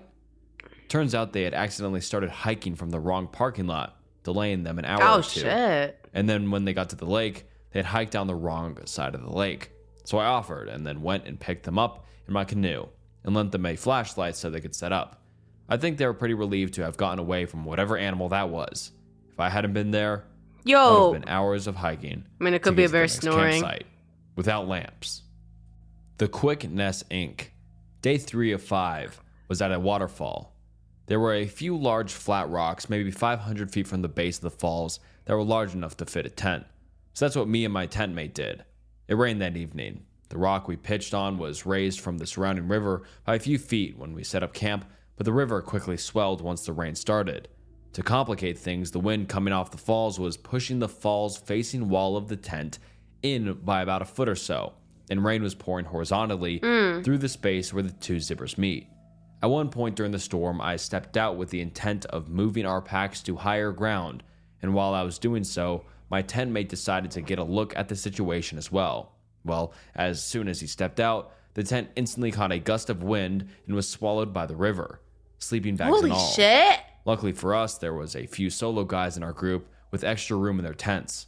But sleeping in a cramped 1.5 person tent with no sleeping bag or pads is not a fun experience. No, oh man, I was gonna have a sleeping group with the Starlight Post, but that ain't gonna happen. At least. The following morning, wait, are we taking the Airbnb? Or are we going with the tent? What we choose in chat? Our tent and lost gear off the river rocks below. The tent was a complete loss as both the rods were snapped in multiple sections and our sleeping bags and gear were waterlogged. We had to hit the trail though in order to make it to our next destination by nightfall. Airbnb. So we had no choice but to pack everything up and hike with all the extra weight. Somehow we made it to our destination shortly after lunch and were blessed with a sunny, grassy clearing and an awesome dude in our party who thought to bring rope so we could string a clothesline and dry out all our gear before the evening. I learned a few valuable lessons on that trip. 1. Don't camp in the middle of a river. 2. I guess I could see why you could camp in the middle of the river. Fish. I wouldn't do that, especially if there's a storm. Lash your tent down. 3. Bring rope because it's just handy to have. 4. The other people in your party might have to save your dumbass one day, so be humble. 5. Get a camp towel. Get a buddy. Full-size terry cloth beach towel was like 20 pounds when soaking wet, and I would have done anything to yeet that thing off the side of a cliff if I had been a littering asshole. Wing sauce 7-Eleven. One day, fresh out of college with no friends in the area, I hiked a rough, unmarked herding trail in the mountains was somewhat familiar with on a hot August day by myself. It followed along a beautiful stream lined with spruce trees and tall grass along the banks. Very picturesque. It was a designated wilderness area with few official recreational trails nearby. However, because it was in the tall grass and I wore pants, worried about ticks, I got hot really fast, sweating up a storm. I saw an ad for a tent with an inflatable base, so one of the selling points was you can set up a river and go on a journey. You got stuck in the middle of the storm? Don't worry, you have your tent with you. God, you're just floating in the middle of the river with your tent. I guess I'll sleep here with my inflatable bed/tent. To a nice bend in the riverway out in no man's land. I stopped at this point and decided that the river was looking extra inviting, so I stripped down to nothing and waded into the water. Wasn't worried about anyone stumbling upon me, as no one really knew about this trail. The water was ice cold and deeper than I thought, but totally worth it. After cooling down sufficiently, I decided to go see what was around the river bend. Wading through the water at chest deep, I was relatively silent. Got closer to the bend and peered around a corner slowly. Saw more spruce trees, a rock, then another small spruce tree, and next to that, a giant bull moose in the water having a nice drink. I froze. He was less than 50 feet from me. And he didn't know I was there because I was so silent. Trying my hardest not to make a sound while also panicking, with a moose is scary. I slowly but quickly turned around in the water and rushed back to shore, trying not to make a sound. Except every time I exhaled, I said, "I don't want to die," under my breath for some reason. I think it was a slight panic attack as I was alone deep in the woods, naked in the water with a bull moose. I got back to shore, gathered my clothes, and ran totally naked through the woods for quite a distance before stopping to at least put shoes and underwear on. Continued running until I got out of the woods and back to my car and sat there until the shaking stopped and I could drive home. I accidentally went skinny dipping with the bull moose in the... I don't think I could ever skinny dip, but... Yeah, never deal with the moose. Yeah, moose are scary. Bro! God damn, it's scary. And alright guys, that wraps up the scary Appalachian stories from Reddit. I really hope you enjoyed this video. If you liked it, please give it a like. If you didn't like it, let me know what I can do to improve in the comments below. And yeah, thank you so much for watching to the end of the video. Comment some video ideas down below, and until next time, see ya. Yay! I think we could do one more, which is the 10 disturbing true horror stories. Heck yeah! You guys ready for this? It's only 38 minutes long. 3 years ago, I was living with my then boyfriend in a one-bedroom apartment in a little mountain town. It was a half-basement unit, so the bottom of all of our windows was level with the ground outside. It was also an older apartment, and not all the windows could fully lock. One day, my boyfriend comes home from work while I'm lying on the sofa and immediately runs up to the window near me and looks out of it frantically. He then goes to look out every other window in the house, then walks around the outside looking in the windows. When he comes back from this confusing exploit, I ask him what the heck is going on and why he's being a spaz. I think I just walked up on a dude looking in the window at you. He took off as I walked up, he tells me. This was naturally very unsettling, but after discussing it and considering the time of day, it was about 2 p.m. and a number of people out and about around the complex at that time, we came to the conclusion that it was just a curious neighbor or somebody passing by, happening to glance in. Oh God, I don't. That always disturbs me. If only that was the end. For the next couple of months, odd stuff happened here and there. Somebody would knock on the door occasionally, and when I went to answer, no one would be there. What? I'd find things in my apartment that I wasn't. I mean, it could be a kid. You don't know. Sometimes like those items would sometimes those kids are weird. You know, like they'll just like knock on the door and then like, what's it called? Well, it's not a that's like a ding dong ditch. Knock knock. Who's there? Dig knock. No, knock knock. Ditch. Vanish. I didn't really think twice about any of it until one night. My boyfriend and I were arguing around 1 or 2 in the morning. I was gonna say ding dong dick, but then the problem is they knocked on the door. Face to face. There's no doorbell. His back was to an open window with the blinds up halfway, and I was facing it. Amidst our arguing, I glanced behind him at the window, thinking I saw the reflection of my face in it. The window was open. It wasn't my face. There was a man with his face pressed almost against the window screen watching us. Given the fact that we were arguing and it was late, I thought for a moment it might have been a concerned neighbor walking up to the window to speak to us. Our main walkway for the complex was right on the other side of the window. So I spoke to him. That should be fair. Hello, can I help you? Hello? I asked a little aggressively, thinking a neighbor was intruding on our privacy. He responded to this by staring, unwavering and cold. I'm a little bit, it's a little loud. His face did not change expression. He did not blink or move, just looked right at me in a way I have never been looked at before or since. Even if it's even if it's like knocking, it's still ding dong ditching. The only way this man's face could be where it was if he was lying on the ground outside the apartment or crouched and contorted to look into the window. My heart sank. I buried my face in my boyfriend's chest and closed my eyes in fear. My boyfriend, up to this point, thought I was messing with him. When I buried my face in his chest, only then did he say, "Is there really somebody at the window?" I whispered yes to him. He felt my fear and took a moment before he turned around. By the time he did, the man was gone. Oh. It was at this point I started to think about all the little odd occurrences that I've been experiencing. I assumed the worst. I filed a police report with his description, and my brother loaded my apartment up with weapons to protect me, or at least inform this peeping Tom that I was armed. That's scary. After that night, I, my boyfriend, and my brother were on high alert. There were a couple of times when my brother came over that he saw a sketchy dude hanging around, and even one time he saw him at my window. He tried to follow him discreetly, but the guy took off running as soon as my brother stepped in his direction. The last night I had an experience with this man, I was sitting home alone on my couch. My boyfriend was at work at a restaurant about 2 blocks away. He had picked me up from work an hour earlier. We had sat on the sofa together a little while when we got home, then he kissed me and left for work, locking the door behind him. After he left, I continued to sit on the couch on Reddit for a while in silence. After about an hour of me sitting there in silence, I hear a door creak open. It's a small apartment, so to see the bedroom and bathroom doors from the couch, all I had to do was lean a little to the left. I assumed it was one of my cats coming out of my bedroom, so you can imagine my shock when I lean over and see the door that's opening is the door to the water heater, closet, or small storage space. I look to my right and see both my cats sleeping soundly at the other end of the couch. I look back to the door and it's still creaking open very slowly.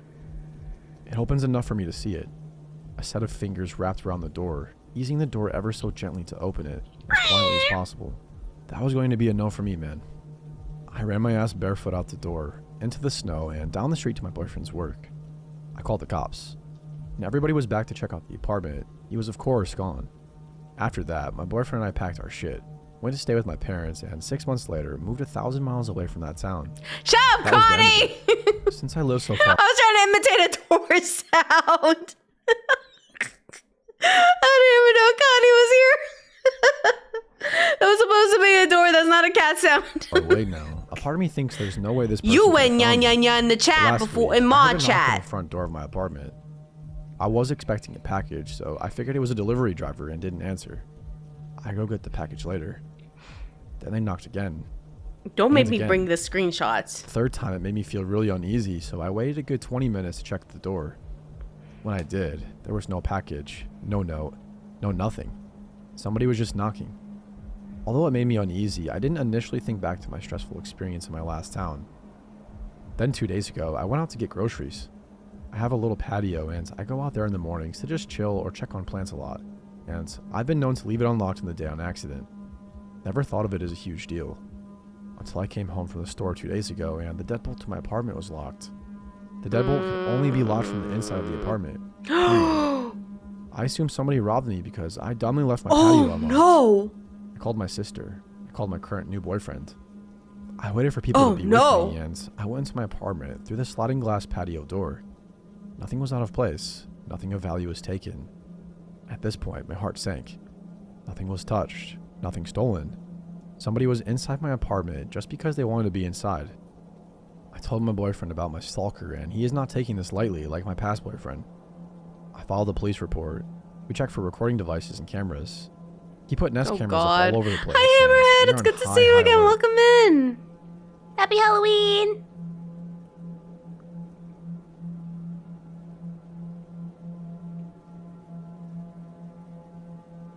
So my friend and I are underage, a little buzzed from party hopping all night. We roll up to Wendy's and ditch the empty bottles of Smirnoff Ice as we wait for our food No at worries. 2 a.m. Welcome drive-thru. in.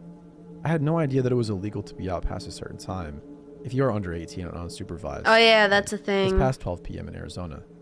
I catch a text Bro, from a I can't friend even, I never stood, no, I stood up late, like, at home, but, like, I don't think I can ever, like, go outside at night, though. Hi, Nightly, it's good to see you again, hello, happy Halloween. Yeah, I don't think I've ever, like, 6 o'clock, 6 p.m., done for the day, stay home, do that.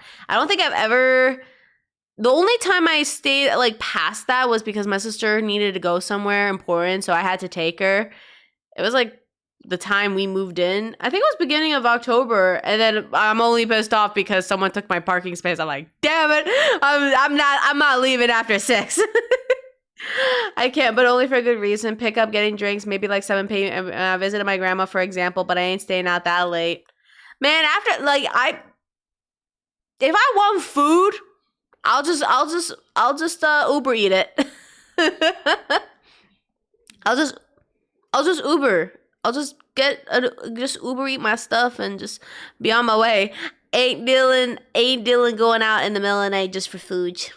Or try to get it like maybe around 5:30. and she asked me to get her order in. Not alone, I can't do that. And eat with her.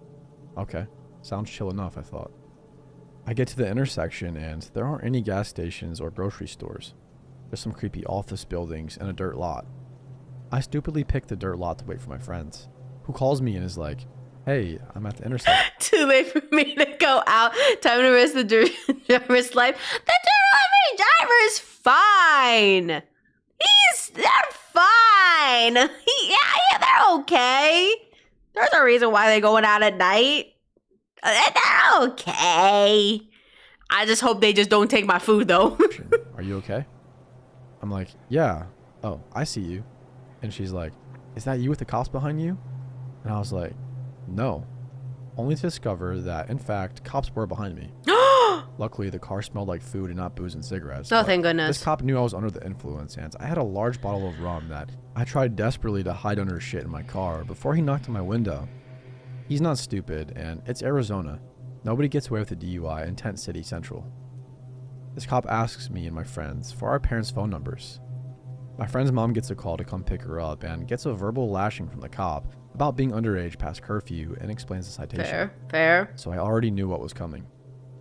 I, however, didn't have a voicemail set up on my Nokia Fat phone and refused to give my parents' house phone, back when these were still everywhere.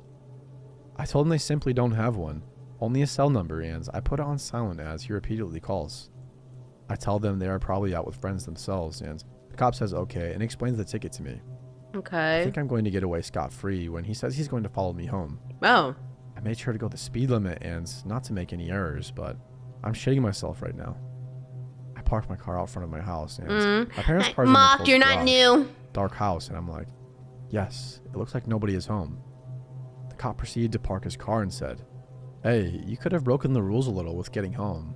I wasn't going to pull you over twice now. What? As he followed me to the front door, I unlock it and I nervously say thank you, but he, instead of ringing the doorbell or doing their famous police officer knock, follows me into my house and locks the door behind us.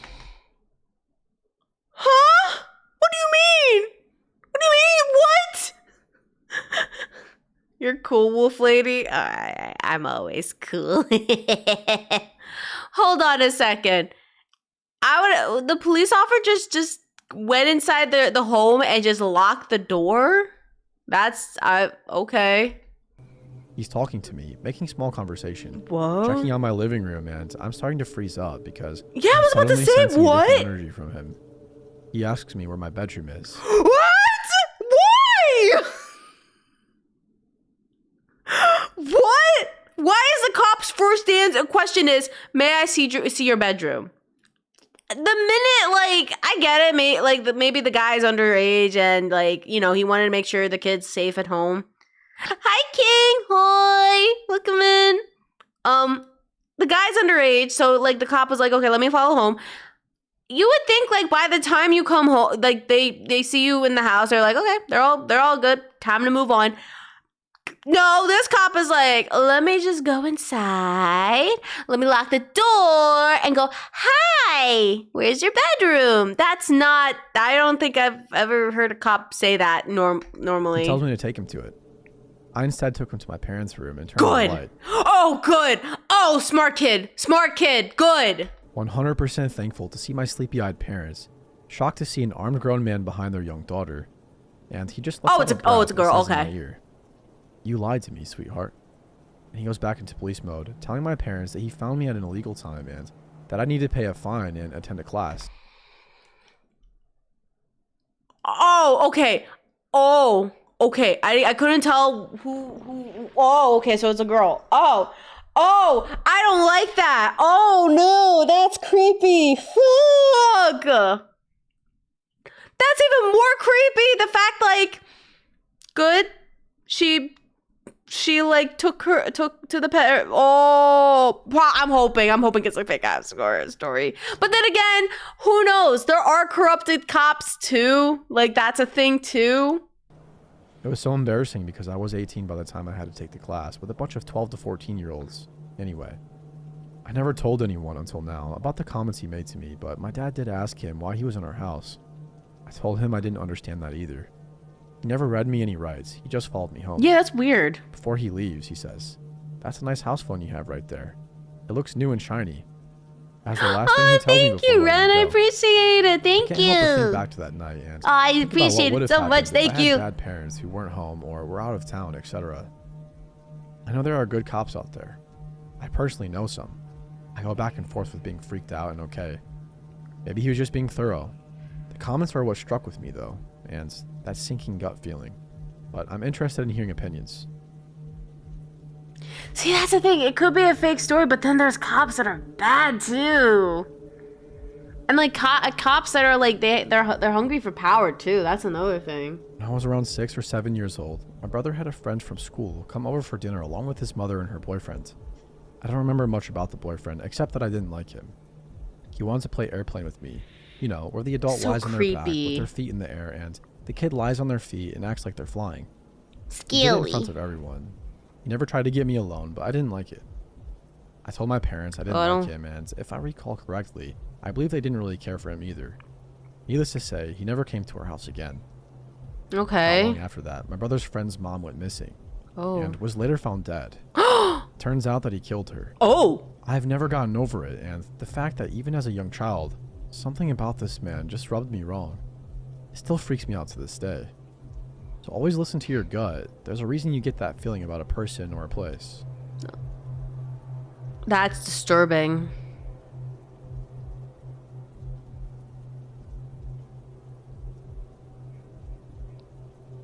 This happened back in Poopy. 2015 or 2016 when my ex-boyfriend and I went camping in Mendocino, California. Few sites over. Mendocino, California. You know who lives there? I'll be surprised if you guys know who lives there. Do you guys know who lives in Mendocino, California? Come on, Chad. You know who lives there. If I'm right. No, that's Encino. Never mind. I don't know who lives in Mendocino, California. Never mind. I'm thinking about Encino, California. This Wrong tiny one. green one-person tent, the kind that barely fits a body. What struck me right away was how empty No. tight looked. No cooler, no chair, no lantern, no shoes outside. Just a little tent zipped up tight. We went to bed, and sometime after 10 p.m., it started. Laughter. Not a group around a fire. Not drunk campers. And it's definitely not an animal. I know what barred owls and coyotes sound like. Yeah, I was thinking Patchy the Pirate, but that's Encino. I heard Mendocino. I'm like, Patchy the Pirate lives there. And then I was like, oh, wait, no, he lives in Encino. Clarinet, happy Halloween. Thank you so much for the 25 months. Let's go. Let's go. Thank you for sticking with me for 2 years. Heck yeah. I hold my hand. Hey, we don't allow the lewd stuff. I offer hand holding and nobody wanted it. It's human laughter. At first, I thought maybe it was a radio or a Bluetooth speaker, but it never stopped. Not once. All night long until sunrise. Same tone, same rhythm. No pauses for breath. Too steady and too repetitive to be a person in psychosis or on drugs. It sounded mechanical, like a loop. I was gonna hold your hand, what but afraid of having it ripped off. Bro, I offered my furry my hand paw and nobody wanted it. Because if it wasn't someone actually laughing, then it was someone who had recorded laughter beforehand and brought it out. Wait, what the fuck? Wait, what the fuck? What is that? Wait, huh? Why is there an emote? What is that emote? What is that emote? What does that say? I can't read that. That's so blurry. What the? God damn it, Connie. I know Connie put that in. To sit in that tiny tent in the dark and listen to it for hours. Furry paw! Let's go. 6:30 to 7 a.m. The laughter was still going. We packed up fast and left without ever seeing who or what was inside. And even now, years later, I can't shake the thought that someone actually decided that's how they wanted to spend the night. A tent. A recording of endless laughter and the silence of woods around them. I don't think hand holding is lewd though.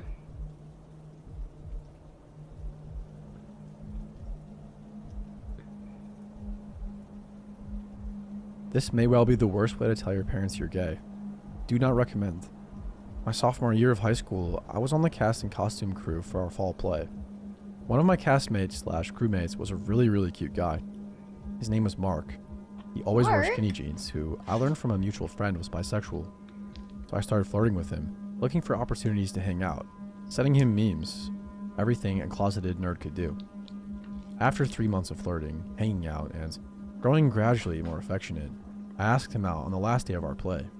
He said yes. Aww. The issue, my mother is a very conservative Christian, and Oh. although she was tolerant of gay people, I knew she'd never allow me to have a boyfriend while I lived with her.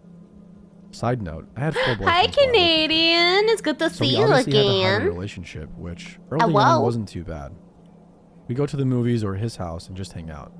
But everything started going downhill the first time we did the deed. He started getting really demanding about hanging out, and by demanding about hanging out, I mean he was never not super turned on and frustrated. I was cool with it at first because, well, yeah.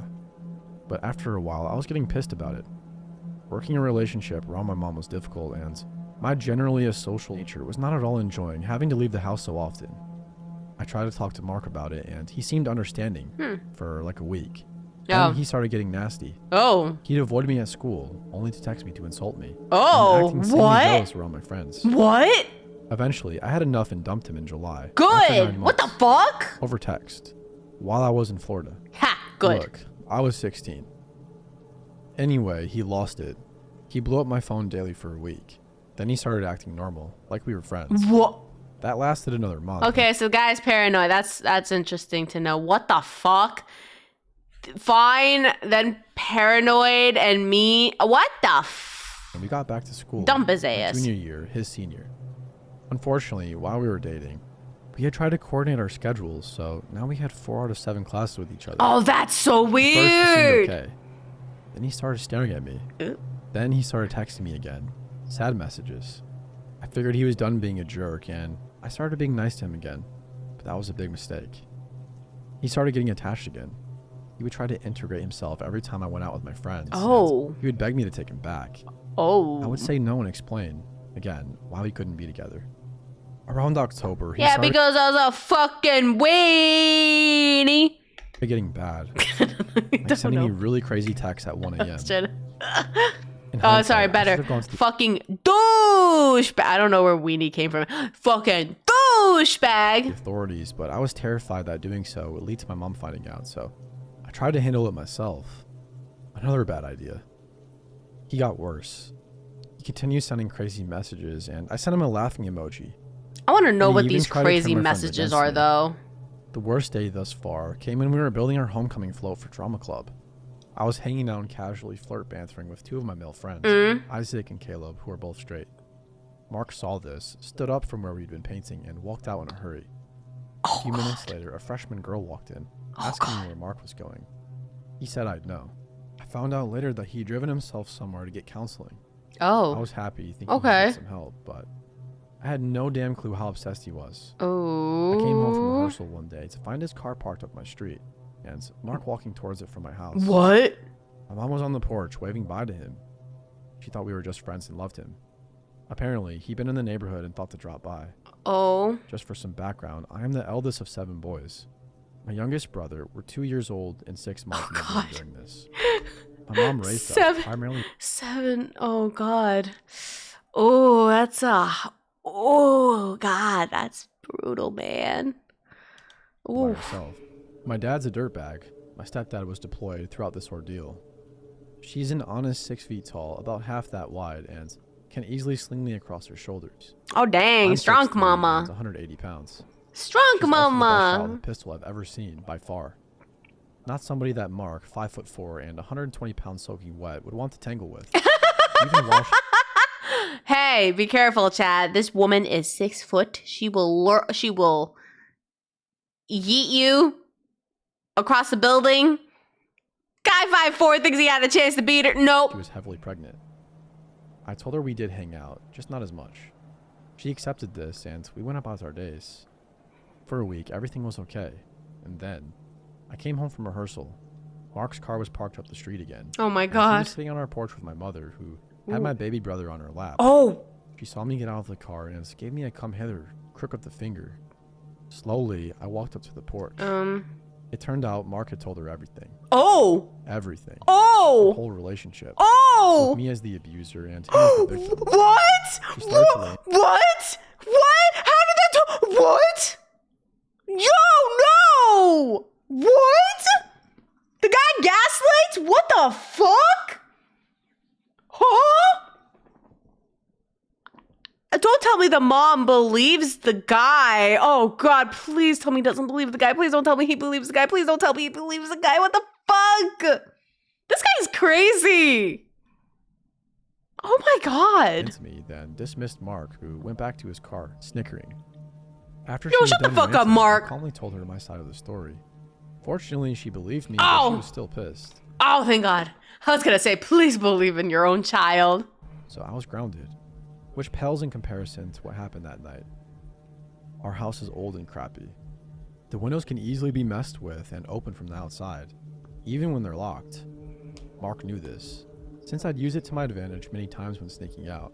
And my mom's room, where she and my 2-year-old brother sleep, is right across the hall from mine, facing the backyard. Mine faces the street. That night, I woke up around 2 a.m. because I was cold. After I got my glasses on, I saw why. My window was open. I whipped around, searching for whoever did it. My bedroom door was open too. As I got up, I heard the sound of Mom's bedroom door quietly closing. Huh?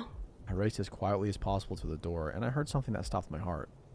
A metallic click, like a gun being cocked. I flew across the hall and threw my mom's door open. The lights were on. Mark was crouched in the corner, a cleaver in hand. My brother was sound asleep. And Mom? Mom was calmly sitting up in bed, glasses on, Harry Potter book in her lap, 10mm pistol in her hands, pointed directly at Mark, who was shaking and sobbing. She told him to shut.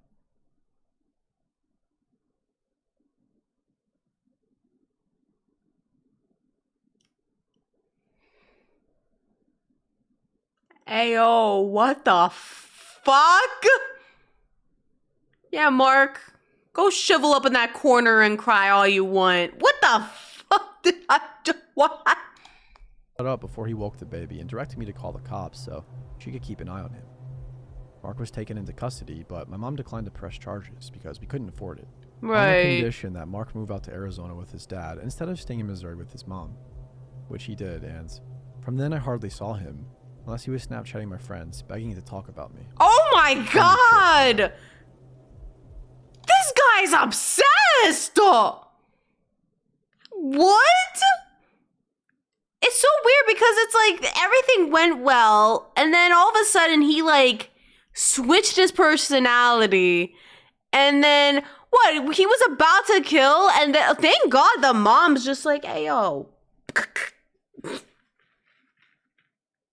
People like, that's what I was about to say. There's people that are like, it's real. Like, oh, I kind of want to react to like the true like crimes. Like, it's like I get hooked in those because those are like really interesting. Hi, Adder. Can we give a shout out to Adder? Hello, happy Halloween. Hello. I hope you're doing well. Welcome in. Howdy. Thank you so much for the 3-stream streak. It's good to see you again, cutie. I hope your Halloween goes really well. Oh, Halloween. Hold on. Welcome in. How was Split Fiction? Because that game, yo, it looks really fun. But I heard like you can't even play like one player. It has to be like 2-player, which is, I didn't even know that. I got my squish ball because this story guy was spooky. Oh, it's good to see you again, Adder. Hi. We're like reacting to horror stories, and that one was spooky. It was so fun. I was playing with Autumn. It was great. I saw you both playing. I was like lurking in the background because I was in the middle of work. So I saw that. It looks really fun. It's just, I had a feeling it was like you had to play with other people. We'll see. Maybe I can see if no, my sister won't play. She doesn't like playing video games. She likes to watch me play video games. This happened a little while back when I was 15. I had just discovered the rebellious act of sneaking out. This was probably my fourth. I've never snuck out. And this one night, I decided to go and meet up with my boyfriend. At this point in time, we weren't together, but we liked each other, and you know how that goes. No. When you're with someone you like, you tend to not really pay attention to what's going on around you. No. The night starts out fine, and we were having a good time. I don't remember exactly what we were talking about because we had gotten pretty high, but I do remember what happened. God, they hit the wee-wee. We met up in the Zaza. elementary school that had a decent-sized field with some hills and trees towards the end. It's important for me to explain this in order. Where did they meet up? What happened? We'd met up and gone to this elementary school that had a decent-sized field. Okay, I don't understand. Like, I don't know how, I forget how old they said they were. It was weird when I worked at the school. We did like the whole after daycare program, and we had to take the kids outside. They had to they had to run around and play in the playground. And we had to we have to teach them look both ways, blah, blah, blah, blah, blah. Because sometimes cars will pass by, but it's in the entrance in the back of the school. It was kind of weird. We saw a guy pull up I forget what it was. No, the guy was near the tree. And I told the kids, hold on. What? Oh, wait, I don't know what was happening. And me and my manager was there. We were, looking. We didn't even say anything. We're just, looking. And we see, this guy just huddling in the behind the tree. We're like, what is that guy doing? And it's an elementary school. It wasn't a park. It was what? And then we see this girl walking toward him. And they're I was like, are they meeting up for a date? I mean, cool. But why would you meet up at especially the guy was hiding behind the tree. We're kids. I may be young, but even though I'm kind of scared too. The guy was just next to the tree. And I'm like over here trying to like, yo, the kids, like we're elementary kids, and I was like, we have kindergartners, and we have like, it's up to 5th grade. So I'm like, kids, well, let's just wait until the guy. And the guy, one of the kids, I laughed so hard. They're like, what is that guy doing? And I'm like, I think they're meeting up at a date. Luckily, I laughed so hard. The kid's like, what kind of guy decides to meet a girl for a date in elementary school? I'm like, I don't know, kid. I have no idea. I mean, I want to meet somebody up at elementary school. Maybe he thought there was nobody. With some hills and trees towards the ends. It's important for me to explain this in order for you to understand how things went down. No, why'd you meet up in an elementary school? We had a clear view of the school and the school's basketball court. The school was illuminated from the side lights, so we could easily see if anyone walked by, but it wasn't necessarily easy for people to see us. To our left was a little pavement path that led into a townhouse complex. So we were sitting there at the edge of the field, looking at stars and talking about random shit when... Yeah, that's another thing. We're like, that. I mean, it's still weird, too. We were high and paranoid. Because the guy was just lurking behind the tree. We're like, We watched as this guy walks by with his bike and doesn't seem to notice us. Dude, like, I wish, like, even, like, the grandparents did this. We had, like, this old guy. He, like, went up to the kids, and we were like, sir, what are you doing? And they're like, oh, no, I'm the grandpa. But it's like, dude, the way you're lurking, don't do that. Like, I'm like on high alert watching, like just making sure the kids are okay. Almost instantly forget about it and resume talking, laughing, and just being a bit loud. I mean, if it's there in elementary school, I guess it's fine, but it's just like, I don't know why anybody wants to meet at elementary school.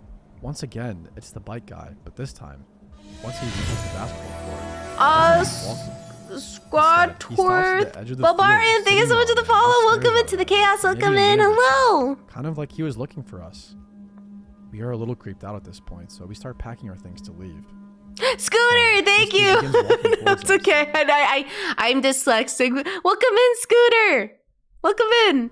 Once he stepped out into the field, it became much more difficult to see him, as the light from the school only lit up so much. We take this as our cue to leave, and the only way to leave without being extremely visible is to take the path into the townhouses. So that's what we do. We try our best to be quiet and walk through the pitch black path that leads to the townhouse complex. Keep in mind that we are not sober, so we were good. Neko's here. Neko didn't do nothing. Good. Constantly, and for some reason could not shake the feeling that something bad was going to happen. We finally reach the end of the pitch black path and make it to the decently lit townhouse complex. We ease up a little bit and began trying to find our way to the main entrance / exit, because that's the closest way out, besides the way that we came in. We were walking through the complex and start talking once more. Finally, we turn the corner to leave, and just as we're about to leave, we see this same guy with his bike right at the entrance. Well, the name, because I know the name is Wild, and not everyone is comfortable saying it, so I try to be respectful of everyone's boundaries. Pleasant enough to say, "Aw, yeah, no worries. Aw, thank you, Scooter. Very kind of you. I appreciate it. Thank you. I've been lurking here. What I do? Nothing. Don't worry about it. And then this don't worry about it, Neko. And darts right at us insanely fast. I mutter a quick. Sometimes Neko being silent, I have to like, what's Neko doing? Away from this guy. We turn random corners and go down little back alleys, not once checking behind ourselves. I don't know when or where we lost him, but when we became tired and took a stop behind some bushes, we both noticed that there was no man in sight. Just like with the real cat. I mean, Neko and cat. I have to keep an eye. Cat lurking. Where did the cat go? That's like light. Sometimes I have to keep an eye on light. I don't know what light's up to. Neko, on the other hand, sometimes I'm scared when he lurks. I'm like, oh God, he's planning something. I don't know what he's planning. I don't know. Mach 2, but Mach's not mocking a cat. Neko hasn't said anything for 5 minutes. But I'm gonna make sure the moon isn't on fire. What, you think Neko's gonna cause like fire to the moon? Well, you know, you don't need to keep an eye on me. I'm responsible. I'll talk to Jasper about that. For about 20 minutes, trying to calm down. At this point, we're both pretty much sobered up, so we decide to try and leave again. We begin walking through the complex once more, and when we make our way back to the main entrance, we both see that bike guy's bike is gone. Uh-oh. We're both unsettled by this because now we know he's no longer in the townhouse complex. We have no clue where this guy is or if he's just going to randomly appear again. Lucky for us, we both made it home safe that night, but Good. I'll never forget the feeling of my heart sinking when we saw the bike guy blocking our way out. Oh, By far one of the creepiest things I've ever experienced. that's weird. But I heard biker guys are cool, though. I wanted to tell you guys about my mentally unstable neighbor who I will be calling Kay to respect her privacy. K as in Karen? Maybe? Because I don't want to call her crazy or anything else. No, that you can, contributes to but you can call her Karen. Just say it. stigmatization of severe mental illness. This story isn't going to be exaggerated to be more creepy or anything like that. It's just what happened. We had just moved into our new home, which we had recently built in a town in Texas.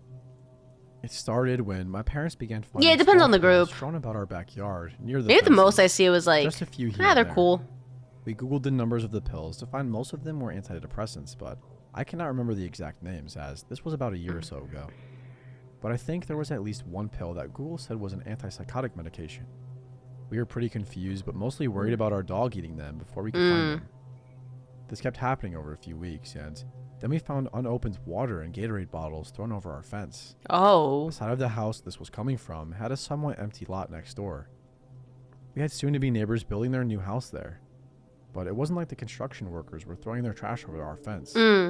These bottles were unopened and full. For reference, Kay lives a few houses down from mine on the corner. Between our house and hers are 2 empty lots. The lot closest to us, with a new house being built there. After another week or so of this came the fights, or maybe incidents, I should call them. Kay would routinely storm out of her house and go yell at the construction workers. Oh. I don't know what it's about, but apparently it's about nonsense things. Oh. Sometimes she would yell from her yard.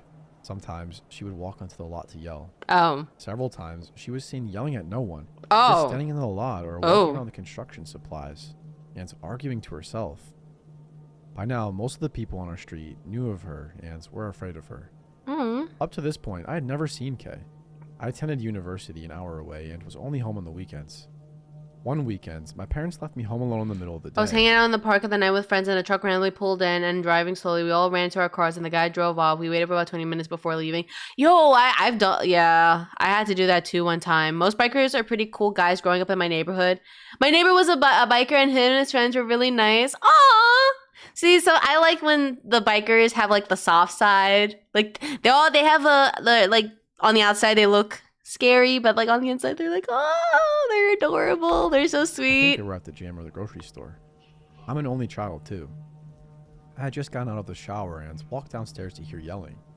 I peek outside the windows to see a middle-aged blonde lady arguing. Oh. I couldn't see who she was talking to, but I could hear another male voice. Oh. Now, I had not met Kay yet, but I also hadn't met my new neighbors, but my parents had. So my first thought was that this was the new couple building. Oh, next we door. got ads. Don't worry. I pause. Pause. Ads are paused. Hold on. I can write so that way I could just do that. There you go. That way you guys are not missing anything. That way you're not gonna miss anything. I like doing that, so that way you're not forced to get a sub. Apparently Twitch is doing like the whole the 1 month. I like the way your keyboard sounds. Hold on. I'm trying to see if there's a way for me to like not type. Hold on. I'm surprised you could hear it. Man, if Brandon was here, he could be like, whoa, that sounds really nice. Neko, do not touch my throne. God, I have to scold him. Just because there's some things. Thank you for your ASMR. Oh, okay, here.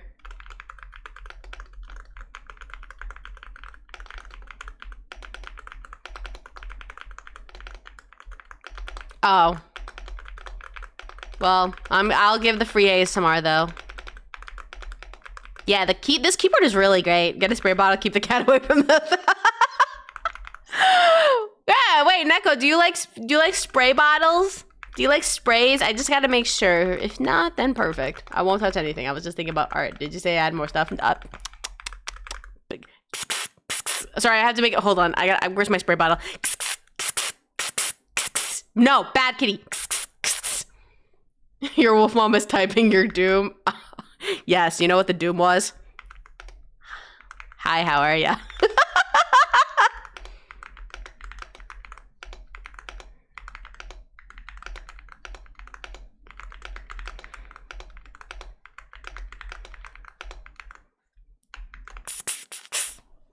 Hey, Neko, do you like getting hosed by water? What happens if it's like, it's not even like the nice, like the spritz sound. It's like, I don't know the word I'm looking for. The one that like, you know, like the spray bottles, but it's not like a spray. It's like, oh God, how do I word this? I don't know how to word this. Oh, but it's what I want to word. I can't word this though. Are you gonna jump back into Warframe again? Maybe I could do this. Maybe we could play that. Oh God, but I have to learn the mechanics though. God, I just got stuck at that one mission, the solo mission. I'm so pissed off about that one solo mission, and I was like, no, I don't want to play again. Maybe I should go back to it. Have like, does Connie play Warframe? I forgot. Jasper's inviting me to play. No, let Jasper wait. Let Jasper wait like a good boy he is. Tell him no. My new neighbors. Welcome back, they were Grubats. arguing about the house.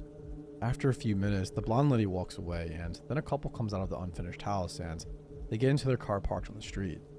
I'm really confused at this point. Oh, it's the stealth one. Yeah. Because you have to like do the mission and then you have to kill. But I think it's a stealth one. I remember there was a lot of sneaking around. Especially when the man walks over to my door and rings the doorbell. I'm very introverted, so I opted to not answer the door. Yo, which is same. kind of stupid, I know. That's My not parents weren't stupid. home anyway, so it wouldn't have made a difference, I thought. After a minute, he walks back to his car, and from the window, I can see he's sitting there on the driver's side, doing something. He comes back with a note that he leaves on my door, and then he and his wife drive away. After I'm sure they are gone, I get the note and read it.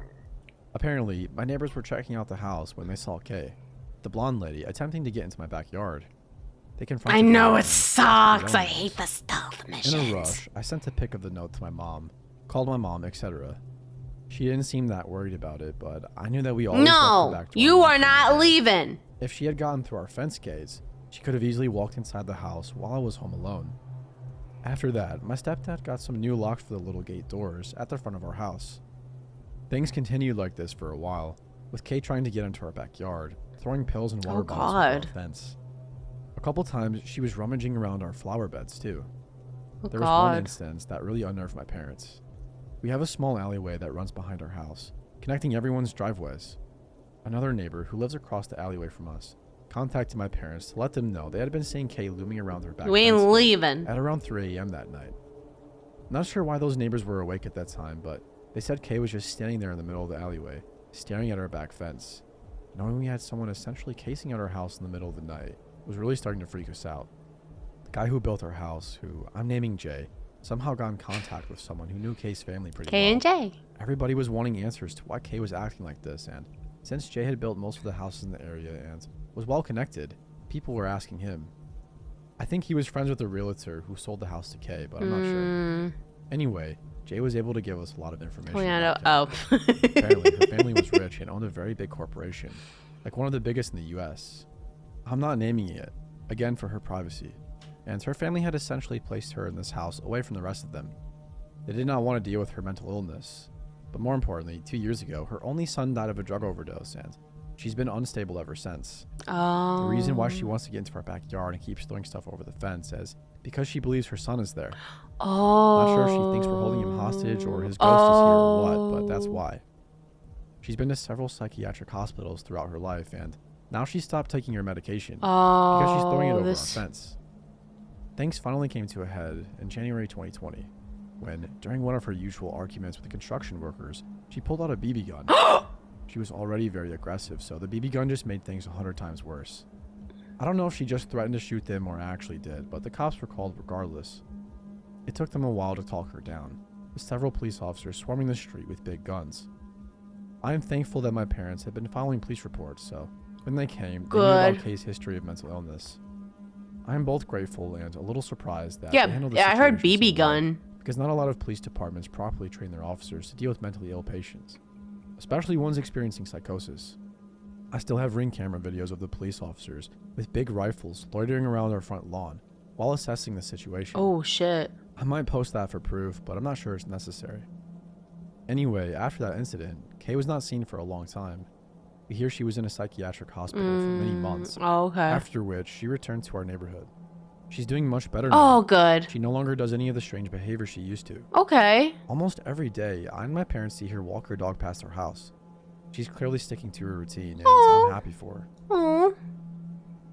Okay. At least there's a happy ending to that. I was gonna say, this sounds so familiar because we have, in my workplace, there's this woman, similar situation, but not like that, but like, we had somebody like in that situation, but I think she's homeless because we kind of noticed like the clothes she was wearing was like super old and dirty. So, and I believe she just doesn't have a place to stay, but she was also like same situation, except there's no BB gun, but she will will walk into our like office. Like I remember the first time working in my office when I started working at the job, and I was sharing with the colleague. We were sharing the same office, and we're just doing work. We heard our back door open, and this lady comes in, and she's like, "I need to use her phone," but she said it in a weird way, and I didn't. Me and my colleague were just like, "What the fuck?" Like it was so weird. It's not like you're like a normal person. Like the way she was speaking, we're like, what the fuck is this? And then one of my colleagues came out and like talked to them, and she was like, I need to use the phone. And they just lied saying the phones weren't working. She was like, oh yeah, okay, that's no problem. Walked out. And then all of a sudden my colleagues were like, yeah, this is this person. They gave her a nickname, and we're like, wow, that was a weird way to get introduced by the person that just walked in. And then it happened again one time. I think no, the colleague didn't leave the office. He had his own office later, but like we were still working. She comes in. She sounded agitated, saying she's like, I need to use her phone. And I told her, ma'am, the phone's not working. Unfortunately, she got pissed off, and I was like, oh shit. I had to call in the manager. Oh my god, we were trying to assess the situation. We were trying to tell her to leave. She wouldn't leave, and we had to call the police. The police was like right there, so like it wasn't too bad. And actually, they were aware who the person is. She sat in the middle of the floor, and she wouldn't budge. And my manager decided to offer her cigarettes because she was smoking. Yeah, and my manager just let her out, and like went outside, and he's just like, I should have just like locked the door the minute she stepped out. And I'm like, yeah, you should have thought of that. But like anytime I see her, because normally what I'll do is like walk around the building like during my lunch hour. If I see her walking, I'll be like, yo, shit, gotta run. I like will run to my office. And then I seen her like bother people who are sitting in the parking lot, because there's like a fast food nearby, so they'll sit. And I saw her like banging on somebody's car door, and I thought like she was asking a question. The first thing the guy was like, if you don't fucking leave me alone, I am calling the cops. And I was like, holy shit. All they did was they didn't like do anything. They just like picked her up, took her somewhere. I've seen her like walk far. Like I've seen like 17 minutes away from my workplace. I'll be like, yo, that's her. Damn, she walks far. My town has a homeless guy who has drug problems. We didn't know how he was getting his stuff or how he's still alive after the stuff has been through. Someone managed to get him to rehab, and some old lady in town got him get him out next week. We think, and was using for she went on vacation. Someone got him back to rehab, and she couldn't get him. How do you know what happened to the guy? Like, does he got better? That's crazy. No, that sounds like a distribution. Yeah.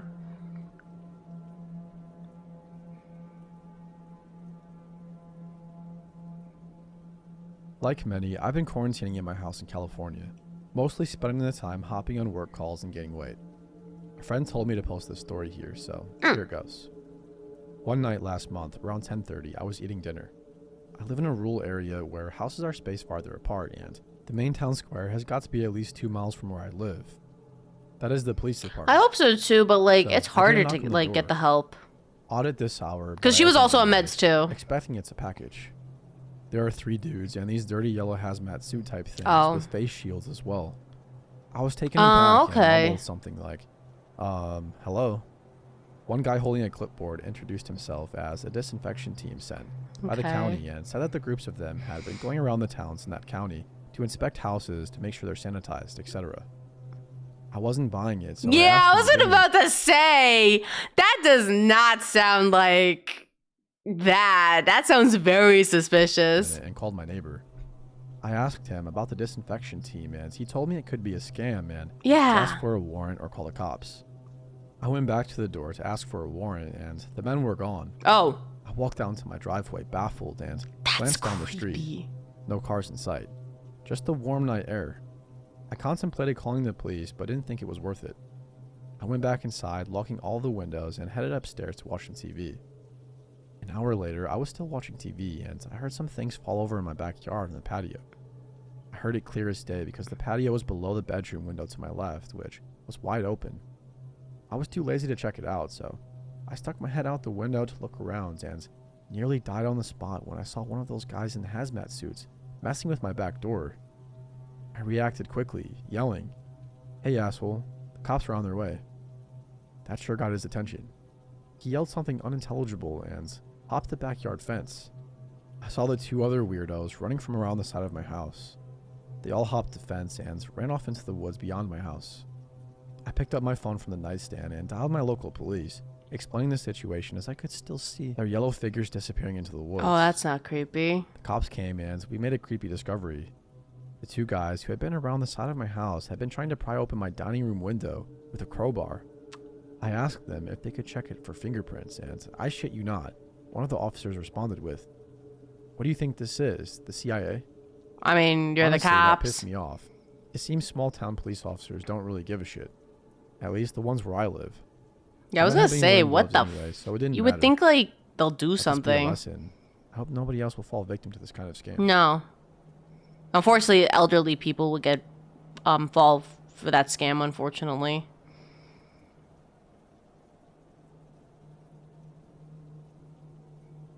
About 10 years ago, after graduating high school, I and 5 friends, all girls, decided we were going to rent out a house together right by campus.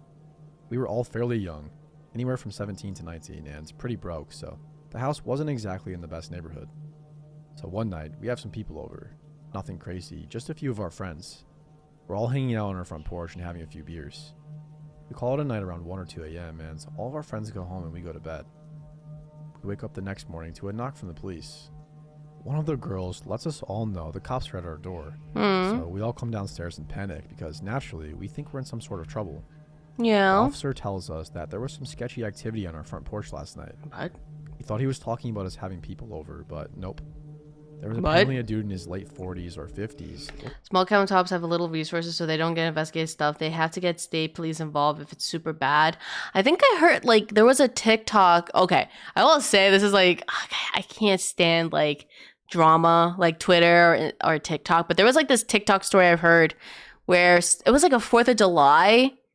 Similar thing. Like, the police, the sheriff, like, county wouldn't do anything. It got worse, I will say, but it's like, it shows like, damn, the resources are terrible. Looking through all of our windows. The officer said he was driving by and saw the man looking, and when the man saw the officer, he frantically grabbed an empty beer can off the porch and sat on one of our chairs and pretended to be drinking. What? The officer obviously thought this was strange AF, so he stopped to see what was going on.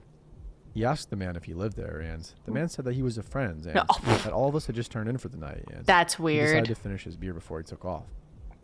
He even started describing us in a horrifying amount of detail. What the fuck? So he had been watching us for some time. Ew. I'm sure the officer could tell some sketchy shit was going on, as he offered to give the man a ride to wherever he lives. The man hesitated a bit and What? insisted that he wanted to finish his beer. So the cop just told him to come with him. When he did a search on his name, tons of charges came up. Oh. The scariest part was all the sexual assault charges that he had. Oh. I'm so thankful for the officer driving by. We Oh. checked our window. What a Giga Chat officer. Oh, what a Giga Chat officer. Oh my God. That's so, ooh. Windows the next day, after we had spoken to the cop, and stupidly, they were all unlocked. This guy would have no trouble at all climbing through one of the windows on our front porch. Needless to say, we made sure every single window in that house was locked, and Good. we were a lot more cautious of our surroundings from then on. Good. The cop actually gave us the name of the man so we could look him up, along with all of his pages of charges. And this guy was terrifying looking. One of those people where you can just tell from the look in their eyes that they are not someone you want to associate with. Okay. It still gives me chills to think about. That's creepy. Yo, at least that cop, like, put two and two together, knew that something was not right. Should be the last story. Visiting my grandparents who lived in London. At the time, I didn't live here yet and was just visiting for summer. I was on a day outing with my parents and our visiting American friends. Let's call her Laura. Laura. My dad grew up in London, so he wanted to take us sightseeing, and we had done the Tower of London and Trafalgar Square, and we're wandering through the Oxford Street area, window shopping. I remember trailing slightly behind my parents for just a moment and looking into a busy Oh god, cafe London, that's worse.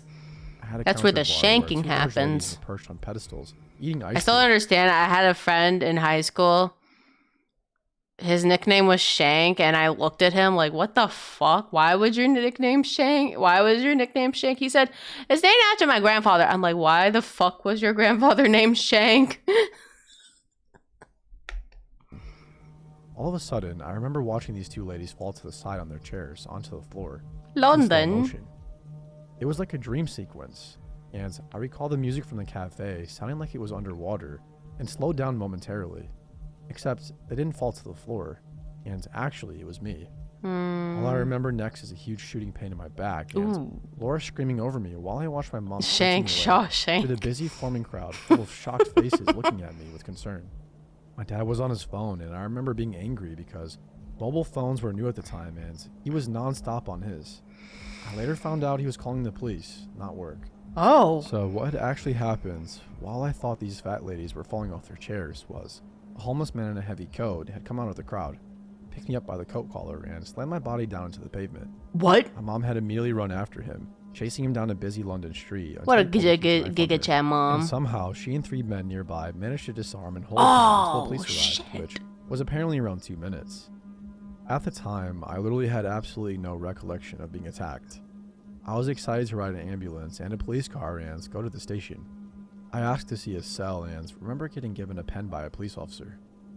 I remember being in a bit of pain, but couldn't understand the fuss over me by the pandemic.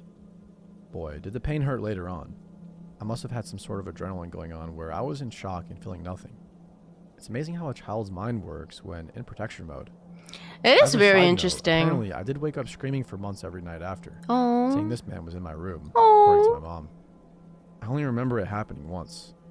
I, in fact, had a cracked rib and had giant black bruises all over my chest and back from the attack, from the impact of the floor in his grip. Later in life, I can remember his face quite clearly, and I remember how high he picked me up to throw me down. This memory was triggered by receiving the birthday bumps as a teen, and it all came rushing back in the most bizarre way. Anyway, to explain my title, this man had in fact been using that large knife for a long time to murder people at night. And Wait, what? How did it, what? Whoa. Attacked a few other little girls in public, but had gotten away. The police had been looking for him for months, and it just so happened this dude didn't count on my slightly insane but fearless mom. So, yeah, there it is. He was put away that day. Oh, and thank I had God. to go to therapy for a few years to figure out what went on. Can I just say, like, thank God the mom, like, put two and two together, but, like, what the fuck? So basically, I guess the guy was bad, I guess. Oh my God. And I guess he had multiple charges, I guess. Hi, Jack, welcome back. Oh, what a good mom. Just knowing, like, nope, something doesn't seem right. Nope. So something's not good. Nope. Oh, thank God. Man, people have to be weird. Jesus Christ. That is disturbing. I will say I do have to go to bed because tomorrow's gonna be a busy day for me. I'm gonna go see the Chainsaw Man movie, so I'm excited about that at least. Let us go. Let's do I just came back.